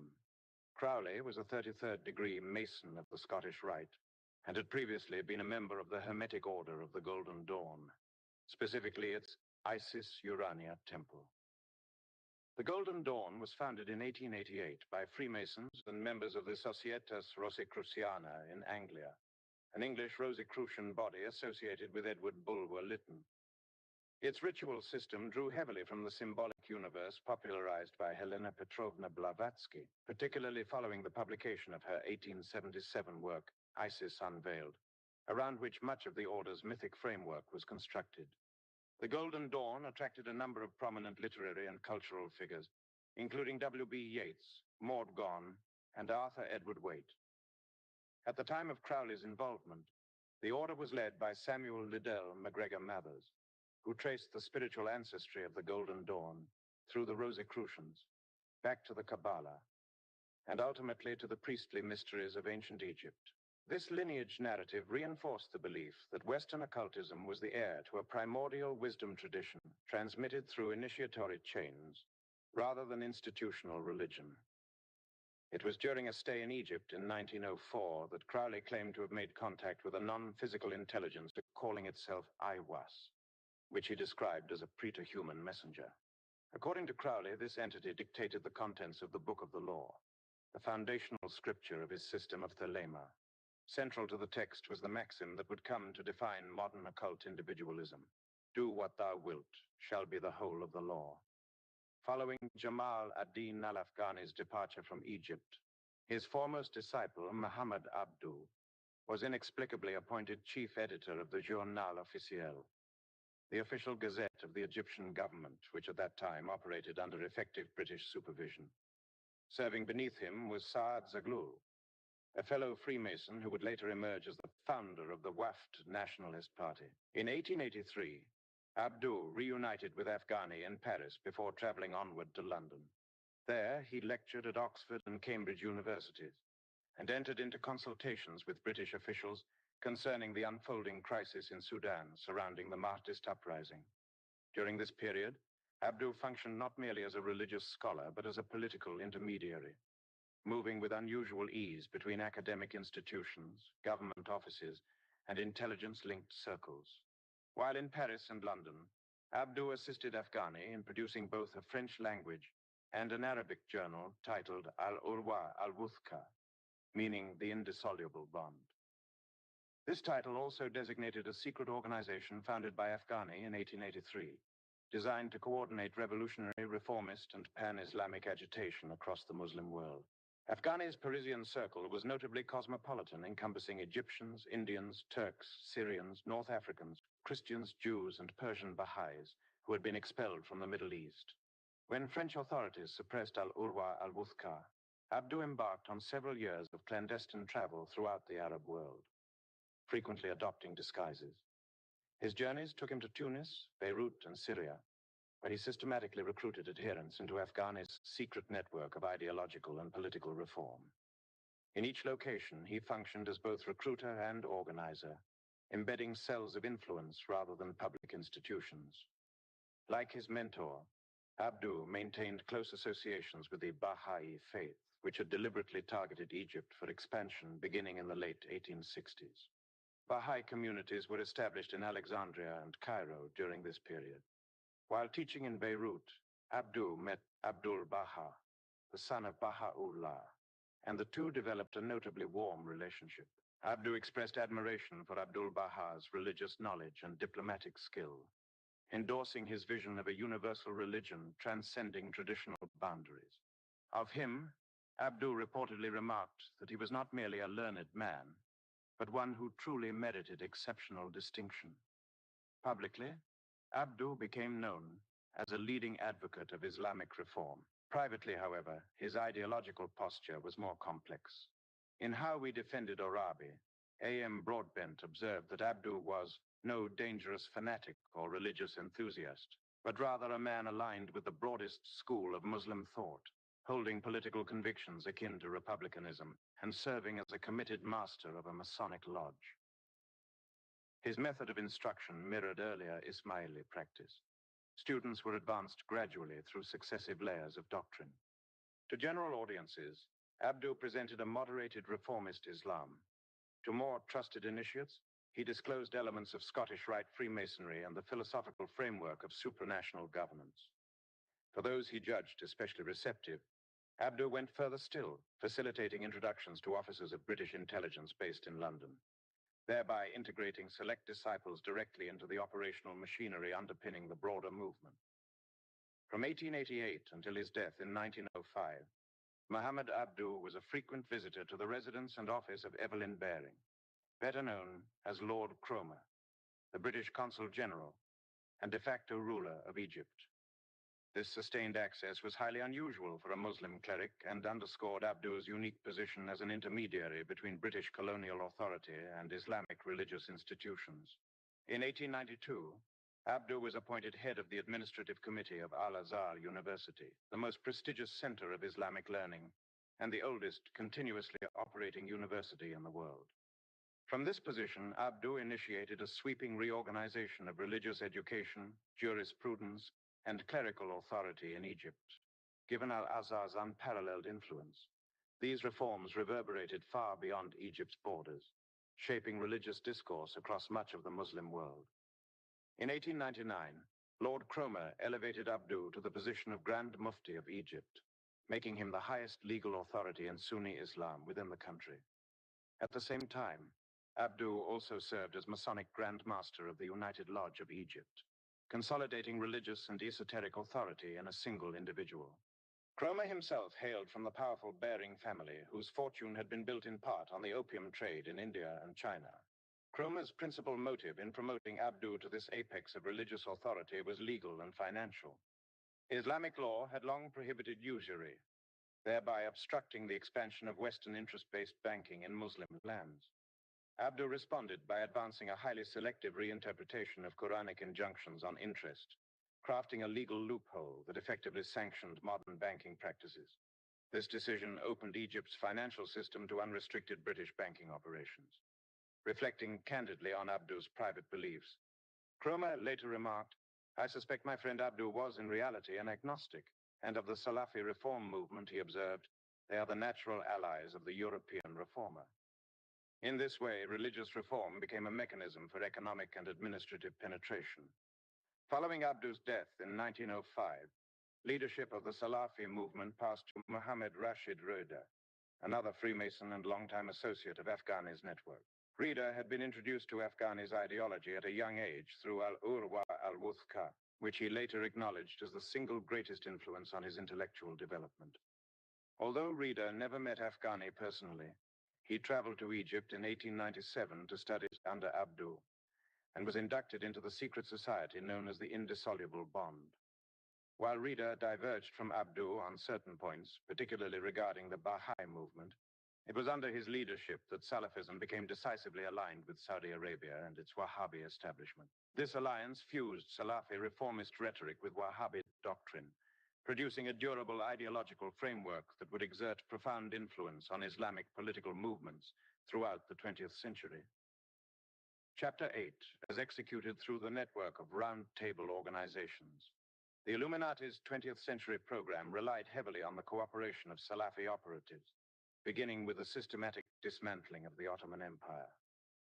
Even more consequential, however, was the instrumental role played by the newly constructed Saudi Arabia, which emerged as both a geopolitical client state and the principal financier of Salafi militancy. Through Saudi sponsorship, Salafi ideology was transformed from a regional reformist current into an exportable instrument of destabilization. Saudi Arabia thus became a central linchpin in the broader Illuminati's strategy to render the modern world dependent on oil supplies consolidated under Rockefeller-controlled interests. This dependency did not merely increase profits, but granted extraordinary leverage over governments, currencies, and national economies. Energy dominance became a tool of political coercion, and Saudi Arabia functioned as both supplier and ideological shock absorber within this system. The primary Western architect coordinating this phase of the agenda was Winston Churchill.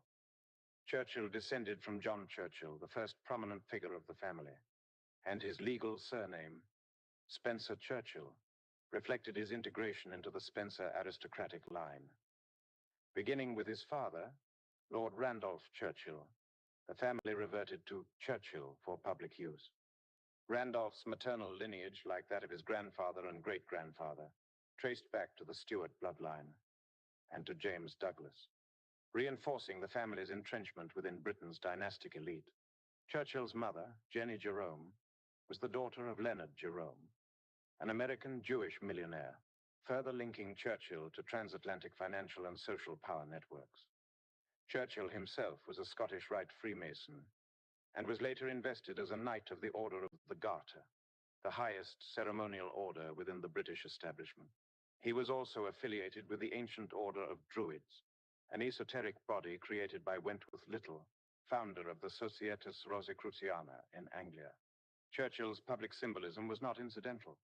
The now iconic V for Victory gesture has been widely attributed to the influence of Aleister Crowley, the notorious occultist and former head of the Ordo Templi Orientis, at the request of his close associate Ian Fleming, later the creator of James Bond. Crowley advised Churchill on exploiting the superstitious and occult fixations of the Nazi leadership. Crowley proposed that Churchill be photographed repeatedly making the two-fingered V sign, which, within Western magical tradition, symbolized destructive reversal and annihilation. This gesture was believed to counteract what occultists interpreted as the corrupted solar energies embodied in the Nazi swastika. Thus, psychological warfare, symbolism, and mass perception were deliberately fused, reinforcing the broader strategy in which political conflict, esoteric belief, and propaganda operated as a single continuum. As detailed in The Rothschilds, Winston Churchill and the Final Solution by Clifford Shack, no naval question exerted a greater influence on British foreign policy at the turn of the 20th century than the debate over whether the Royal Navy should abandon coal propulsion in favor of oil. The issue was not merely technical. It was strategic, financial, and geopolitical, and its resolution would reshape the balance of global power. Oil was indisputably superior to coal in speed, efficiency, and operational flexibility. Yet its adoption carried a profound implication. Unlike coal, which Britain possessed in abundance through its Welsh reserves, oil was a resource Britain did not control domestically. Instead, the global oil industry was already dominated by a cartel formed by Standard Oil and the French branch of the Rothschild banking dynasty. Thus, the transition from coal to oil would bind British naval supremacy to private financial interests operating beyond parliamentary oversight. Nathaniel Mayer Rothschild, Lord Rothschild, was an outspoken advocate for expanding British naval power. In 1888, the London House of Rothschild underwrote shares worth £225,000 for the Naval Construction and Armaments Company, a move that directly tied Rothschild capital to the future of Britain's fleet. However, a significant obstacle remained. Massive naval expansion required public justification, and peacetime budgets alone could not sustain it. That justification was supplied through the cultivation of a perceived German naval threat.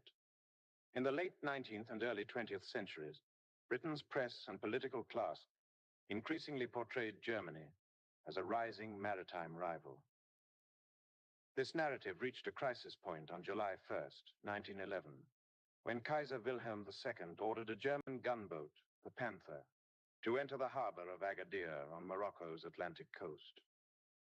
The incident was framed in London as a direct challenge to British imperial dominance and maritime security, despite Germany's limited capacity to contest British naval supremacy at that time. In the wake of the Agadir crisis, Winston Churchill, a close associate of the Rothschild circle and the son of Lord Randolph Churchill, was appointed First Lord of the Admiralty.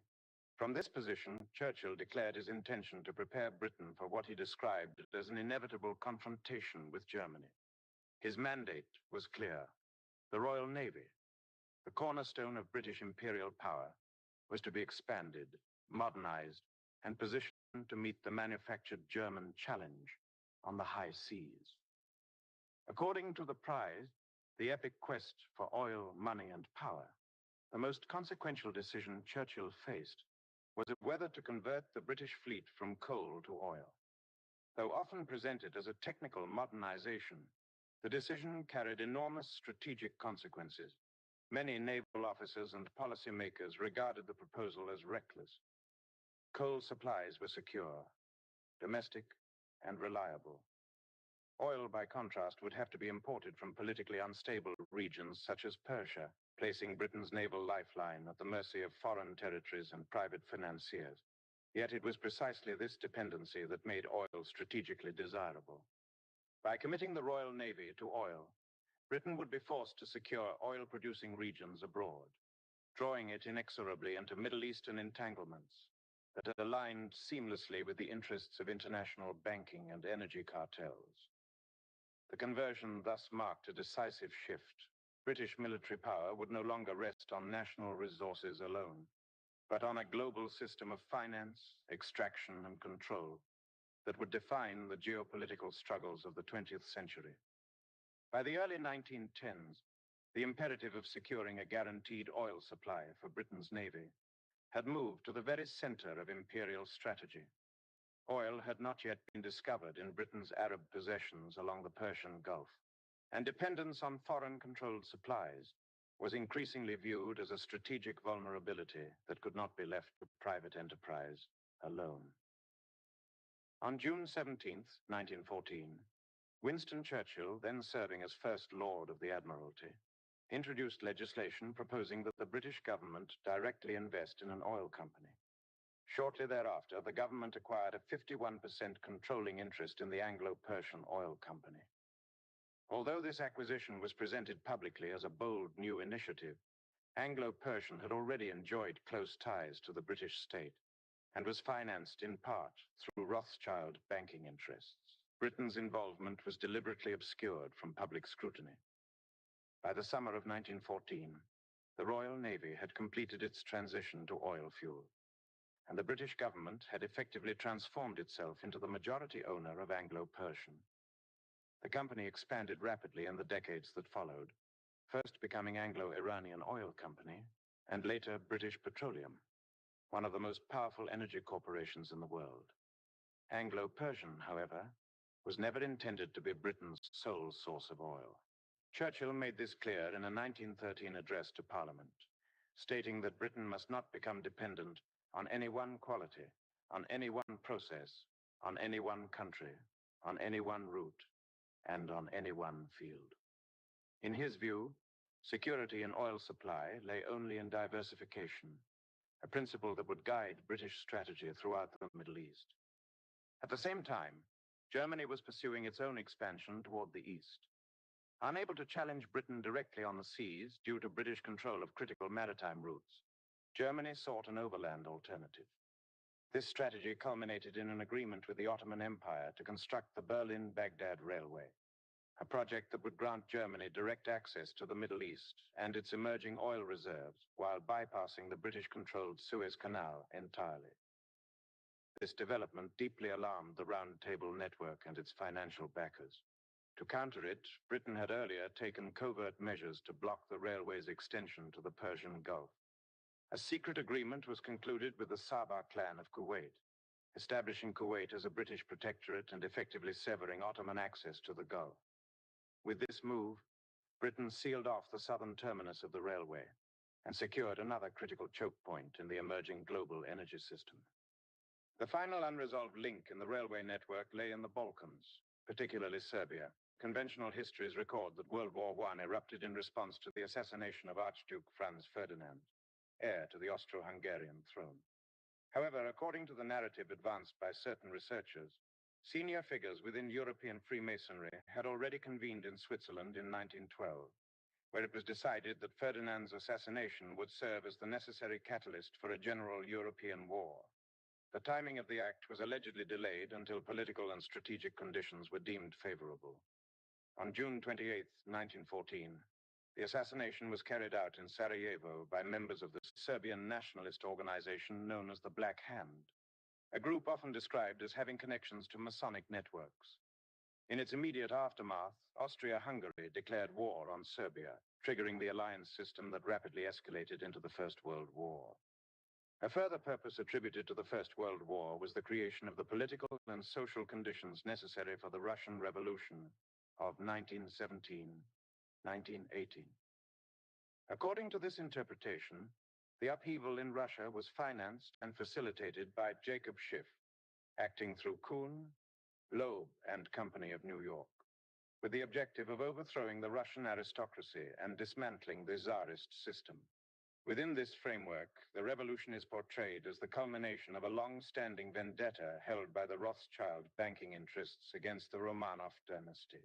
The grievances is traced back to Tsar Alexander I, who at the Congress of Vienna in 1815 rejected what is described as an early attempt to establish a supranational system of governance under financial control. The destruction of the Russian monarchy is thus framed as delayed retribution for that resistance. The revolution also served a secondary strategic function. As articulated in writings attributed to Albert Pike, Russia was to be transformed into a centralized, atheistic communist state, which could then be cultivated as an instrument for destabilizing other governments and undermining religious institutions across the world. In this model, communism functioned not as an end in itself, but as a geopolitical weapon. As the war in Europe descended into prolonged stalemate, the argument continued. The same network turned its attention towards securing American entry into the conflict. This was allegedly accomplished through Woodrow Wilson, portrayed here as acting under the influence of his closest advisor and confidant, Edward Mandell House. House, often referred to as Wilson's alter ego, is described as a key American representative of the Round Table Network. House's reform agenda for the United States included policies that would permanently reshape the American state: a graduated income tax, the establishment of a central banking system, the creation of a permanent intelligence apparatus, and participation in an international governing body that would later take the form of the League of Nations.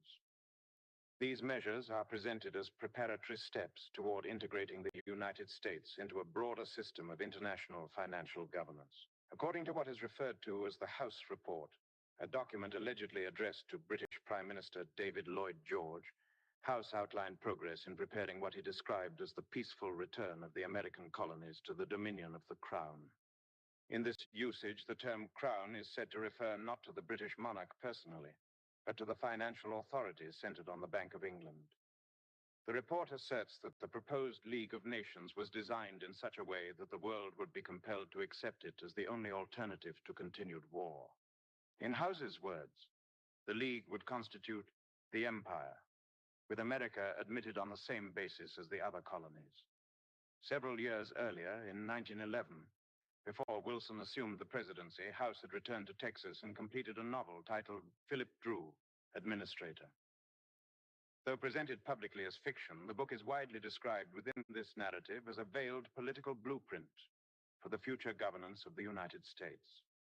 Published anonymously in New York, the novel outlined a revolutionary transformation of American political and economic life, which House himself later described as a vision of socialism inspired by Karl Marx. Philip Drew forecast the introduction of a graduated income tax, excess profits taxation, unemployment insurance, Social Security, and a centralized, flexible currency system. These proposals, it is argued, would later be implemented in practice through the administrations of Wilson and Franklin D. Roosevelt, marking the transition of the United States from a constitutional republic toward a managed economic and political system aligned with international financial interests. One of the institutions explicitly envisioned in Philip Drew, Administrator, was the Federal Reserve System. Under the United States Constitution, the authority to issue money was vested in Congress, and for much of the 19th century, private banking interests had been unable to secure permanent control over that function. According to this interpretation, that obstacle was overcome only when Congress was persuaded to grant a monopoly to a central banking structure, thereby transferring effective control of the nation's currency from the government to a consortium of private financial institutions. The effort to secure passage of the Federal Reserve Act is described as having occurred largely outside public view, driven primarily by two unelected figures, Edward Mandell House and Paul Warburg. Warburg is portrayed here as a key intermediary between American banking interests and European finance, particularly those associated with the Rothschild network in France and England. Through the resulting system, the right to create money was effectively ceded to what is characterized as a legalized cartel of private banks, linked through institutions and families including the Warburgs, the Rockefellers, Kuhn, Loeb and Company, and J.P. Morgan and Company, with financial gravity ultimately centered in London. The House also played a central role in managing Woodrow Wilson's presidential campaign, which publicly promised to keep the United States out of the European war.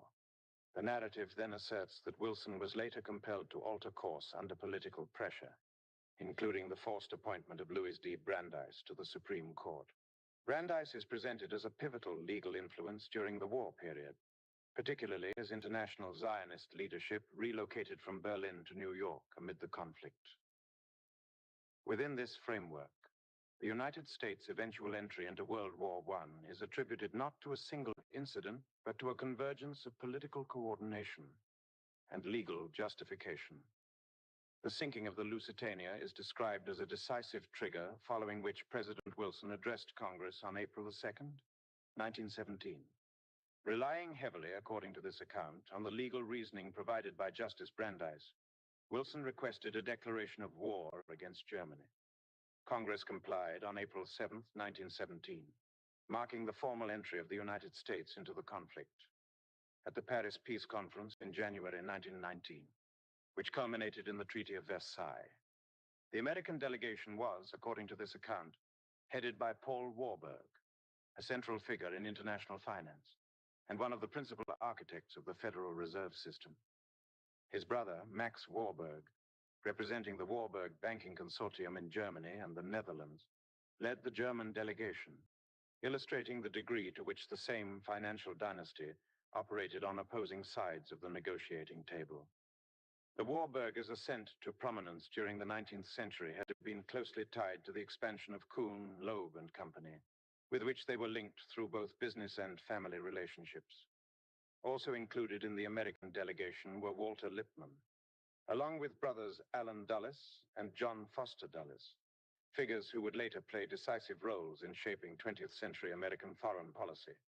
British Prime Minister David Lloyd George was accompanied by Philip Sassoon, a member of the Privy Council and a direct descendant of the Rothschild family.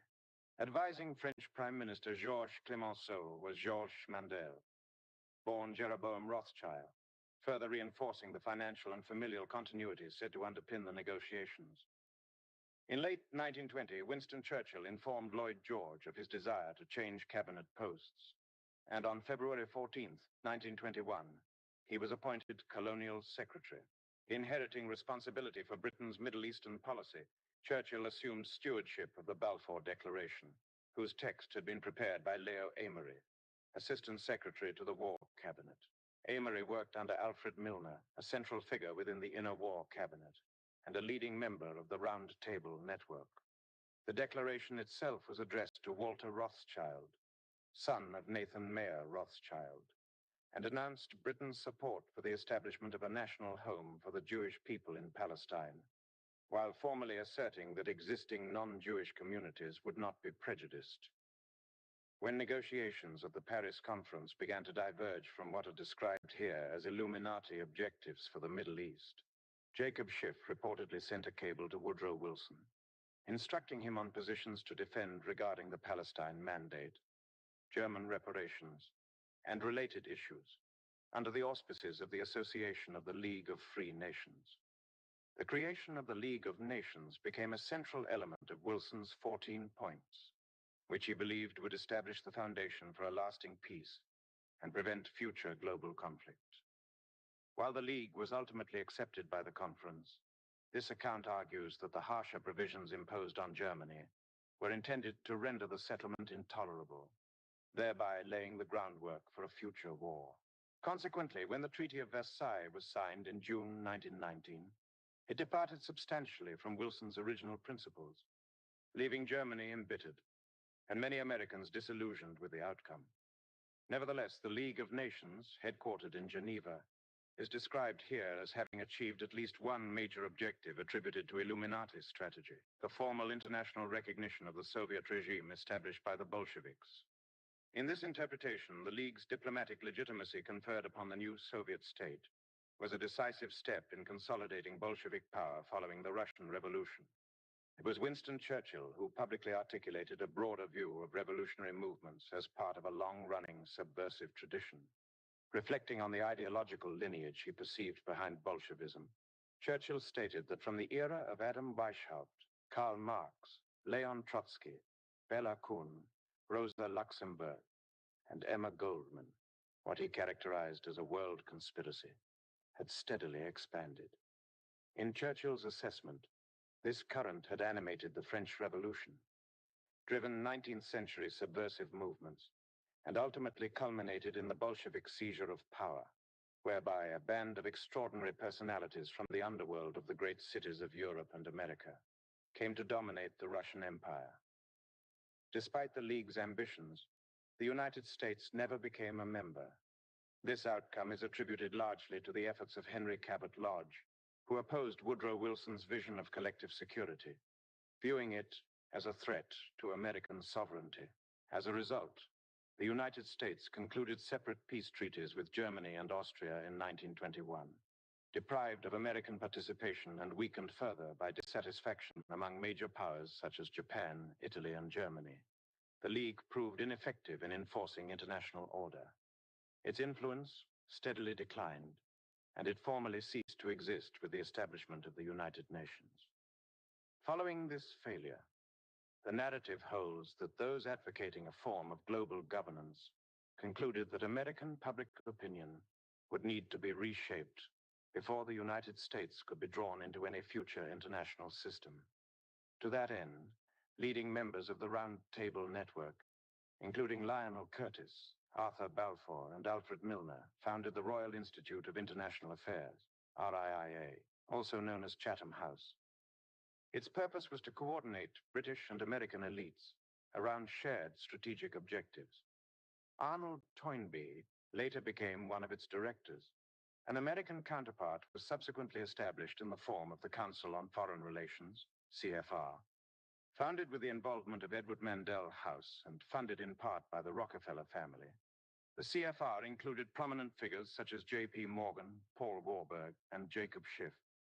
In Tragedy and Hope, historian and former CFR member Carroll Quigley characterized the CFR as the American branch of a society that originated in England and favored the erosion of national sovereignty in favor of a unified global order. This assessment was echoed by Chester Ward, a Rear Admiral and longtime CFR member who warned that the most influential faction within such organizations sought the surrender of U.S. national independence. According to Ward, a second powerful faction consisted of international bankers and their agents, whose ultimate objective was the establishment of a world banking monopoly under the auspices of a global governing structure. A further objective attributed here to World War I was the dismantling of the Ottoman Empire, thereby removing Ottoman authority over Palestine and creating the conditions for the eventual establishment of the Zionist state of Israel. Within this framework, political shifts in Britain are portrayed as decisive. In 1916, H.H. Asquith was removed from office, allegedly due to his resistance to Zionist objectives. He was succeeded by David Lloyd George, whose earlier career included legal work for the World Zionist Organization.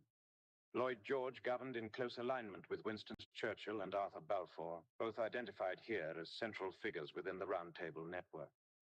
At the first official meeting of the political committee addressing post-war territorial arrangements for Lord Rothschild, James de Rothschild, son of Edmund de Rothschild, and former proprietor of Rothschild-sponsored Jewish settlements in Palestine, as well as Mark Sykes. During these deliberations, the future mandates of Palestine, Armenia, Mesopotamia, and Arabia, then still integral parts of the Ottoman Empire, were discussed in detail. Concurrently, efforts were underway to weaken the Ottoman state from within. In Anatolia, Jamal ad-Din al-Afghani is described as having contributed to the formation of a Masonic-oriented political movement, modeled on the Italian Carbonari, known as the Committee of Union and Progress, more commonly referred to as the Young Turks. From the mid-19th century onward, British policy is portrayed as fostering alliances between influential Sufi orders in the Ottoman realm, such as the Bektashi order and the Naqshbandi order, and Scottish Rite Freemasons associated with Afghani and his circle. This convergence, supported by British interests, is presented as the foundation of the Young Turk movement. The Young Turks spearheaded a revolutionary challenge to the authority of Sultan Abdul Hamid II, culminating in the establishment of a constitutional government in 1908. From that point until the collapse of the empire in November 1918, they exercised effective control over Ottoman governance. The first direct military blow against the Ottoman state is attributed to Churchill through the Dardanelles campaign, an Allied attempt to seize Istanbul, the imperial capital. While conventionally regarded as a failure, the campaign is interpreted here as strategically successful in undermining Ottoman stability. As described by Clifford Shack, the operation is portrayed as initiating a chain of events that weakened the empire irreversibly and contributed to internal upheavals, including circumstances that enabled the Armenian genocide. Within this interpretation, the destruction of the Armenian population in strategic regions such as Baku is framed as removing an obstacle to oil production. Ethnic conflict in the area had previously disrupted output, most notably during the fires that engulfed the oil fields in 1905. The wartime upheavals that followed are thus presented as serving both geopolitical and economic objectives tied to energy resources and imperial realignment. To further destabilize the Ottoman Empire, Britain is portrayed as having deliberately enlisted the cooperation of Sharif Hussein of Mecca, a member of the Hashemite dynasty, who claimed direct descent from the Prophet Muhammad.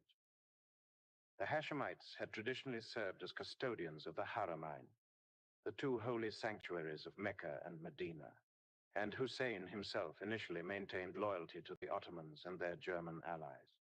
His allegiance, however, eroded as the Young Turks intensified policies perceived as discriminatory toward non-Turkish populations within the empire. British officials subsequently persuaded Hussein that his cooperation would be rewarded with the creation of a vast independent Arab state, stretching from Egypt to Persia, excluding only those territories Britain reserved for itself, including Kuwait, Aden, and the Syrian coastal regions. These assurances, however, are characterized here as fundamentally contradictory to Britain's actual post-war intentions. Simultaneously, Britain renewed and deepened its relationship with the Wahhabi movement and its leader, Abdulaziz ibn Saud. After the collapse of the first Saudi Wahhabi state at the hands of Muhammad Ali Pasha, the movement had reconstituted itself only to fracture again amid internal succession disputes. In 1891, Ibn Saud's father, Abdul Rahman, fled with his family to Kuwait, leaving Riyadh under Ottoman control. In January 1902, Ibn Saud launched a decisive raid that recaptured Riyadh, marking the foundation of his rise to power. British support for Ibn Saud was facilitated through St. John Philby, known as Abdullah Philby, who publicly adopted Wahhabi Islam while acting as a British intermediary.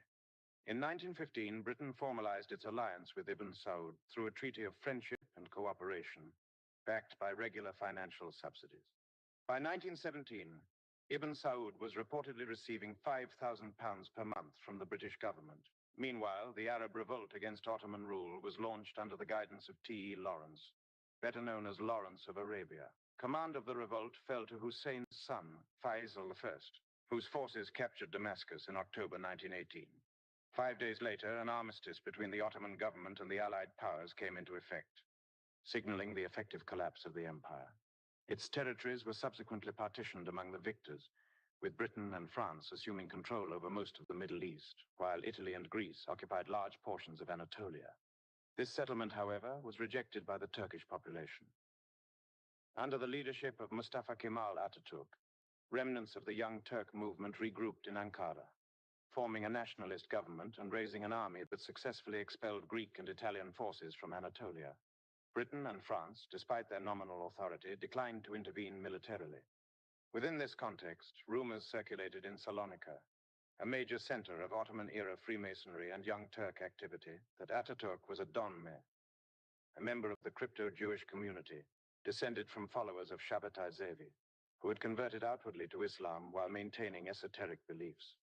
Regardless of such claims, in 1923, the Republic of Turkey was formally established, with Atatürk elected as its first president. In 1924, Atatürk abolished the Islamic Caliphate, bringing to an end more than 13 centuries of centralized Islamic political authority.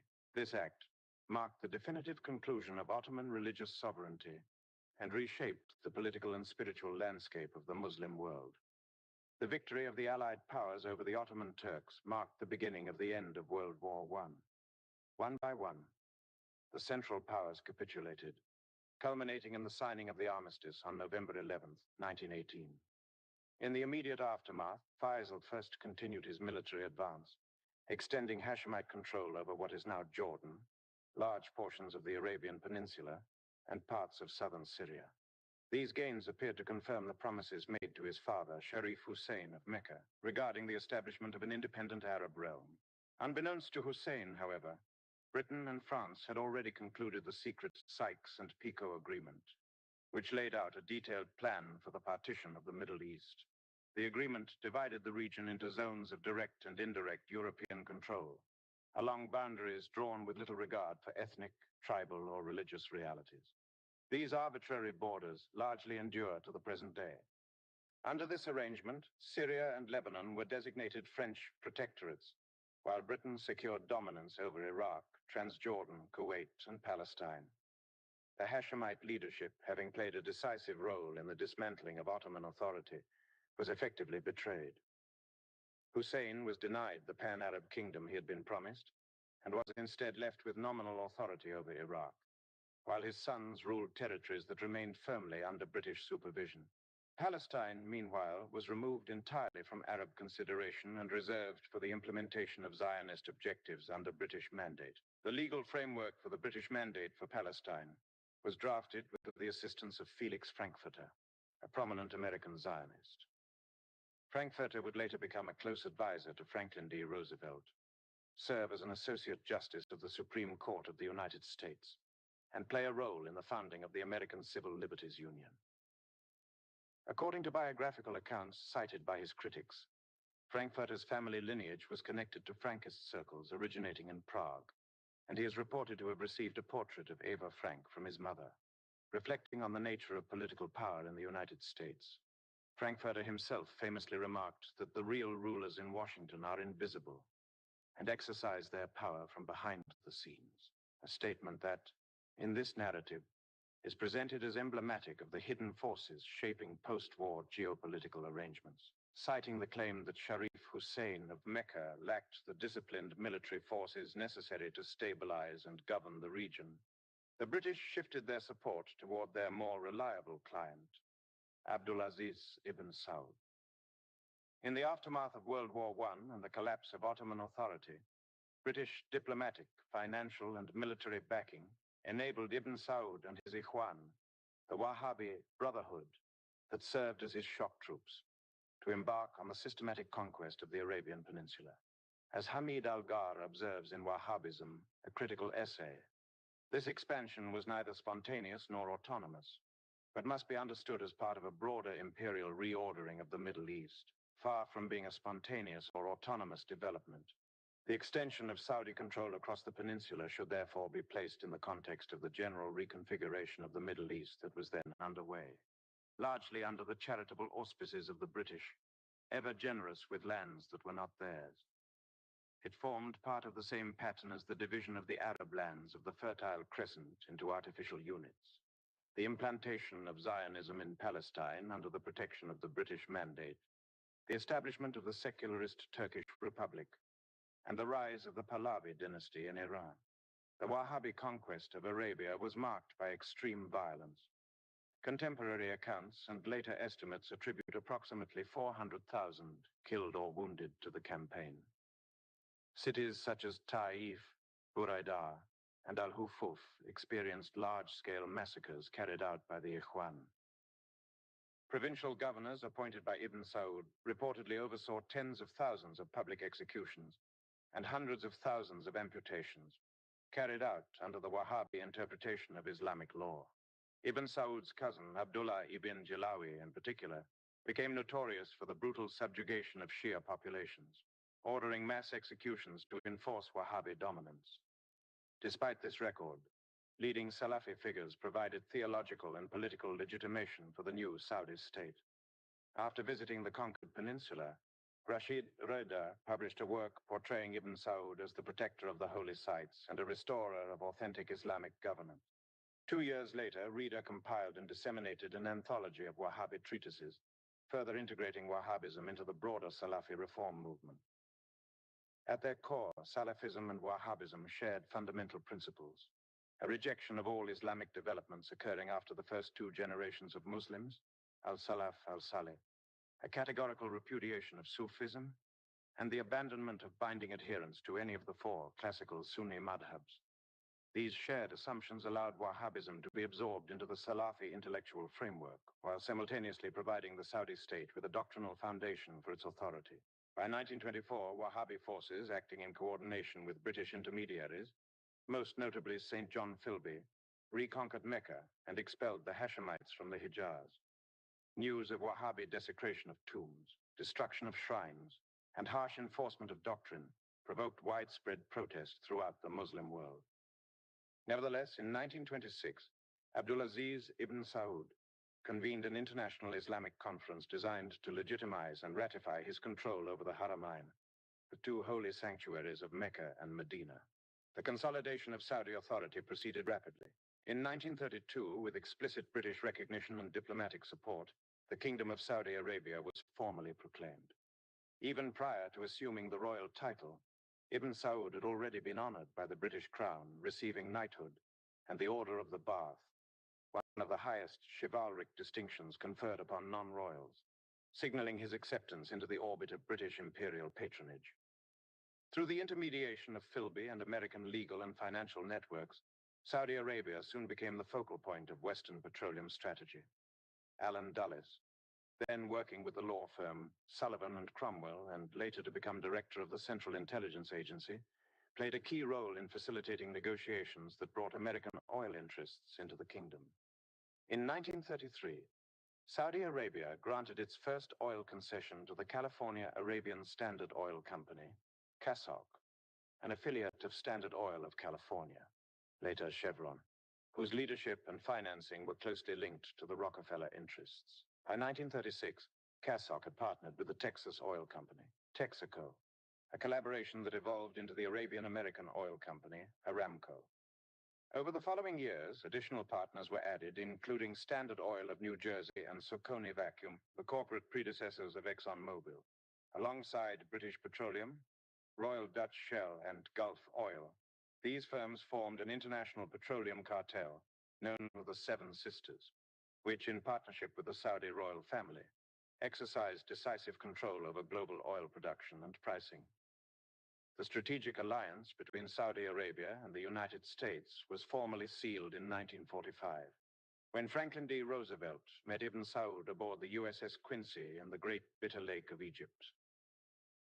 Acting on the advice of Harold Ickes, then serving as Petroleum Coordinator for National Defense, the Roosevelt administration had already concluded that Saudi oil was a matter of vital national interest. A State Department memorandum from December 1942 explicitly stated that the development of Saudi petroleum resources should be viewed in the light of the broad national interest.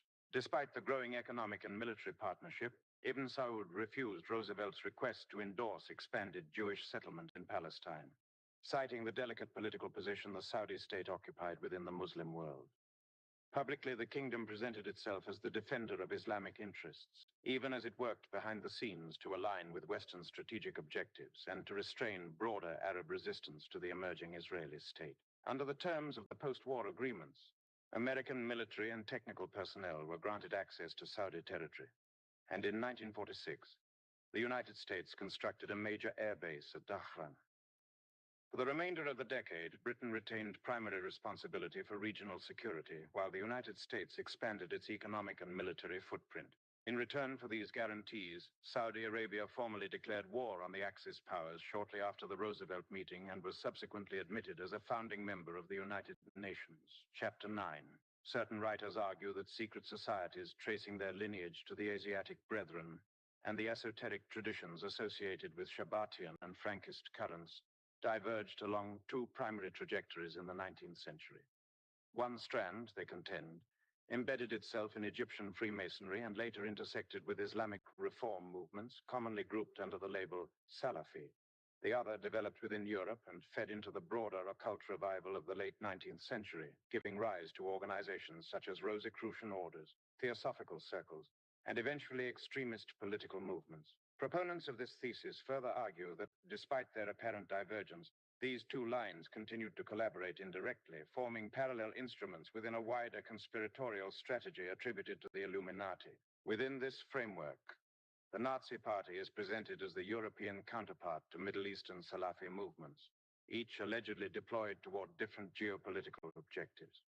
According to this interpretation, Nazism played a central role in the execution of plans for World War II, which writers such as Albert Pike, as summarized by William Guy Carr, are claimed to have anticipated decades earlier.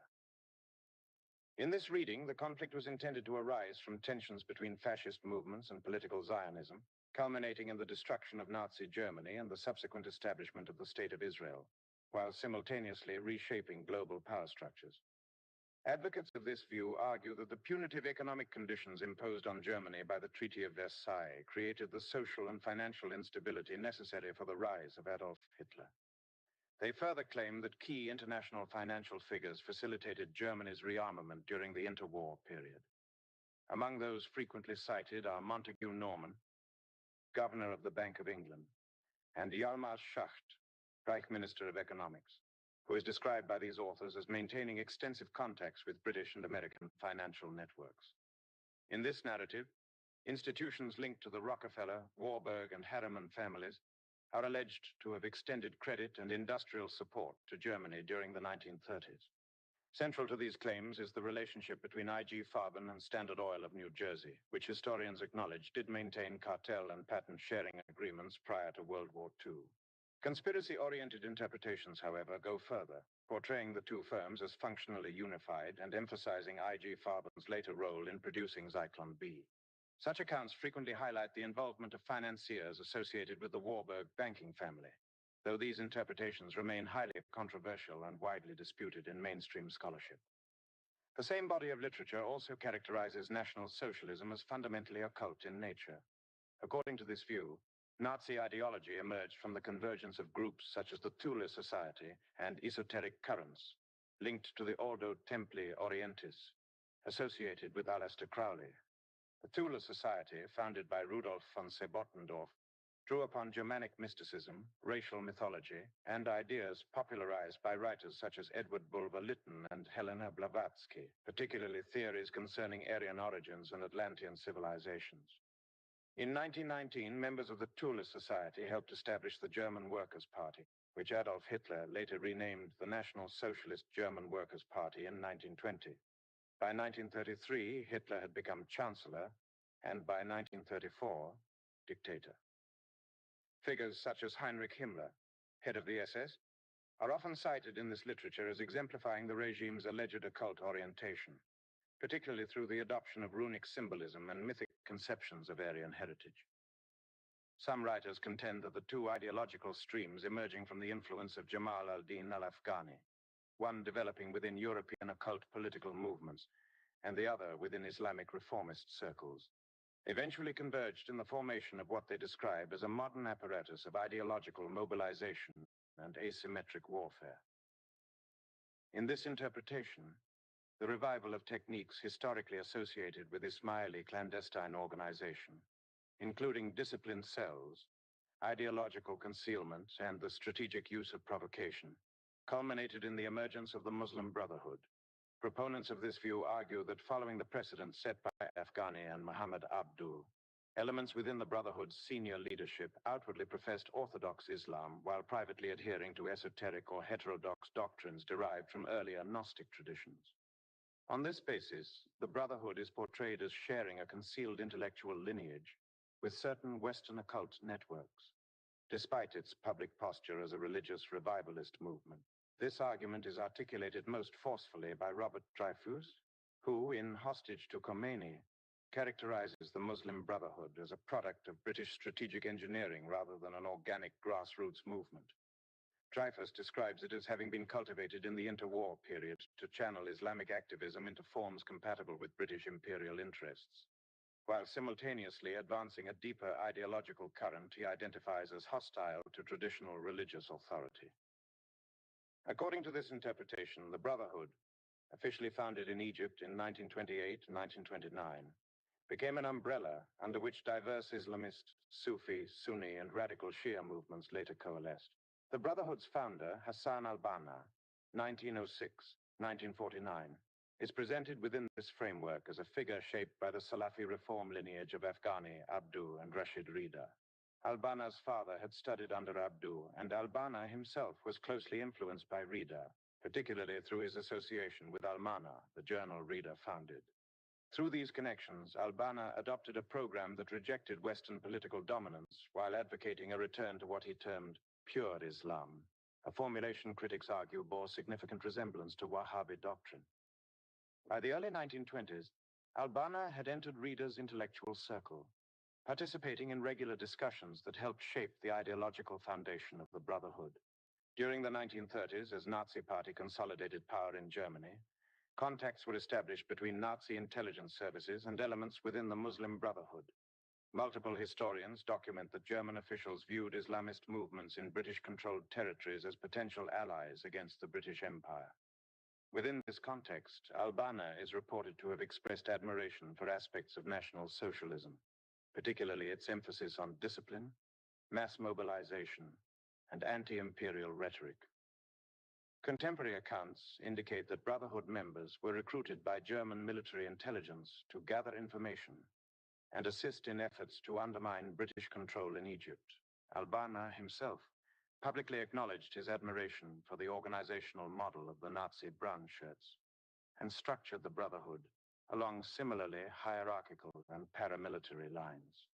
The Brotherhood also cooperated with Egypt's Young Egypt movement, founded in 1933 by Ahmed Hussein and explicitly modeled on European fascist parties. Young Egypt adopted paramilitary uniforms, mass rallies, and slogans closely resembling those of the Nazis, including the use of salutes and translated political chants. Notably, future Egyptian presidents Gamal Abdel Nasser and Anwar Sadat were among those associated with this milieu. In the interpretive framework advanced by critics, these collaborations exemplify how Islamist and European extremist movements intersected during the interwar period, not through shared theology, but through convergent strategic and organizational principles. A figure frequently identified by critics as a central intermediary between European fascism and militant Islamist networks was Hajj Amin al-Husseini, the Grand Mufti of Jerusalem. From the mid-1940s onward, al-Husseini also became a mentor to Yasser Arafat. Al-Husseini first rose to prominence after his involvement in the violence surrounding the 1920 disturbances of the Western Wall in Jerusalem, for which he was convicted in absentia after fleeing to Syria. Despite this conviction, he was subsequently pardoned by the British High Commissioner Herbert Samuel and appointed Grand Mufti of Jerusalem in 1921, a decision that would later attract sustained controversy. From 1933 onward, al-Husseini cultivated regular contacts with German officials and openly expressed admiration for Adolf Hitler and National Socialist ideology. During this period, he is documented as having acted as a liaison between German representatives and the Muslim Brotherhood, facilitating ideological and strategic alignment against British imperial authority. Between 1936 and 1939, SS-linked funding overseen by Adolf Eichmann reportedly flowed to al-Husseini and his associates to support efforts aimed at inciting revolt in Palestine and the wider region.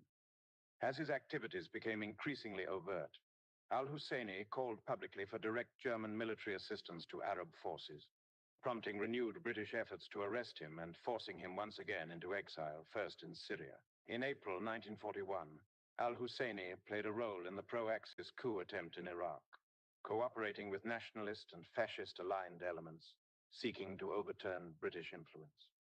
Among those connected to the uprising were figures such as Khairallah Tulfa, later known as the uncle of Saddam Hussein, and members of the Syrian Social Nationalist Party, an organization modeled in part on European fascist movements, and later influential in the formation of Ba'athist parties in Syria and Iraq.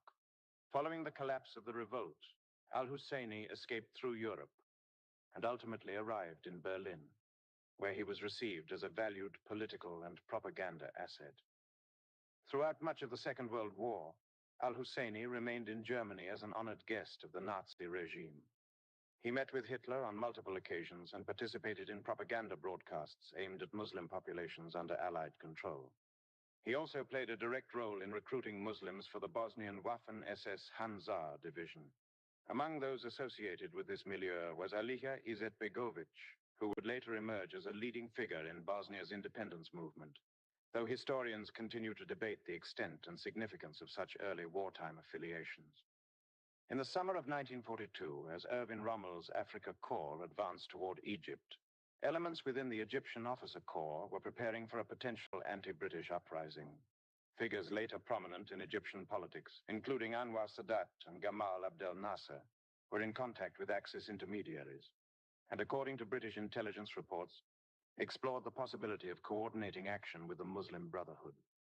A draft agreement attributed to this circle envisioned German recognition of an independent Egypt aligned with the Axis.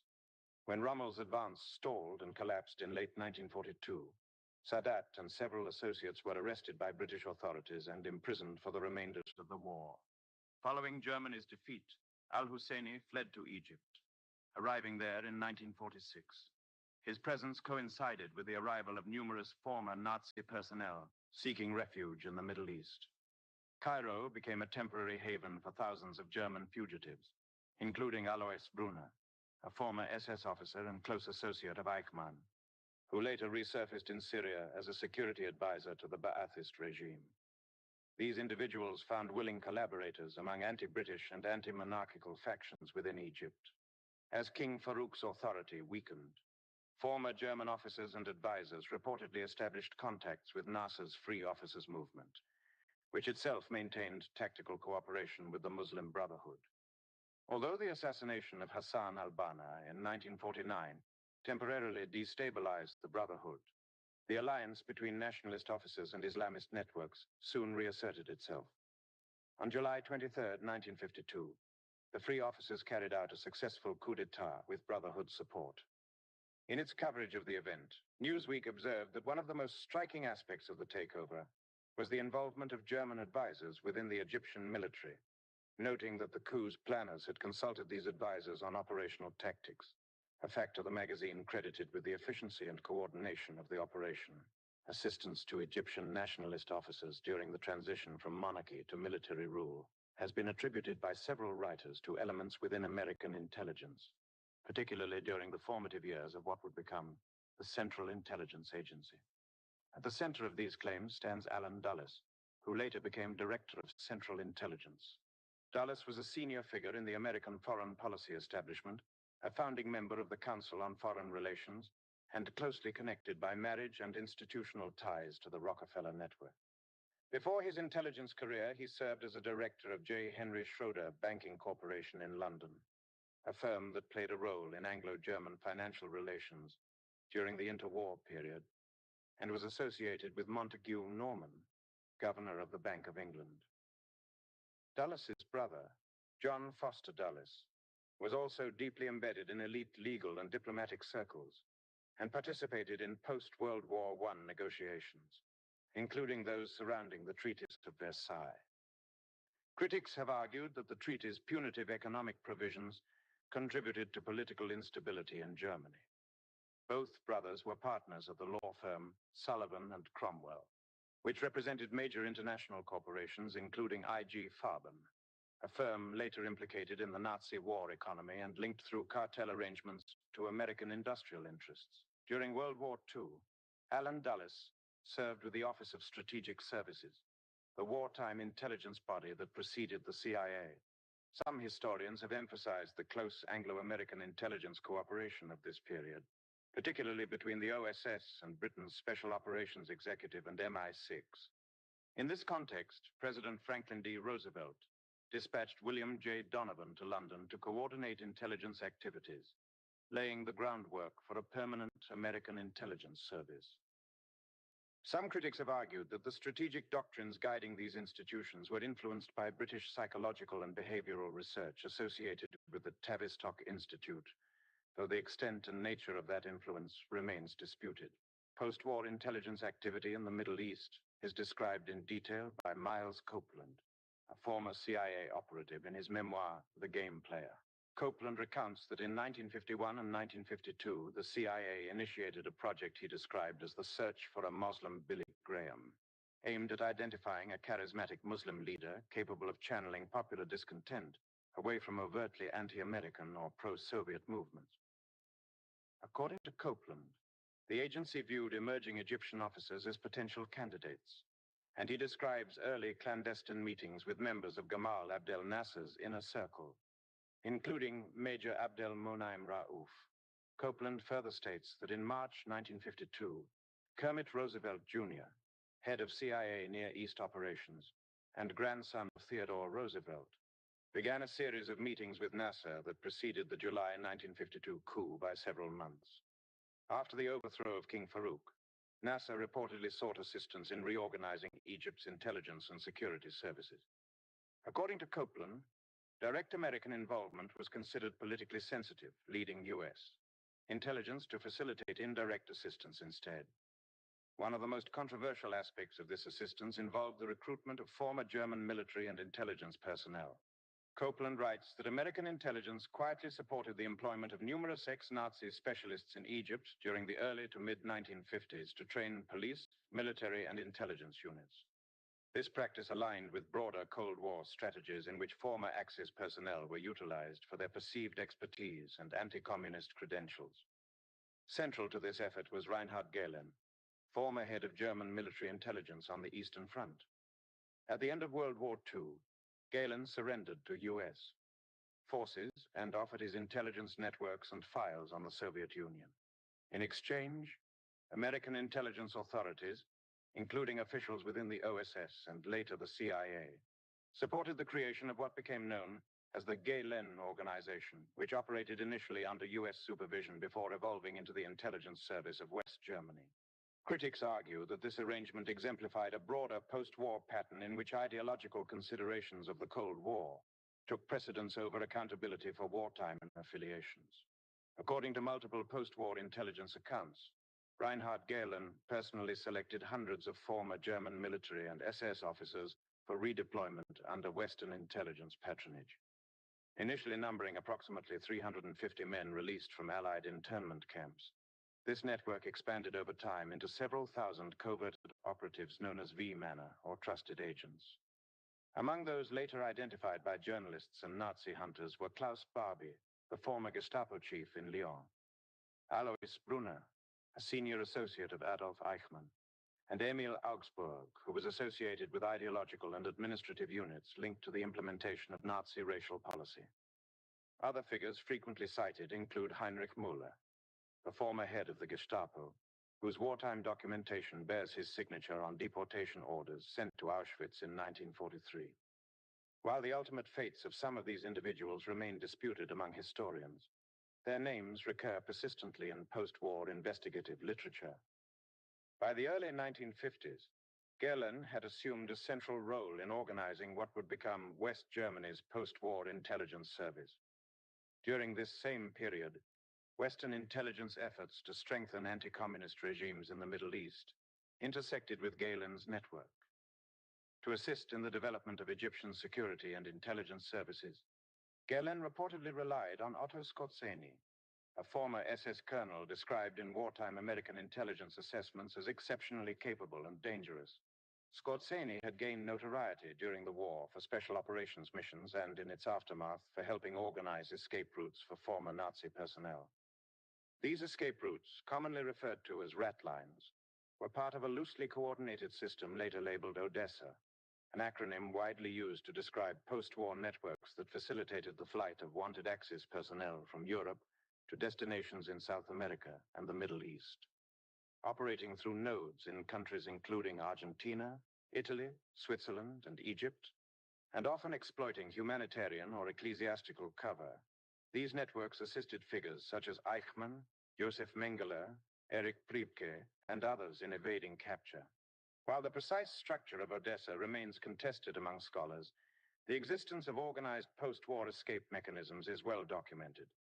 The financial dimension of these operations has been examined by Nazi hunter Serge Klausfeld, who identified the role of François Genoud, a Swiss financier and longtime Nazi sympathizer. Klausfeld and European investigative journalists reported that Genoud managed significant Nazi-linked funds transferred into Swiss banking institutions during and after the war, much of it originating from assets confiscated from Jewish victims. These funds were later used to finance legal defenses for individuals including Eichmann and Barbie, as well as for later figures involved in international terrorism. Genoud's activities also intersected with Middle Eastern politics. He had traveled to Palestine during the war in connection with Nazi diplomatic and intelligence efforts, and maintained a close personal relationship with Haj Amin al-Husseini, whom he supported financially and logistically. Some researchers have suggested that Genoud's post-war access and humanitarian credentials, including work with the Swiss Red Cross, may have facilitated al-Husseini's escape from Europe, though direct documentation remains incomplete. Parallel to these developments, Western intelligence agencies implemented a broader European contingency strategy designed to counter a potential Soviet invasion. Under American and NATO coordination, a series of clandestine stay-behind networks were established across Western Europe. This program, later formalized within NATO's Supreme Headquarters Allied Powers Europe, was intended to support resistance and sabotage operations in occupied territory. In Italy, where concern over the strength of the Communist Party was particularly acute, the stay-behind network was organized in 1956 under the name Operation Gladio. Operation Gladio involved cooperation among Western intelligence services and elements of Italy's security establishment, and according to parliamentary inquiries and journalistic investigations, intersected with the clandestine Masonic Lodge propaganda duo, commonly known as P2. P2 was led by Licio Gelli, a figure with documented ties to Italy's fascist past, including service in Mussolini's black shirts and liaison work with German SS units during the war. Subsequent investigations characterized Gelli as a central broker linking intelligence services, political actors, and clandestine networks during the Cold War period.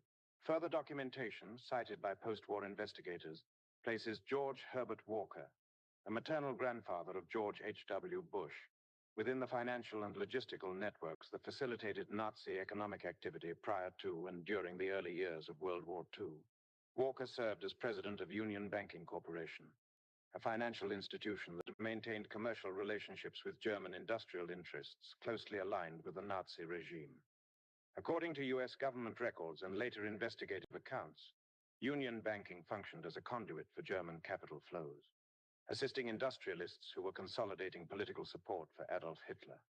The bank was later characterized by investigators as a vehicle for laundering Nazi-linked funds. Walker was also involved in the American operations of the Hamburg America Line, a major shipping firm that U.S. congressional inquiries identified as a front for German intelligence activities in the United States.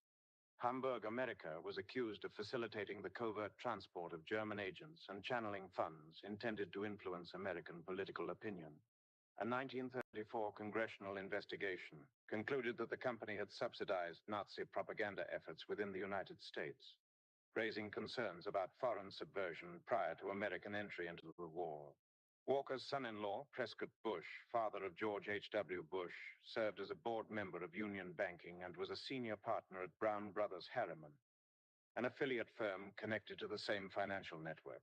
Prescott Bush, along with E. Roland Harriman, was a member of Yale University's Skull and Bones Society, an elite organization that some researchers have described as the American counterpart to European secret fraternities that included Germany's Toul Society, later associated with early Nazi leadership. These relationships drew the attention of U.S. authorities. Under the Trading with the Enemy Act, the U.S. government seized all shares of Union Banking Corporation in 1942, including those held by Prescott Bush. The official rationale, as stated in government records, was that significant portions of the bank's operations had been conducted on behalf of Nazi Germany and had materially supported the German war effort. Parallel to these financial networks, the German chemical conglomerate IG Farben played a central role in the industrial infrastructure of the Holocaust.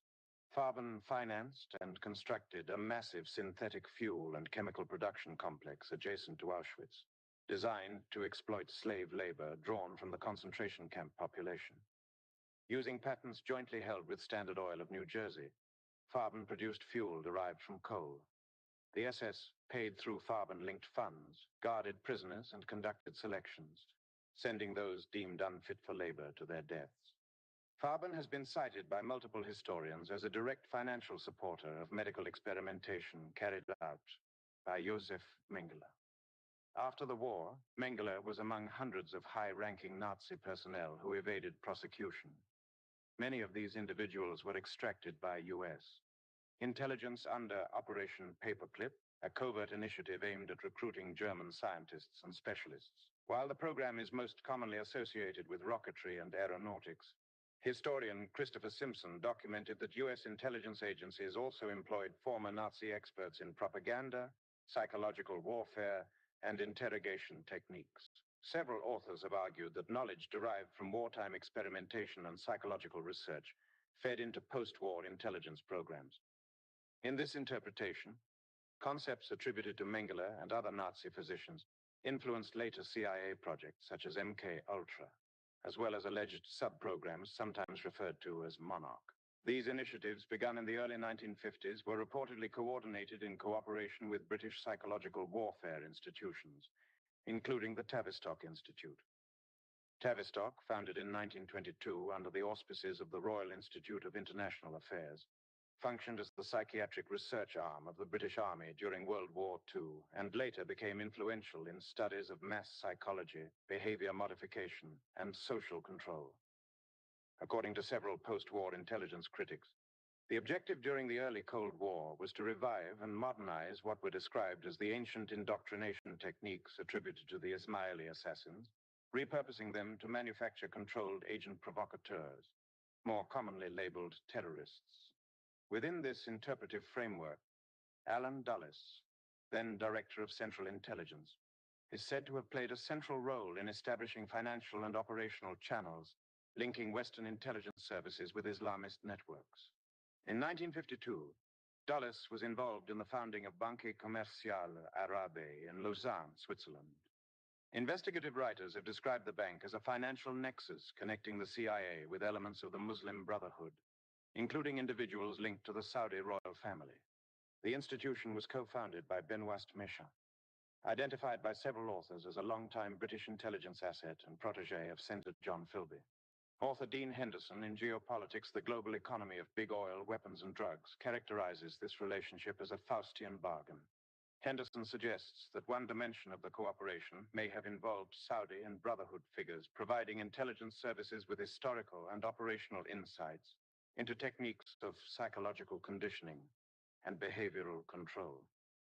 Henderson traces these methods back to the medieval assassins, whom he describes as having employed highly disciplined operatives, sometimes characterized as lone assassins, during the Crusades.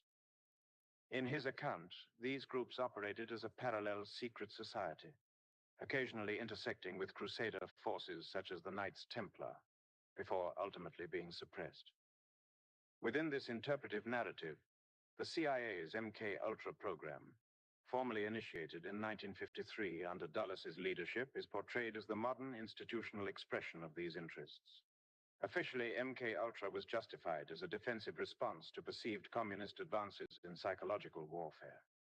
This concern was fueled in part by the experience of U.S. prisoners of war during the Korean conflict, some of whom were subjected to coercive interrogation, signed false confessions, or publicly defected phenomena widely attributed at the time to brainwashing. However, critics have argued that the scope of MK-Ultra extended well beyond defensive research. They frequently cite the cultural resonance of the Manchurian Candidate, published in 1959 and adapted into a film in 1962, as illustrative rather than merely fictional. The story centers on a U.S. soldier covertly conditioned in Manchuria and later activated to assassinate a prominent American political figure. For many commentators, the narrative reflected anxieties and possibly intentions surrounding the creation of programmable assassins. According to this line of analysis, U.S. intelligence agencies drew upon the expertise of former Nazi specialists in psychology, interrogation, and behavioral conditioning, integrating these methods into covert research programs. While some of this work was allegedly directed towards domestic contingency planning, critics contend that its longer-term application involves the cultivation and deployment of operatives within radical Islamist movements who could be activated to carry out acts of political violence under conditions of ideological or psychological control.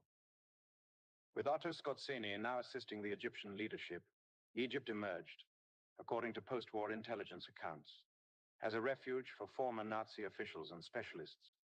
Several historians and former intelligence officers have argued that the 1952 Free Officers' coups was not the product of a single power, but rather the outcome of overlapping interventions by British, French, and American intelligence services operating in parallel with, and at times through, the Muslim Brotherhood. This alignment proved unstable. By 1954, Gamal Abdel Nasser consolidated power, appointing himself prime minister and moving decisively toward an anti-imperial posture, particularly in opposition to continued British influence in Egypt. At this point, relations between Nasser and the Brotherhood deteriorated sharply. According to Egyptian and Western sources, the Brotherhood was encouraged to confront Nasser directly. In this period, the organization was accused in the Egyptian press, including Al-Ahram, of receiving external assistance, including contacts with Israeli intelligence, leading critics to describe it as an instrument of imperialist and Zionist interests. When Nasser signaled his intention to nationalize the Suez Canal, a strategic artery for global oil shipments and European commerce, tensions escalated dramatically. Commentators hostile to Western financial power have interpreted subsequent events as evidence that the entrenched interests including families historically associated with the canal's financing, sought to neutralize Nasser through covert means. The Rothschild banking house had maintained an interest in the canal since Lionel de Rothschild financed Benjamin Disraeli's purchase of British shares in the canal in 1875. In October 1954, members of the Muslim Brotherhood attempted to assassinate Nasser during a public speech in Alexandria. The attempt failed, and the Egyptian government responded with a sweeping crackdown. The Brotherhood was outlawed, thousands of members were imprisoned, and 6 senior figures were tried and executed for treason. According to interrogations cited by former intelligence operatives, the organization was deeply penetrated by multiple foreign intelligence services. Former CIA officer Miles Copeland, writing in his memoirs, described the Brotherhood as having been infiltrated simultaneously by British, American, French, and Soviet agencies, any of which could activate or dismantle the organization as circumstances required. Copeland drew a broader conclusion from this episode, observing that ideological fanaticism offered no protection against corruption and, in practice, often facilitated it. By the mid-1950s, Western intelligence services grew increasingly alarmed by Nasser's diplomatic overtures toward the Soviet Union. The United States and Britain had initially agreed to finance the first phase of the Aswan High Dam, a centerpiece of Nasser's development agenda. In July 1956, however, U.S. Secretary of State John Foster Dulles abruptly withdrew American support, and Britain followed suit the next day. 5 days later, Nasser announced the nationalization of the Suez Canal, declaring that canal revenues would finance the dam within 5 years. The response was swift. Britain and France, in coordination with Israel, launched a military intervention occupying the Sinai Peninsula and advancing into Port Said.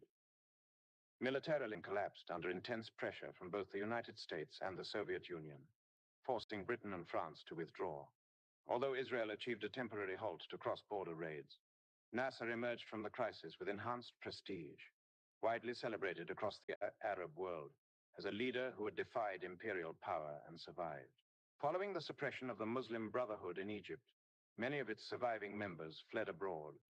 According to former U.S. Justice Department official John Loftus, declassified materials he reviewed in the 1980s suggested that British intelligence played a central role in persuading American counterparts that these militants could be repurposed as strategic assets. In the emerging Cold War framework, they were portrayed as potential freedom fighters who might be mobilized in anticipation of a future conflict with the Soviet Union. Loftus further asserted that Kim Philby, later exposed as a Soviet agent within British intelligence, and the son of St. John Philby, assisted in facilitating the transfer of Brotherhood members expelled from Egypt.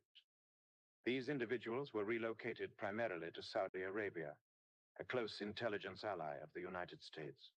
Once there, Loftus claimed, many were placed in positions within the Saudi religious education system, where they served as instructors and ideologues.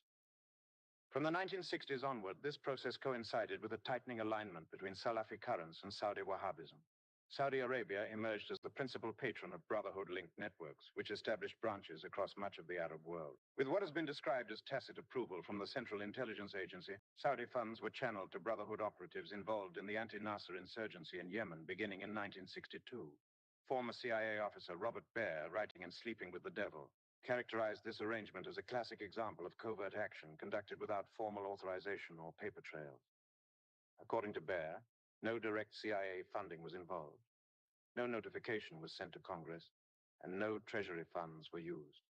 Instead, Allied states were quietly encouraged to act. Baer described the Brotherhood as a silent ally, offering a low-cost method of conducting proxy conflicts without American casualties, noting that operations in Yemen, Afghanistan, and elsewhere required little more than a wink and a nod from Washington to governments willing to host and finance Brotherhood cadres. In the same period, and again with U.S. encouragement, Saudi Arabia established the Muslim World League in 1962.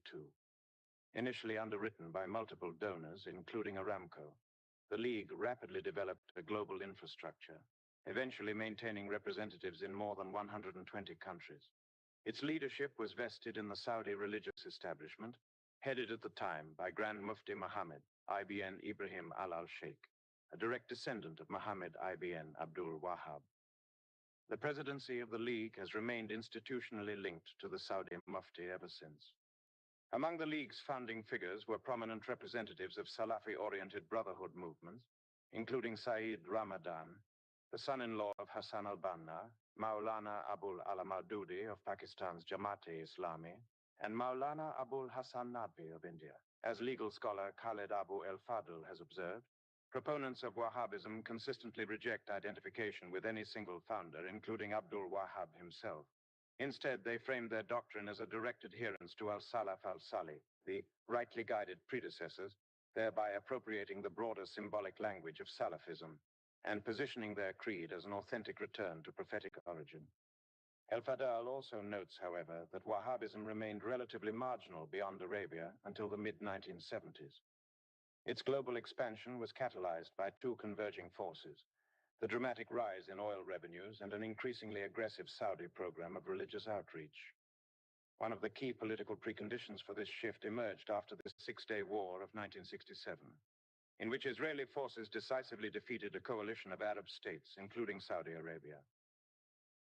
Israel's subsequent occupation of Jerusalem, the West Bank, Gaza, the Sinai Peninsula, and the Golan Heights sent shockwaves through the Arab and Muslim worlds. In the aftermath of the defeat, Arab leaders convened and resolved to deploy their expanding oil wealth as a strategic instrument in confronting Israel and reshaping regional power. This decision, combined with the new financial leverage afforded by oil price shocks later in the decade, created the conditions under which Saudi-sponsored Wahhabism and Brotherhood-linked Salafism could be exported on an unprecedented scale. Chapter 10, according to critics of late 19th and 20th century global planning movements, the essential long-term strategy attributed to the Illuminati envisioned a three-phase conflict structure. The first two world wars were understood as preparatory stages, to be followed by a third and final confrontation centered on the Muslim world. Within this framework, the Cold War is interpreted not as an end in itself, but as a managed interlude, during which political, economic, and ideological conditions were shaped to prepare the ground for a broader civilizational conflict. This interpretation holds that Western dominance was to be consolidated through the systematic concentration of wealth and power, achieved primarily by monopolizing strategic resources, most notably oil. The collaboration of the Saudi ruling family is seen as pivotal to this process, allowing industrial powers to control energy flows while much of the so-called Third World experienced chronic impoverishment. The intended outcome, according to this critique, was the creation of a centralized global order in which political sovereignty would be subordinated to transnational financial and administrative authority. The philosophical foundation most often cited for this strategy is Malthusianism, a doctrine concerned with population control and resource scarcity. Its modern political expression is frequently linked to the activities of the Round Table and their sponsorship of the Fabian Society. The Fabians represented a distinct departure from classical Marxism. Rather than advocating revolutionary upheaval, they promoted what they termed the inevitability of gradualism. Their aim was to achieve systemic transformation incrementally, without breach of continuity, by infiltrating educational institutions, civil services, political parties, and cultural organs. One of their most prominent members, George Bernard Shaw, openly stated that their methods relied on stealth, intrigue, subversion, and the deception of never calling socialism by its right name. Shaw's personal and intellectual milieu further illustrates the overlap between political, cultural, and esoteric currents of the period. His companion, Florence Farr, was a member of the Hermetic Order of the Golden Dawn, an occult society deeply intertwined with late Victorian esotericism. Critics have noted that the Fabian Society maintained close intellectual proximity to the Golden Dawn, which itself drew heavily from the doctrines of the Theosophical movement. Following the death of Helena Blavatsky in 1891, leadership of the global Theosophical movement passed to Annie Besant, who was also an active Fabian. Through Besant, the Fabian network intersected with a circle of influential intellectuals, including H.G. Wells, Aldous Huxley, Julian Huxley, and Bertrand Russell, many of whom later played prominent roles in shaping modern educational, scientific, and international institutions. The intellectual roots of Malthusianism trace back to Thomas Robert Malthus, a professor of political economy at the East India Company's College at Haileybury. Malthus emerged from an Enlightenment milieu deeply embedded in British imperial administration. His father was acquainted with David Hume and Jean-Jacques Rousseau, and was a follower of Marie-Jeanne de Condorcet, often associated with revolutionary French intellectual circles. Malthus's ideas were formulated in direct opposition to the Enlightenment belief in the perfectibility of society advanced by William Godwin and Condorcet. In 1798, he published an essay on the principle of population, arguing that while population tends to grow geometrically, food production increases only arithmetically. From this premise, Malthus concluded that unchecked population growth would inevitably lead to scarcity, famine, and social collapse. Critics emphasized that Malthus did not merely describe demographic trends, but advocated policies intended to limit population growth through harsh social measures. In passages that have since become notorious, he argued against public health interventions and charitable relief, contending that disease, poverty, and mortality functioned as natural correctives to overpopulation. These views have led later commentators to characterize Malthusianism not simply as economic theory, but as a moral framework that justified suffering as a tool of social regulation. Within this interpretive tradition, Fabian gradualism and modern population control policies are viewed as secularized continuations of Malthus's logic, adapted to administrative states and international institutions. Together, they are presented as the ideological scaffolding for a system in which demographic management, resource control, and centralized governance converge toward a unified global order. Among the most explicit advocates of population control within 20th century elite intellectual circles was Bertrand Russell. Russell argued that demographic trends posed a direct challenge to global stability and that coercive measures might become unavoidable. In his writings, he suggested that declining growth among Western populations would necessitate what he acknowledged as morally troubling methods of self-preservation. For Russell, population management was inseparable from political order, and he asserted that a stable system of world government would be impossible unless population levels in poorer nations were rendered more or less stationary. Until such conditions were met, he contended, neither global equality nor durable peace could be achieved. The same intellectual lineage extended through the Huxley family. Aldous Huxley and Julian Huxley were grandsons of Thomas Henry Huxley, famously known as Darwin's bulldog, for his aggressive defense of evolutionary theory and his promotion of agnosticism as a formal philosophical stance. Thomas Huxley also moved within elite British intellectual networks and maintained close associations with figures linked to imperial strategy and historical theory, including Arnold Toynbee. Toynbee himself occupied a pivotal role within Britain's intellectual and strategic establishment. He was affiliated with the Royal Institute of International Affairs, directed its research division during the Second World War, and served as a briefing officer for Prime Minister Winston Churchill. Aldous Huxley, educated at Oxford within this milieu, later became known for his dystopian novel, Brave New World, which many readers have interpreted as a critique, though some critics argue it also reflects the technocratic assumptions of the circles in which he was raised.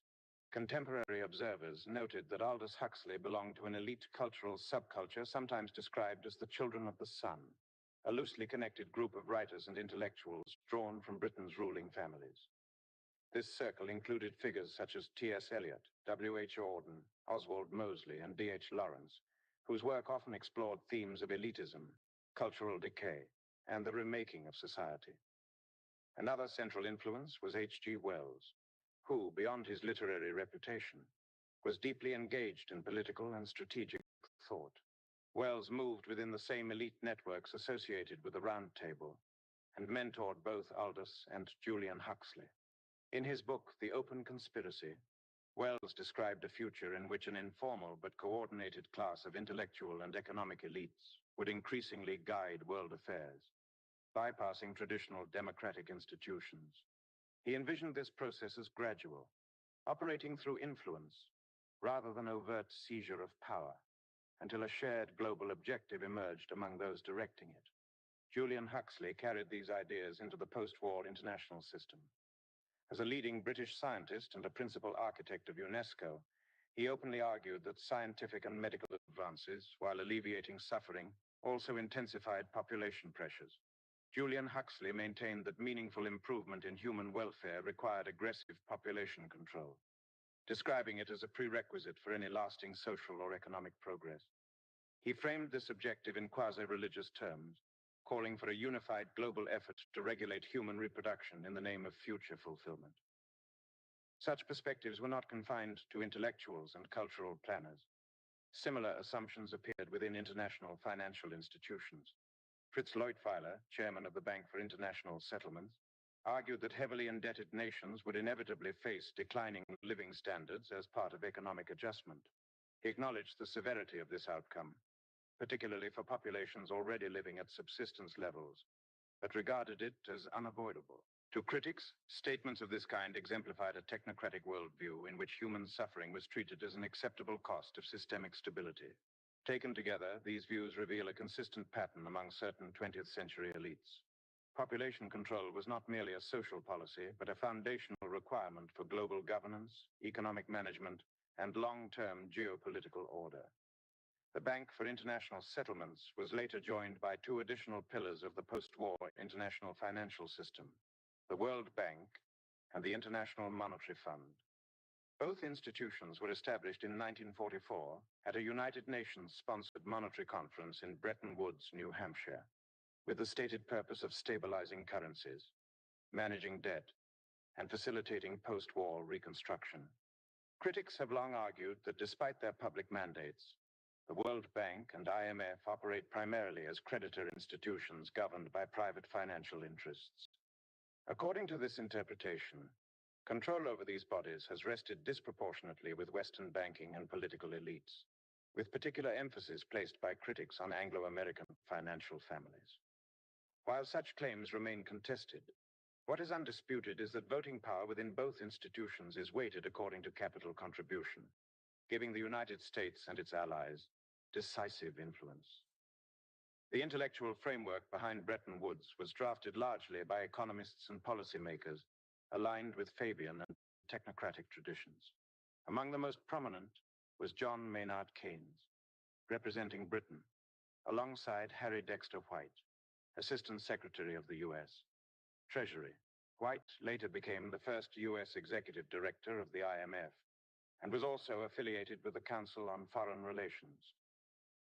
Decades later, declassified intelligence identified White as having participated in a Soviet espionage network in Washington, a revelation that further complicated assessments of Bretton Woods' political underpinnings.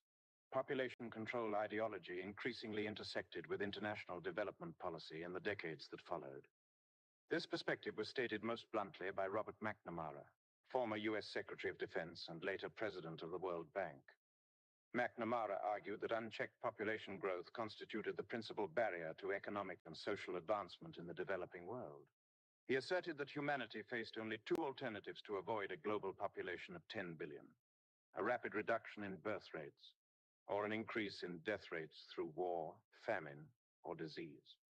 In his view, population control was not a moral preference, but a structural necessity embedded in economic planning. Environmental institutions soon echoed similar themes. The World Wildlife Fund was founded in 1961 with the involvement of Prince Philip, consort to Queen Elizabeth II. Prince Philip publicly expressed extreme views on overpopulation, remarking on more than one occasion that, were reincarnation possible, he would wish to return as a virus to reduce human numbers. His comments were often cited by critics as illustrative of a broader elite attitude toward demographic management. Other senior figures associated with the WWF articulated comparable positions. Dr. Arne Scheiertz, a former WWF director, explicitly endorsed Malthusian logic, arguing that population growth in the developing world rendered economic recovery impossible, and that solutions required a return to small-scale, village-based living. Similarly, Peter Scott, one of the WWF's founders, maintained that population size represented the core global crisis and argued that all development aid should be conditioned upon the implementation of strict family planning programs. Former WWF Vice President Thomas Lovejoy went further, criticizing developing nations for asserting sovereign control over their natural resources. He argued that national ambitions for industrial growth conflicted with what he regarded as ecological necessity, a stance that opponents interpreted as a rejection of national self-determination in favor of externally imposed limits not taken together. These institutions and statements reveal a recurring theme in post-war global governance. Population control framed not as one policy option among many, but as a central organizing principle for economic planning, environmental management, and international development. Critics argue that this worldview reflects a technocratic and hierarchical conception of humanity, in which demographic reduction is treated as an acceptable instrument of global stability rather than a humanitarian failure. The largest single expenditure under the post-war European Recovery Program, commonly known as the Marshall Plan, was not industrial machinery or food aid, but oil.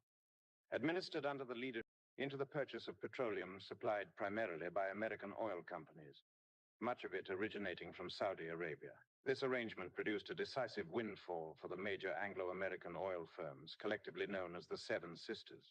As Europe rebuilt its infrastructure and transportation systems, demand for oil surged, effectively integrating Western Europe into a US-centered energy market. The result was the rapid consolidation of American oil dominance over the post-war global economy. Parallel to the rise of the oil majors was the expansion of New York-based banking institutions, closely aligned with petroleum interests. During the early 1950s, a wave of mergers dramatically concentrated financial power into a small number of banks, whose balance sheets, lending practices, and foreign exposure were deeply tied to the fortunes of international oil markets. As documented by historian William Engdahl in A Century of War, Anglo-American Oil Politics and the New World Order, this cartelization of American banking had far-reaching consequences. Engdahl argues that the convergence of oil and finance in New York reshaped U.S. domestic and foreign policy for decades, rivaled only by the fiscal impact of the Vietnam War in its influence on federal decision-making. In 1955, Chase National Bank, under the leadership of David Rockefeller, merged with the Bank of Manhattan and Bronx County Trust to form Chase Manhattan Bank. Around the same time, National City Bank of New York, long associated with the Standard Oil Group, merged with the First National Bank of New York to create First National City Bank, later known as Citibank. Other consolidations followed. Bankers Trust absorbed multiple regional institutions, while Chemical Bank and Trust merged with Corn Exchange Bank and New York Trust Company to form Chemical Bank, New York Trust. By the mid-1950s, a small cluster of New York banks exercised disproportionate influence over U.S. credit markets, foreign lending, and international capital flows, with significant overlap between banking leadership and oil industry interests, according to critical interpretations advanced by Engdahl and others. The culmination of oil industry power occurred not through gradual market expansion, but through the orchestration of the 1970s oil crisis. In this view, the crisis was not merely the result of geopolitical instability, but a managed shock that dramatically altered global wealth distribution. Oil price escalation transferred vast sums from oil-importing developing nations to oil-exporting states, particularly Saudi Arabia, while simultaneously strengthening the financial position of Western banks responsible for recycling petrodollar surpluses. Engdahl points to discussions held in May 1973 at a meeting of the Bilderberg Group in Saltsjöbaden, Sweden, where political and financial leaders examined the anticipated surge of OPEC revenues months before the oil embargo was announced. Critics argue that such meetings reflected foreknowledge of and preparation for the coming energy shock, though participants have consistently denied any coordinating role. The Bilderberg meetings themselves were initiated in 1954 by Prince Bernhard of the Netherlands, consort to Queen Juliana. Prince Bernhard's wartime history remains controversial. Prior to World War II, he had professional associations with I.G. Farben, and documentation confirms his membership in German organizations during the Nazi period. During the war, however, he aligned himself with the Allied cause, assisted resistance efforts, and later participated in Allied strategic planning, albeit under close scrutiny by British intelligence. From a critical perspective, the post-war fusion of oil, banking, and transatlantic political coordination created a financial architecture capable of shaping global development through energy pricing, debt, and capital access. Whether viewed as pragmatic realpolitik or as an elite-driven system of control, The period marked the emergence of oil not merely as a commodity, but as a central instrument of geopolitical power. In the United States, David Rockefeller emerged as the functional counterpart to Prince Bernhard of the Netherlands. As chairman of the board of the Council on Foreign Relations, Rockefeller presided over an institution whose economic foundation rested on the dual pillars of Chase Manhattan Bank and Standard Oil.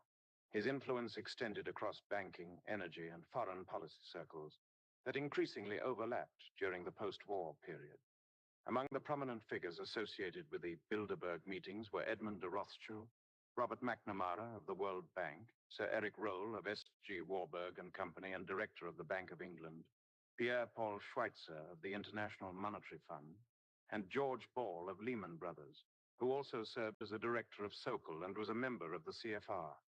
The 1973 Bilderberg meeting brought together leading representatives of the global oil and financial sectors. Attendees included Robert O. Anderson of Atlantic Richfield Company, Lord Greenhill, chairman of British Petroleum, Zbigniew Brzezinski, soon to become National Security Advisor to President Carter, Gianni Agnelli of Fiat, and Otto Wolf von Amerongen, a director of Exxon and a member of the Trilateral Commission. Also present was Henry Kissinger, who at the time served as Assistant to the President for National Security Affairs, and soon thereafter as Secretary of State. Kissinger's affiliations have included the CFR, the Royal Institute of International Affairs, and the Trilateral Commission. Some authors, such as Henry Mackau Antelman, have advanced controversial claims regarding Kissinger's ideological background, though these assertions remain matters of dispute rather than historical consensus. Historian William Engdahl argues that the Yom Kippur War was not merely a regional conflict, but one whose timing and escalation were shaped by diplomatic maneuvering in Washington and London. According to Engdahl, Kissinger, having consolidated control over U.S. intelligence assessments and foreign policy, exercised decisive influence over the crisis, including through his relationship with Israel's ambassador to Washington, Simcha Dinitz, as well as back-channel communications with Egyptian and Syrian leadership. Engdahl contends that Kissinger's strategy involved carefully managing information flows between the parties, contributing to a rapid escalation of hostilities and setting the stage for the subsequent Arab oil embargo. On October 16, 1973, the Organization of Petroleum Exporting Countries sharply raised oil prices and imposed an embargo against the United States and the Netherlands, with Rotterdam, Europe's principal oil port, serving as a critical pressure point. In the aftermath, the U.S. Treasury entered into a confidential arrangement with the Saudi Arabian Monetary Agency, under which a significant share of Saudi petrodollar revenues generated by the price shock were recycled into U.S. government securities. Wall Street banker David Mulford was dispatched to advise Samar on channeling these funds into the banking systems of London and New York. As Engdahl summarizes, while the 1973 oil shock exerted a severe contractionary effect on global industrial growth, it simultaneously delivered substantial benefits to a narrow set of actors, the major New York and London banks, and the Anglo-American oil multinationals collectively known as the Seven Sisters. From this perspective, the crisis marked a decisive moment in the consolidation of financial and energy power within the transatlantic system. Following the oil crisis, the structural conditions were in place for a more assertive and centralized United States global strategy. Under the direction of Henry Kissinger, this strategy assumed an explicitly neo-Malthusian character. In 1974, at the height of the oil shock, Kissinger commissioned National Security Study Memorandum 200, formally titled Implications of Worldwide Population Growth for U.S. Security and Overseas Interests. The document was circulated at the highest levels of government, including the Cabinet, the Joint Chiefs of Staff, the Central Intelligence Agency, and other core national security institutions. NSSM 200 framed rapid population growth in selected developing nations as a direct threat to U.S. national security. The memorandum argued that demographic expansion in resource-rich but economically underdeveloped countries would increase political instability and embolden those nations to demand more favorable terms of trade for exports deemed vital to the United States. On October 16, 1975, at Kissinger's insistence, Gerald Ford issued an executive memorandum affirming the need for U.S. leadership in world population matters, explicitly endorsing the strategic conclusions of the still classified NSSM 200. The study identified 13 countries as priority targets for population control initiatives due to their demographic growth, geopolitical relevance, and possession of critical natural resources. These countries were Brazil, Pakistan, India, Bangladesh, Egypt, Nigeria, Mexico, Indonesia, the Philippines, Thailand, Turkey, Ethiopia, and Colombia. In internal correspondence, Kissinger questioned the economic rationale of traditional development aid, suggesting that expenditures on population control would be more efficient than investments in infrastructure projects such as irrigation, energy production, or industrial capacity. This logic reflected a broader shift away from development-driven growth toward demographic management as a tool of strategic stability. As historian William Engdahl has argued, the adoption of NSSM 200 represented a pivotal turning point. With this policy, the United States formally committed itself to a framework that, in his assessment, would contribute not only to widespread hardship in the developing world, but ultimately to long-term instability within the global economic system itself. The countries that suffered most acutely from the oil crisis were those of the so-called Third World. Lacking domestic energy resources, these economies were suddenly confronted with an unprecedented and unsustainable rise in the cost of oil imports. Their trade balances deteriorated rapidly, not due to internal mismanagement alone, but because of external price shocks beyond their control. At the same time, the surplus revenues generated by the oil price increase were deposited in major financial institutions in New York and London. These funds were then relent to developing countries as euro-dollar loans and bonds, often at variable interest rates, to enable them to finance their energy imports. Kissinger referred to this mechanism as the recycling of petrodollars, a strategy that had already been discussed at the Bilderberg Group meetings earlier in the decade. The result was the onset of a systemic third world debt crisis.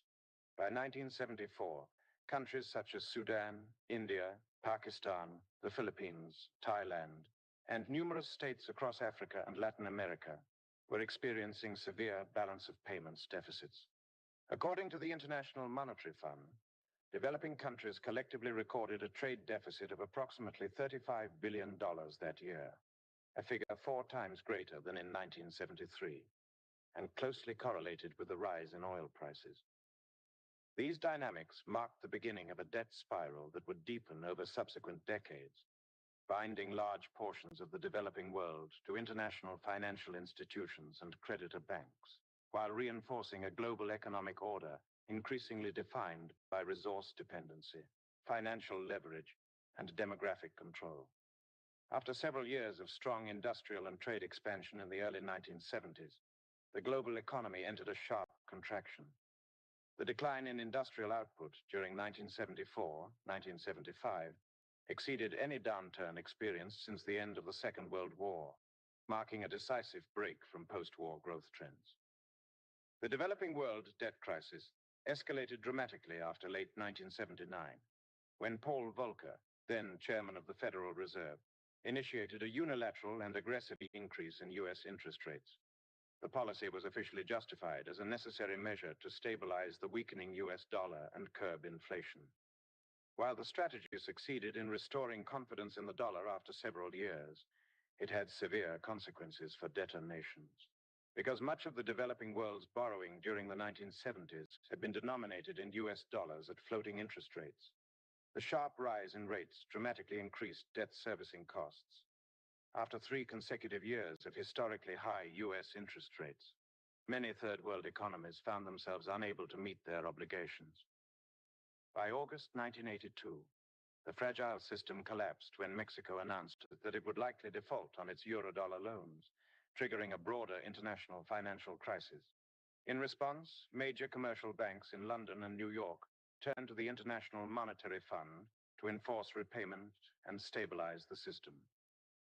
The IMF assumed the role of what critics described as a global debt policeman, conditioning emergency assistance on the implementation of so-called structural adjustment programs. These programs typically required sharp reductions in public expenditure on healthcare, education, food subsidies, and social welfare. Governments were also compelled to liberalize trade, privatize state assets, and open domestic markets to foreign capital. While such measures were intended to restore fiscal discipline and ensure debt repayment, they often resulted in dramatic declines in living standards, increased unemployment, and long-term social dislocation. At the same time, US and Europe-based multinational corporations gained access to cheaper labor and raw materials under newly liberalized regimes. Critics have argued that petrodollar recycling, whereby oil export revenues were deposited in Western banks and then relent to developing nations, functioned as a mechanism for transferring global wealth upward through the international financial system. Although oil revenues accrued to multiple exporting states, Saudi Arabia emerged as the central beneficiary due to its scale of production and its strategic alignment with Western financial and security interests. From this perspective, Saudi Arabia's role in the system stands in tension with its self-presentation as a guardian of Islamic moral and charitable principles. Rather than addressing the structural causes of poverty affecting much of the developing world, critics contend that the Saudi-led oil and finance nexus helped entrench an international order that deepened inequality, reinforced dependency, and strengthened the influence of transnational banking elites.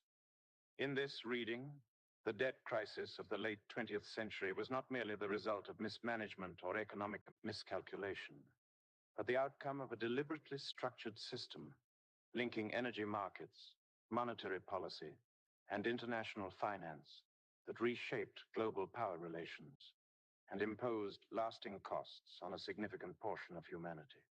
Chapter 11, the deliberate use of intoxicants in combination with rhythm and music to induce altered states of consciousness, has been a recurring feature of occult ritual practices since antiquity.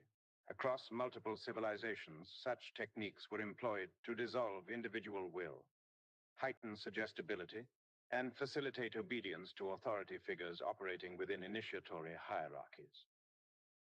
According to critical interpretations of medieval Ismaili history, these methods reached a refined form among the Nizari assassins, who allegedly employed cannabis as part of an initiatory process designed to condition recruits for absolute submission.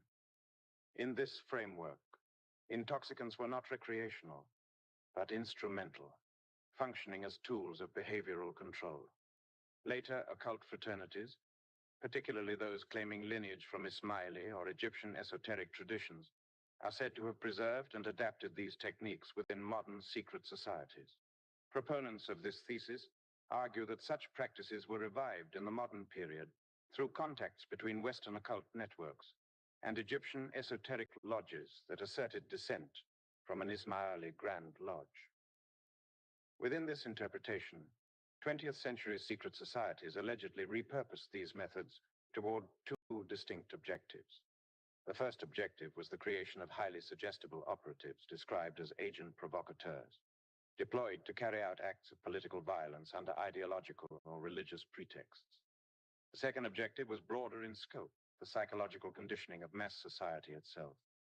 From this perspective, the large-scale cultural transformation of Western societies in the 20th century is interpreted not as an organic social evolution, but as the outcome of deliberate psychological and moral engineering. Central to this process was the rise of mass media and entertainment industries, which critics contend were systematically leveraged to erode traditional moral frameworks, particularly those rooted in Christianity. The weakening of these moral restraints, it is argued, would reduce public resistance to elite-driven political and economic agendas. In this analysis, the cultural formula popularly summarized as sex, drugs, and rock and roll is not viewed as a spontaneous countercultural phenomenon, but as a functional strategy. Sexual permissiveness, narcotic normalization, and repetitive rhythm-driven music are interpreted as mechanisms for desensitization, distraction, and conformity, fostering a population less inclined toward moral absolutism or organized resistance. This cultural strategy has been linked by its critics to an occult historical narrative centered on astrological ages. Within this worldview, human history unfolds according to successive zodiacal epochs, each lasting approximately 2 millennia. Humanity is traditionally associated with the age of Pisces, a period symbolically aligned with Christianity. The transition into the age of Aquarius is portrayed as the advent of a new age, characterized by the ascendancy of esoteric, syncretic, and occult philosophies. Advocates of this framework contend that the cultural upheavals of the 20th century were consciously framed as preparatory steps for this transition. The language of liberation, enlightenment, and expanded consciousness is interpreted as code for the displacement of inherited religious structures in favor of occult cosmologies. A key figure associated with the popularization of these ideas was Alice Bailey, who succeeded Annie Besant as a leading voice within the Theosophical movement. Alongside her husband, Foster Bailey, she established the Lucis Publishing Company, originally founded as Lucifer Publishing Company before its name was shortened. Through books, journals, and study groups, Bailey articulated a vision of spiritual evolution aligned with the coming Aquarian age, emphasizing global consciousness, hierarchical spiritual governance, and the gradual dissolution of traditional religious boundaries. In this critical interpretation, such movements functioned as the philosophical and cultural infrastructure for a broader transformation of Western society, aligning mass psychology with an emergent global order rooted not in religious transcendence, but in esoteric humanism. The operational work of the Lucis Trust is conducted primarily through two affiliated bodies: the Arcane School, which functions as an initiatory training institution in esoteric doctrine, and World Goodwill, which operates as its outward-facing social and political arm. Together, these entities are presented as instruments for implementing what Alice Bailey repeatedly referred to as the Plan, a comprehensive blueprint for global spiritual and political transformation. The plan is articulated across 24 books authored by Alice Bailey and published by Lucis Trust. Bailey asserted that she was not the true author of these works in the conventional sense. Instead, she claimed the material was transmitted to her telepathically by a non-physical intelligence named Jwal Khul, whom she described as an ascended master. According to Bailey, Jwal Khul dictated the contents of her books while she was in a trance or altered state of consciousness. Bailey further claimed contact with another exalted entity she identified as Comte de Saint-Germain, whom she referred to as Master Rakosi, or simply the Master R. In her work, The Externalization of the Hierarchy, this figure is described as holding the title Lord of Civilization, whose role is to guide and telepathically influence selected political, cultural, and intellectual leaders deemed instrumental in the construction of a new global civilization. Central to Bailey's eschatology is the concept of the externalization of the hierarchy, a future event in which these spiritual masters would cease operating invisibly and instead manifest physically on Earth. Bailey specified that this process would occur sometime after AD 2025, when figures such as Master Jesus, Master Rakosi, Kuthumi, and others would establish physical centers or ashrams, openly directing humanity under a newly revealed spiritual order. Within Bailey's framework, the practical objective of the plan is to bring about a global psychological and political threshold she variously described as the harmonic convergence, the omega point, the mind convergence, the fusion, or the turning point. This moment is said to be achievable only when nations relinquish sovereignty and ideological conflict in favor of unified global governance, described explicitly as a new world order. Once global political unity and a corresponding spiritual consensus are achieved, the new age, or age of Aquarius, would formally commence. Only after this convergence, Bailey claimed, would the appearance of a universal spiritual leader occur. This figure is identified interchangeably as Jesus Christ, the Avatar, or Lord Maitreya. Bailey asserted that this being corresponds simultaneously to the Messiah awaited in Judaism, the Imam Mahdi in Islam, the fifth Buddha in Buddhism, and Krishna in Hinduism, reframing these distinct religious expectations as converging manifestations of a single cosmic office. Bailey was explicit that this culmination would require the dissolution of existing religious structures. She wrote unambiguously of the necessity for a new world religion, stating that traditional faiths had exhausted their historical utility.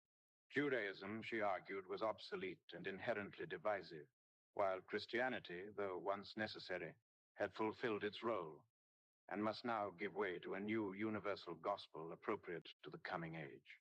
In this vision, doctrinal specificity and exclusive truth claims are replaced by a syncretic spiritual framework aligned with planetary governance. Critics of Lucis Trust have noted that its organizational leadership has historically overlapped with elite political, corporate, and policy planning networks. Membership on its International Board of Trustees has been reported to include figures such as John D. Rockefeller, Norman Cousins, Robert McNamara, Thomas Watson Jr., of IBM, Henry Clausen, a senior figure in Scottish Rite Freemasonry, and Henry Kissinger. These associations are frequently cited as evidence that Lucis Trust functioned not merely as a spiritual organization, but as a node linking esoteric ideology with geopolitical and economic power structures, including institutions such as the Council on Foreign Relations, the Bilderberg Group, and the Trilateral Commission. Within this critical interpretation, Bailey's writings are viewed not as speculative mysticism alone, but as a theological justification for global governance, cultural homogenization, and the displacement of historic religious traditions in favor of a managed, hierarchical spiritual order aligned with political centralization. Two distinct approaches to mind control are generally identified. The first involves the manipulation of individuals in order to direct them towards specific behaviors or tasks. The second operates at a societal level, aiming to condition entire populations toward passive compliance with predetermined objectives. Programs such as MK Ultra emerged from earlier psychiatric experimentation rooted in the eugenics movement, a field that had been aggressively developed in Germany prior to the Second World War. Through the Tavistock Institute, a convergence of American financial dynasties, the Rockefellers, Warburgs, and Harrimans, alongside British Crown agencies, provided sponsorship for social engineering projects that framed certain populations as biologically or socially expendable. These efforts often justified coercive policies, including sterilization or elimination, under the premise of reducing perceived hereditary or economic burdens. The work of the Tavistock Institute was itself an extension of earlier German research conducted by the Institute for Social Research, more commonly known as the Frankfurt School. This group focused on cultural critique informed by Freudian psychoanalysis. Sigmund Freud, an avowed atheist, viewed conventional morality as an artificial repression of instinctual sexual drives imposed during early childhood. As David Bakan argues in Sigmund Freud and the Jewish mystical tradition, Freud's conceptual framework bears notable parallels to Shabbatian theology. Upon encountering elements of Lurianic Kabbalah, Freud reportedly remarked, "This is gold," questioning why such ideas had not been introduced to him earlier.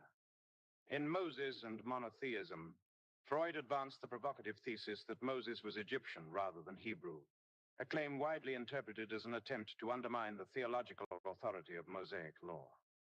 In the same work, Freud suggested that incestuous practices among Egyptian pharaohs were mechanisms through which divine or godlike status was conferred.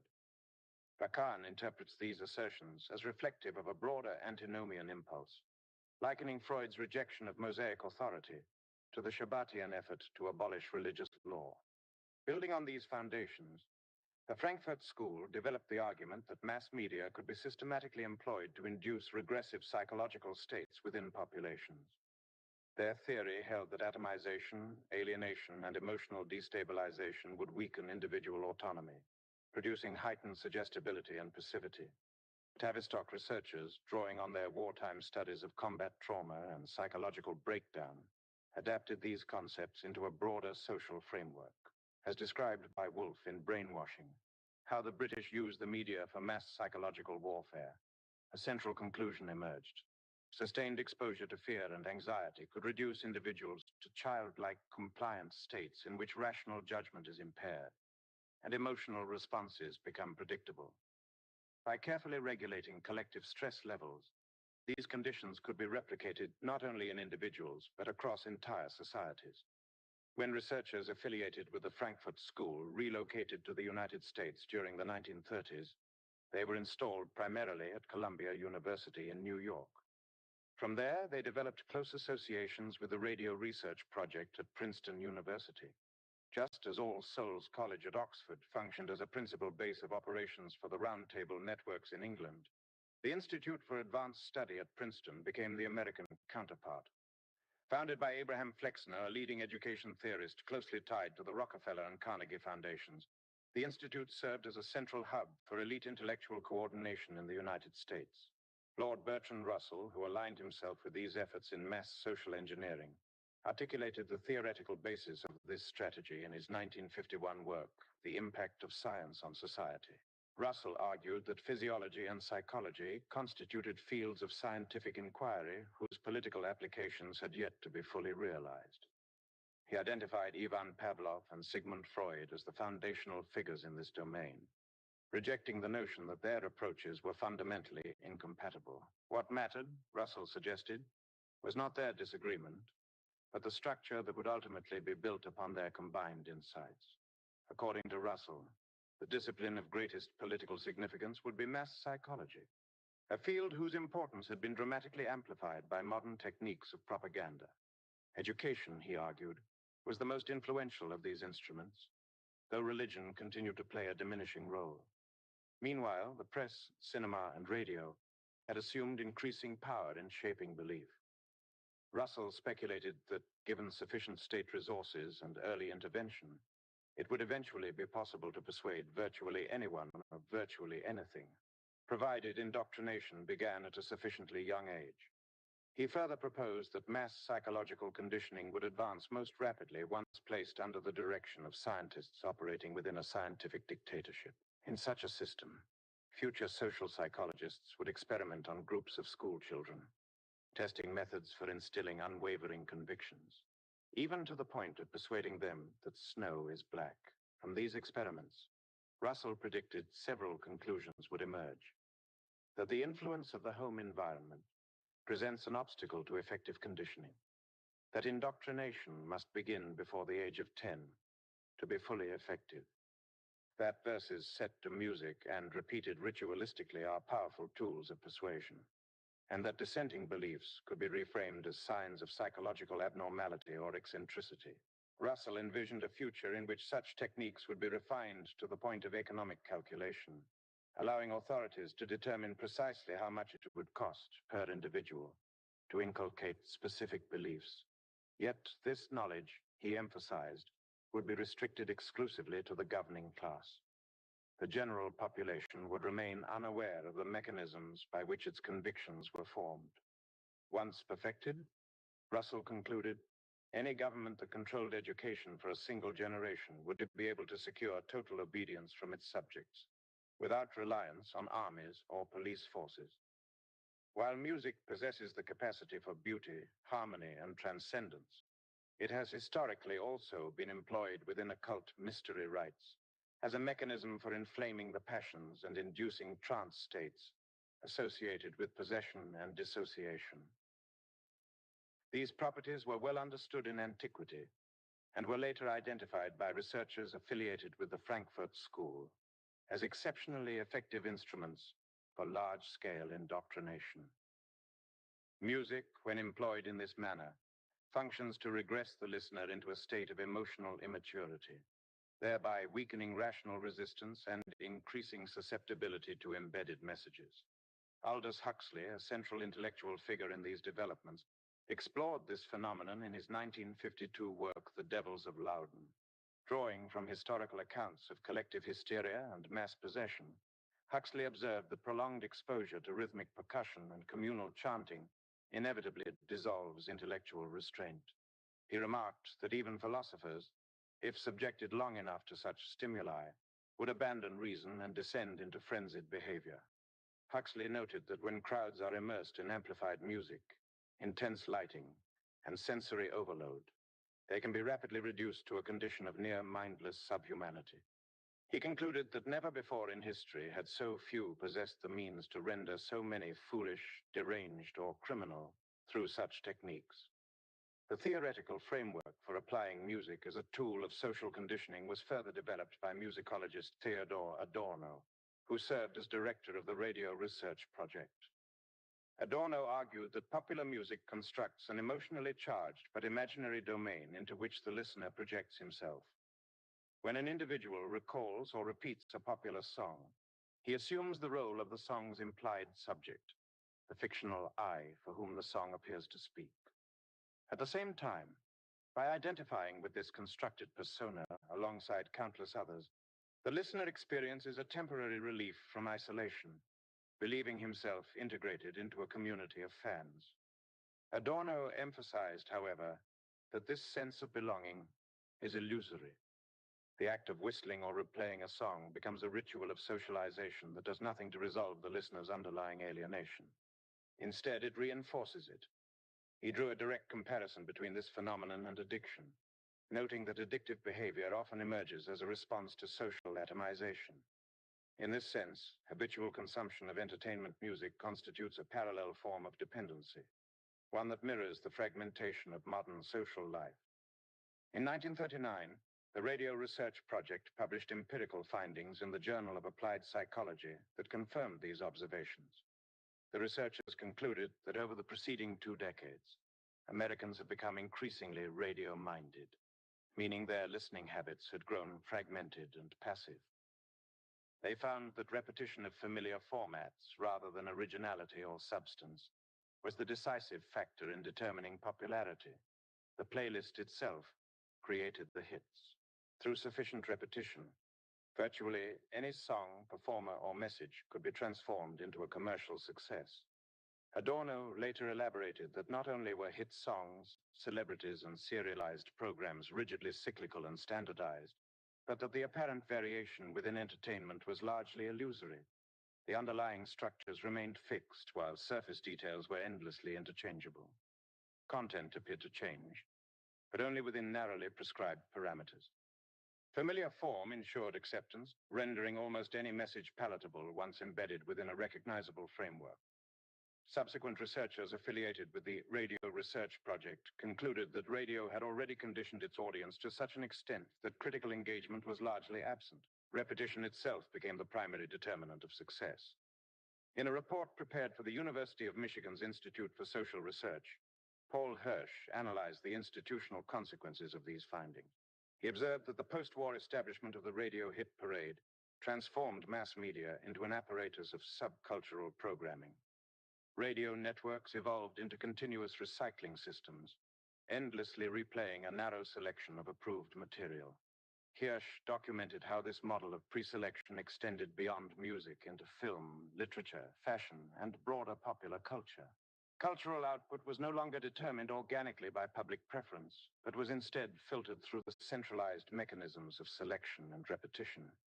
In this way, mass entertainment became a powerful instrument for shaping taste, behavior, and belief, operating not through overt coercion, but through saturation, familiarity, and emotional conditioning. The director of the Radio Research Project was Paul Lazarsfeld, who held a PhD in industrial psychology.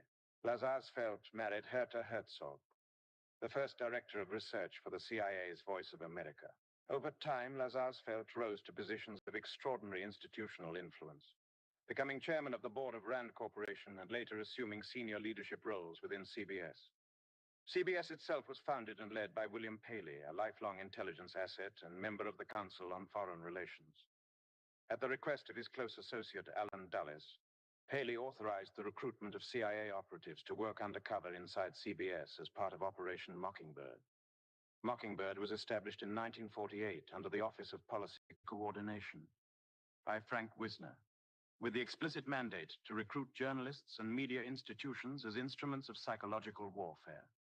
Wisner was instructed to construct an apparatus dedicated to propaganda, economic warfare, sabotage, subversion of hostile states, and the cultivation of ideological compliance within allied populations.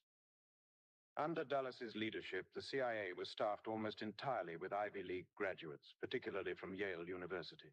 This network included figures such as George Herbert Walker Bush, drawn from elite societies that functioned as recruitment pools for intelligence and policy coordination. Prescott Bush was introduced to Paley through Averell Harriman, who had represented CBS during its 1929 merger with Paramount Studios. By 1932, Bush played a direct role in arranging the financing that enabled Paley to consolidate control of CBS and subsequently served on its board of directors for several years. Parallel structures were erected across print media. Using Rockefeller capital, Henry Luce was financed to establish a nationwide magazine empire, including Time, Life, Fortune, and later Sports Illustrated. Additional Rockefeller-backed ventures extended into Look magazine, major newspaper chains, and publishing houses. Other financial dynasties, including Lehman, Goldman Sachs, Kuhn Loeb, and the Warburg family, exerted controlling influence over Hollywood, radio, and the emerging television industry. By the early Cold War, the CIA had embedded tens of thousands of covert operatives across American universities, corporations, and media institutions. Its media assets eventually included ABC, NBC, CBS, Time, Newsweek, the Associated Press, United Press International, Reuters, Hearst newspapers, and numerous regional syndicates. Declassified records indicate that more than 400 journalists secretly carried out assignments ranging from intelligence gathering to propaganda dissemination, often writing material commissioned directly by Wisner or incorporating classified briefings supplied by the agency. Pala himself famously remarked that television provided the capacity to out-Goebbels Goebbels. To theorists aligned with the Frankfurt School, television represented an unprecedented mechanism of psychological control. Theodor Adorno argued that television synthesized radio and cinema into a unified apparatus whose consequences would be profound, dramatically intensifying the degradation of aesthetic substance and accelerating the conditioning of mass consciousness. Adorno emphasized that all television programming operates on two simultaneous levels. The first is the overt content, consisting of narrative, characters, and spectacle, carefully structured through standardized formulas to ensure audience retention. Beneath this surface, however, lies a second, less visible layer, a latent moral or ideological message. This hidden content functions not as entertainment, but as instruction, shaping attitudes, values, and behavioral norms through repetition and emotional association rather than rational persuasion. In this way, television completed the transformation of mass media from a vehicle of information into an instrument of behavioral management, capable of influencing entire populations while obscuring the mechanisms by which such influence is exerted. MK Ultra has been described by its critics as a program centered on trauma-based psychological conditioning, intended to fracture the human psyche through extreme stress in order to induce multiple personality disorder, MPD, now clinically termed dissociative identity disorder, DID. Within this framework, dissociation is not viewed as accidental pathology, but as a deliberately engineered outcome. Among the projects frequently cited in this context is Project Monarch, alleged to have emerged in the early 1960s as a classification label encompassing mind control experiments involving elements of the US, military, intelligence agencies, and associated research institutions. According to these accounts, the methods attributed to Monarch included combinations of psychoactive drugs, hypnosis, sensory deprivation, torture, and electroconvulsive procedures. Former Nebraska State Senator John W. DeCamp in the Franklin cover-up cites researcher Anton Chaikin, who characterized the alleged objective of such programs as the creation of profoundly dissociated individuals capable of performing tasks without conscious recall or moral inhibition. Survivors who identify themselves as victims of Monarch-type conditioning have described ongoing trauma reinforced through what they term ritual abuse, often framed by them in symbolic or occult language. These accounts, while highly controversial and disputed within mainstream psychology, consistently emphasize repetition, fear conditioning, and dissociation as central mechanisms. In these narratives, DID is produced through cycles of hypnosis and trauma, resulting in the creation of compartmentalized alters, or alternate personality states. Each alter is purportedly conditioned for a specific function and isolated from the host personality by dissociative barriers. Access to these states is said to be achieved through pre-programmed triggers, including sounds, phrases, visual cues, or symbolic gestures. The purpose of such compartmentalization, according to critics of MK Ultra, is to enable deniability, memory suppression, and behavioral control. One of the most documented and substantiated components of MK Ultra involved the work of Donald Ewan Cameron, a prominent psychiatrist whose activities later became a matter of public record and legal action. Cameron had professional ties to the Tavistock Institute and was consulted during World War II on matters of psychological assessment, including the evaluation of Rudolf Hess. He later testified as an expert witness during the Nuremberg proceedings. In 1943, funding from the Rockefeller Foundation supported the establishment of the Allen Memorial Institute at McGill University, where Cameron was appointed head of psychiatry.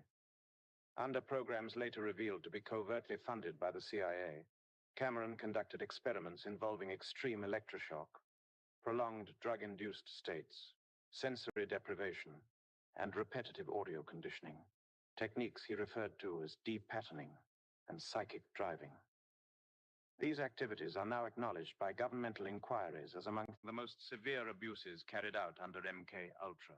Cameron also played a central role in the World Federation for Mental Health, which he helped establish.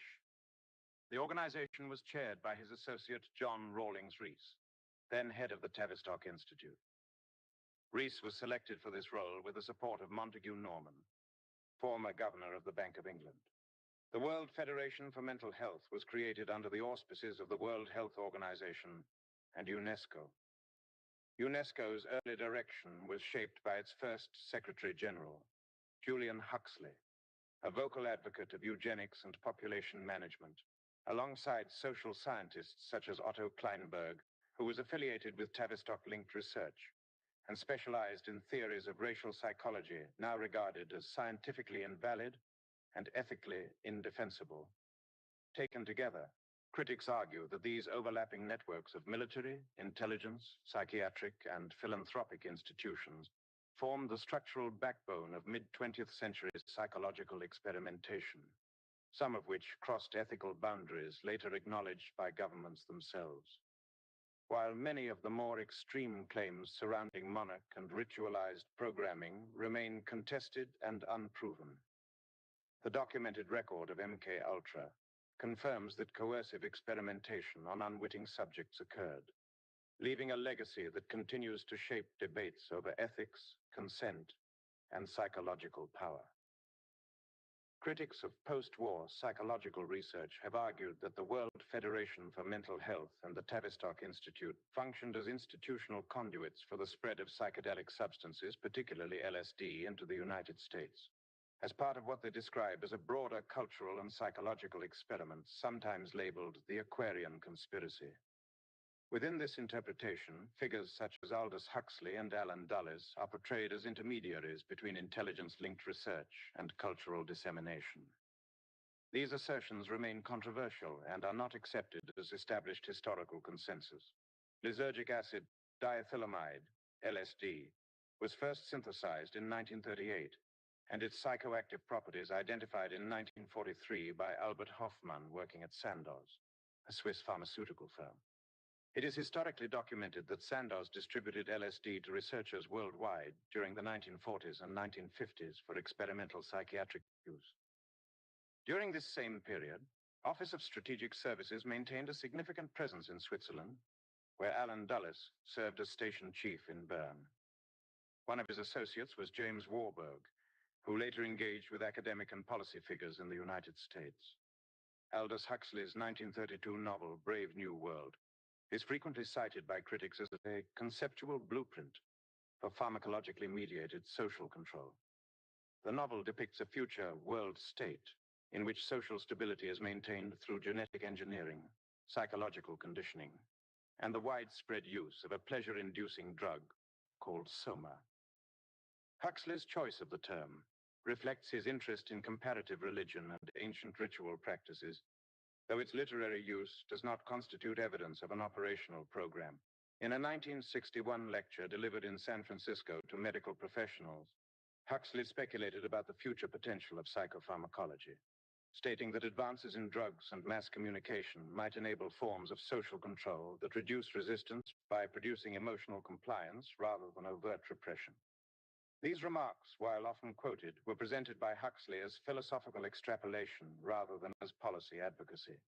During the late 1950s and early 1960s, Huxley became associated with academic and intellectual circles exploring consciousness-altering substances. He held visiting positions and participated in seminars on both coasts of the United States. At Harvard University, psychologists Timothy Leary and colleagues Richard Alpert and Ralph Metzner conducted sanctioned experiments on psychedelic substances before their research was terminated by the university. Leary later co-authored The Psychedelic Experience, drawing on symbolic interpretations of the Tibetan Book of the Dead. Parallel to these academic developments, writer and broadcaster Alan Watts helped establish the Pacifica Foundation, which operated radio stations that promoted alternative music and countercultural ideas. These stations were among the early platforms for emerging rock bands associated with the 1960s youth movement. Musicians such as Paul Kantner later described the cultural role of rock music as intentionally disruptive of traditional social norms, though such statements reflect personal interpretation rather than coordinated policy. Anthropologist Gregory Bateson, who had worked with the OSS during World War II, later conducted research on communication, systems theory, and mental health. Bateson was involved in experimental programs at the Palo Alto Veterans Administration Hospital, where psychedelic substances were studied in controlled clinical contexts during a period when such research was still legal.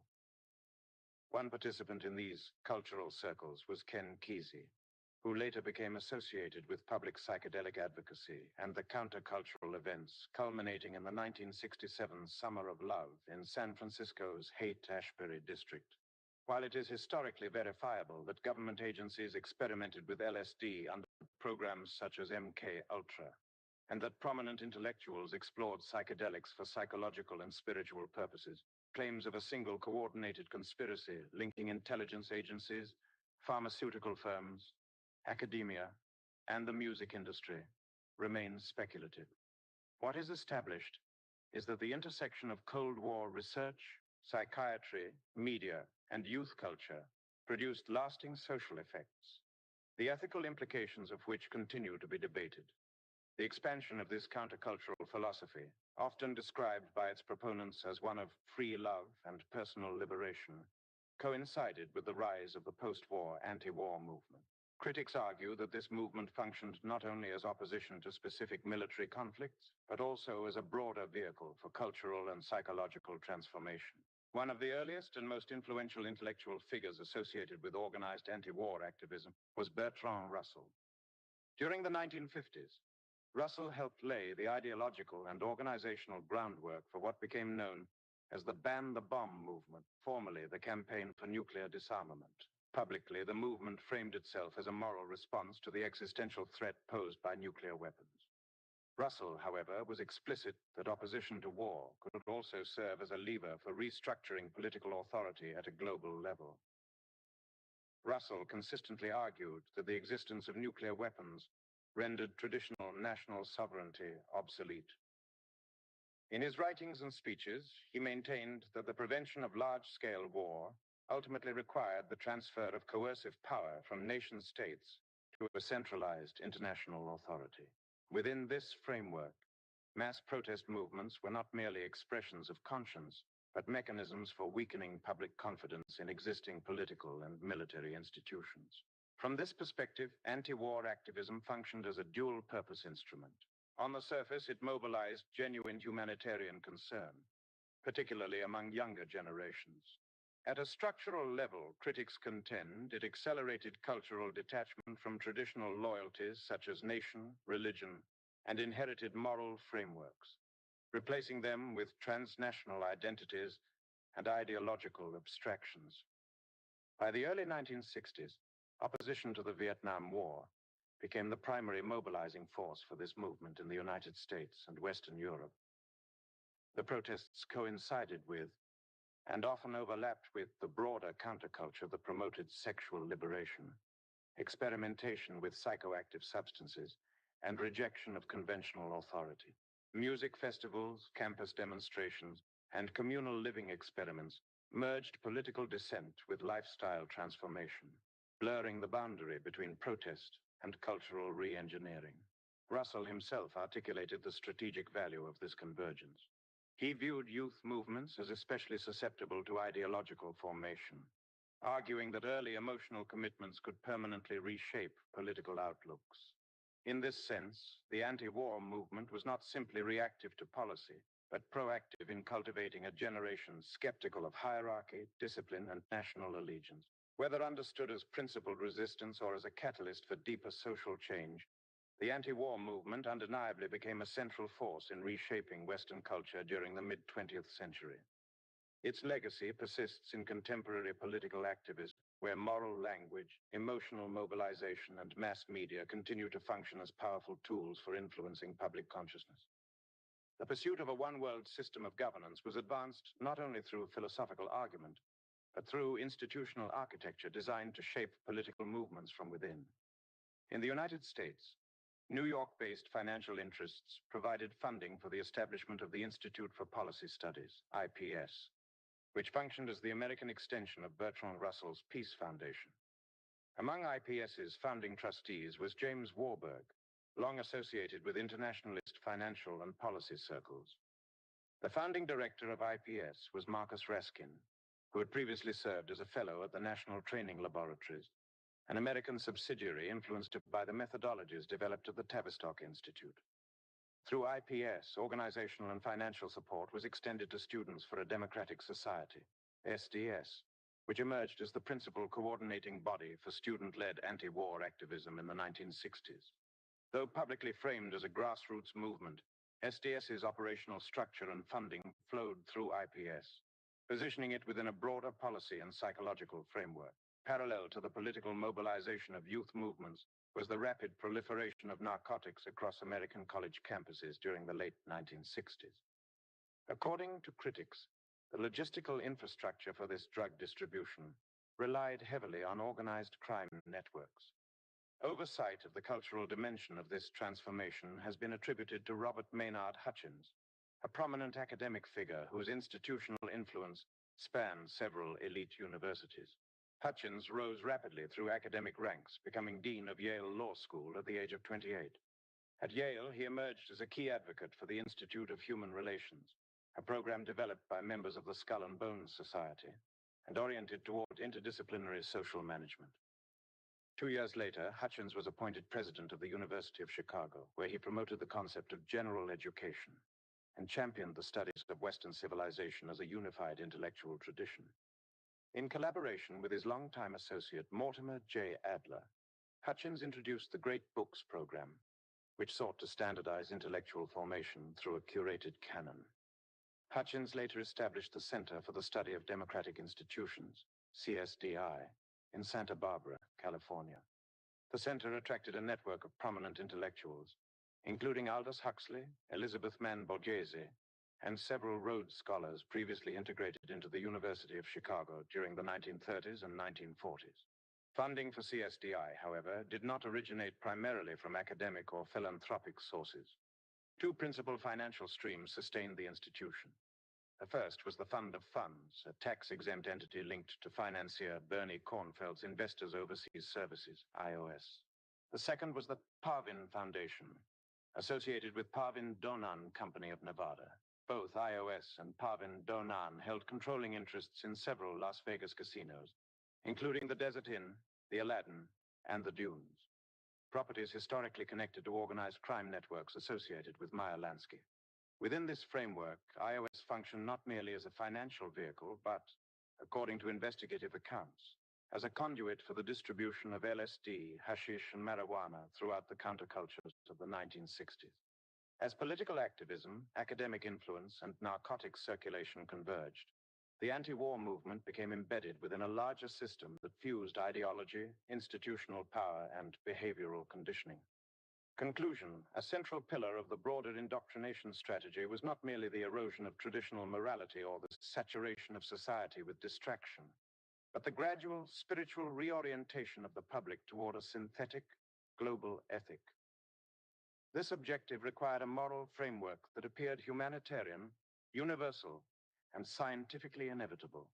The vehicle chosen for this transformation was environmentalism. Under the auspices of moral urgency and planetary survival, organizations emerging from the Round Table tradition, most notably the Aspen Institute, the United Nations, the Club of Rome, and Tavistock-aligned bodies, advanced a new ideological consensus. Public concern was redirected away from questions of sovereignty, power, and resource control, and toward abstract globalized threats requiring centralized solutions. Nuclear energy, which posed a genuine challenge to oil monopolies dominated by Rockefeller and Saudi interests, was framed not as a technological solution, but as an existential danger. Industrial growth itself was recast as a moral failing. The environmental narrative was not accidental. It provided the perfect synthesis of fear and virtue, compliance disguised as conscience. The call for limits to growth was presented as scientific necessity, while its economic and geopolitical beneficiaries remained obscured. American oil magnate Robert O. Anderson played a decisive role in advancing this agenda. Through Atlantic Richfield Oil Company and its foundation, Anderson funneled vast sums into institutions designed to reshape elite consensus. Chief among these was the Aspen Institute for Humanistic Studies, founded in 1949 by Aldous Huxley and John Maynard Hutchins, ostensibly to celebrate the legacy of Goethe, but functionally to cultivate a new philosophical and cultural leadership class. Anderson's influence extended further through the Rockefeller-backed creation of the Club of Rome, launched at Bellagio, Italy, under the guidance of Aurelio Peccei and Alexander King. The club's 1972 publication, Limits to Growth, supported by systems modeling at MIT, asserted that industrial civilization itself had become incompatible with planetary survival. Its conclusion was unequivocal. Growth must be curtailed, development restrained, and populations managed. This doctrine aligned seamlessly with earlier Malthusian thought and provided a secular theology for global governance. Environmental collapse replaced divine judgment. Carbon replaced sin. Compliance replaced repentance. And authority flowed upward toward transnational institutions, positioned as the only arbiters capable of managing a threatened world. What emerged was not environmental stewardship in the classical sense, but a moralized system of control. One that conditioned populations to accept restriction, austerity, and surveillance as ethical imperatives. In this way, environmentalism became not merely a movement, but a civil religion, one compatible with a one-world order, and hostile to national independence, industrial self-sufficiency, and transcendent moral law. Thus, as this series has shown, the final architecture of control did not arrive through conquest, but through consent. Engineered slowly, spoken softly, and sanctified by fear. And it is here that the story closes, not with certainty, but with responsibility. Paul Ehrlich advanced these Malthusian assumptions into popular culture with his 1968 bestseller, The Population Bomb. In it, Ehrlich framed humanity itself as a pathological threat, arguing that unchecked population growth was analogous to cancer, and that survival would require apparently brutal and heartless decisions. He went so far as to advocate the covert introduction of birth control agents into global food supplies. This was not fringe rhetoric, but a worldview that rapidly gained institutional legitimacy and policy influence. At the administrative center of this agenda stood Aspen Institute, under the long stewardship of Maurice Strong, a Canadian industrialist whose reach extended deeply into global governance. Strong served simultaneously as trustee of the Rockefeller Foundation, member of the Club of Rome, and senior advisor to the United Nations, as well as to World Bank leadership. He also held senior positions within the World Economic Forum and served on international advisory boards for major multinational corporations. Within this framework, Strong was frequently described by contemporaries as indispensable, not because of electoral mandate or public accountability, but due to his ability to synchronize environmental policy, financial institutions, and supranational governance into a single ideological current. Environmentalism, in this context, functioned not merely as conservation, but as a moral architecture capable of justifying population management, economic restraint, and the erosion of national sovereignty. Parallel to these institutional developments were spiritual and philosophical movements that provided the metaphysical vocabulary for global governance. Organizations such as Planetary Citizens, founded by Donald Keyes, a disciple of Alice Bailey, promoted the expansion of United Nations authority as a divinely sanctioned evolution of human consciousness. Endorsers included cultural and political figures who lent moral credibility to the idea that global governance represented not political consolidation, but spiritual maturity. Keyes described regular meditation ceremonies held at the United Nations, led by Sri Chinmoy, who characterized the UN as the chosen instrument of God, destined to unify humanity under a single ethical and spiritual vision. In this theology, sovereignty was redefined as an obstacle, tradition as a barrier, and transcendence as an administrative process. Strong also served in a financial and advisory role for the Lindisfarne Center, founded by William Irwin Thompson, formerly of MIT and Syracuse University. Thompson openly articulated the philosophical endgame of this movement: the replacement of nation-states, private properties, and Christian moral frameworks with a planetary culture governed by ecological spirituality. often described in terms of Gaia or Earth consciousness. In this worldview, the age of the sovereign individual was declared obsolete. Moral authority was transferred from transcendent law to managerial expertise. And governance itself was reframed not as representation, but as stewardship, exercised by unelected institutions, claiming scientific and spiritual legitimacy. This is where the narrative ultimately converges. Not with secret societies alone, nor with intelligence agencies or financial cartels in isolation, but with a comprehensive system of belief, one that merges fear, virtue, science, and spirituality into a single logic of control. A system in which compliance is moral, dissent is pathological, and power no longer needs to justify itself because it claims to act on behalf of the planet, the future, and humanity itself. And it is here, at the point where governance becomes salvation and management replaces truth, that the reader must decide whether this trajectory represents progress or the most subtle form of captivity ever devised. In 1978, Maurice Strong purchased the Colorado Land and Cattle Company, comprising roughly 200,000 acres of the San Luis Valley, from Saudi arms dealer Adnan Khashoggi. According to accounts later given by Strong and his wife, Hannah, a mystic advised them that the property, which they came to call the Baka, would one day serve as a focal point for a new planetary order arising from global economic collapse and environmental catastrophe. Strong himself referred to the land as the Valley of the Refuge of World Truths, a model, he suggested, for the future organization of the planet. The earliest institutional presences established at the Baka included the Aspen Institute and the Lindisfarne Association. Over time, the site evolved into a dense convergence of spiritual and symbolic architecture.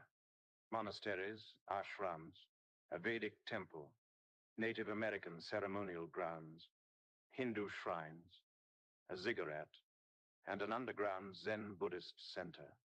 The actress Shirley MacLaine, following the advice of her astrologer, relocated to the valley and began developing a New Age study center offering short courses in esoteric practice.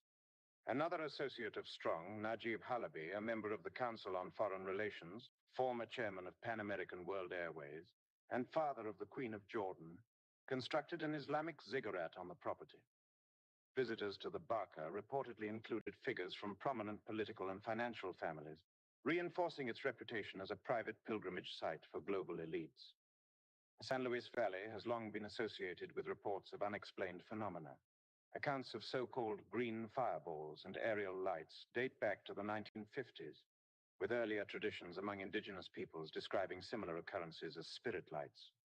In the late 1960s, reports intensified to such a degree that a public watchtower was erected for observers. Researchers have catalogued numerous sightings and unusual animal deaths during this period, contributing to the valley's enduring reputation as a locus of anomaly. In a 1990 interview with West Magazine of Alberta, later titled The Wizard of the Baka Grande, Strong articulated an apocalyptic scenario he claimed he wished to explore in a future novel. He framed it as a thought experiment rooted in global governance. Each year, he noted, leaders of finance, industry, and government convene at the World Economic Forum in Davos to set the direction of the world economy. What if, Strong asked, a small group of those leaders were to conclude that the principal threat to the planet came not from poverty or instability, but from the industrialized nations themselves? And what if, in the name of planetary survival, those nations were compelled to accept binding limits on growth, sovereignty, and consumption? This question, posed as fiction, echoes the central themes traced throughout this work. Environmentalism, population theory, psychological conditioning, and spiritual universalism are not presented here as isolated developments, but as converging instruments within a broader ideological framework.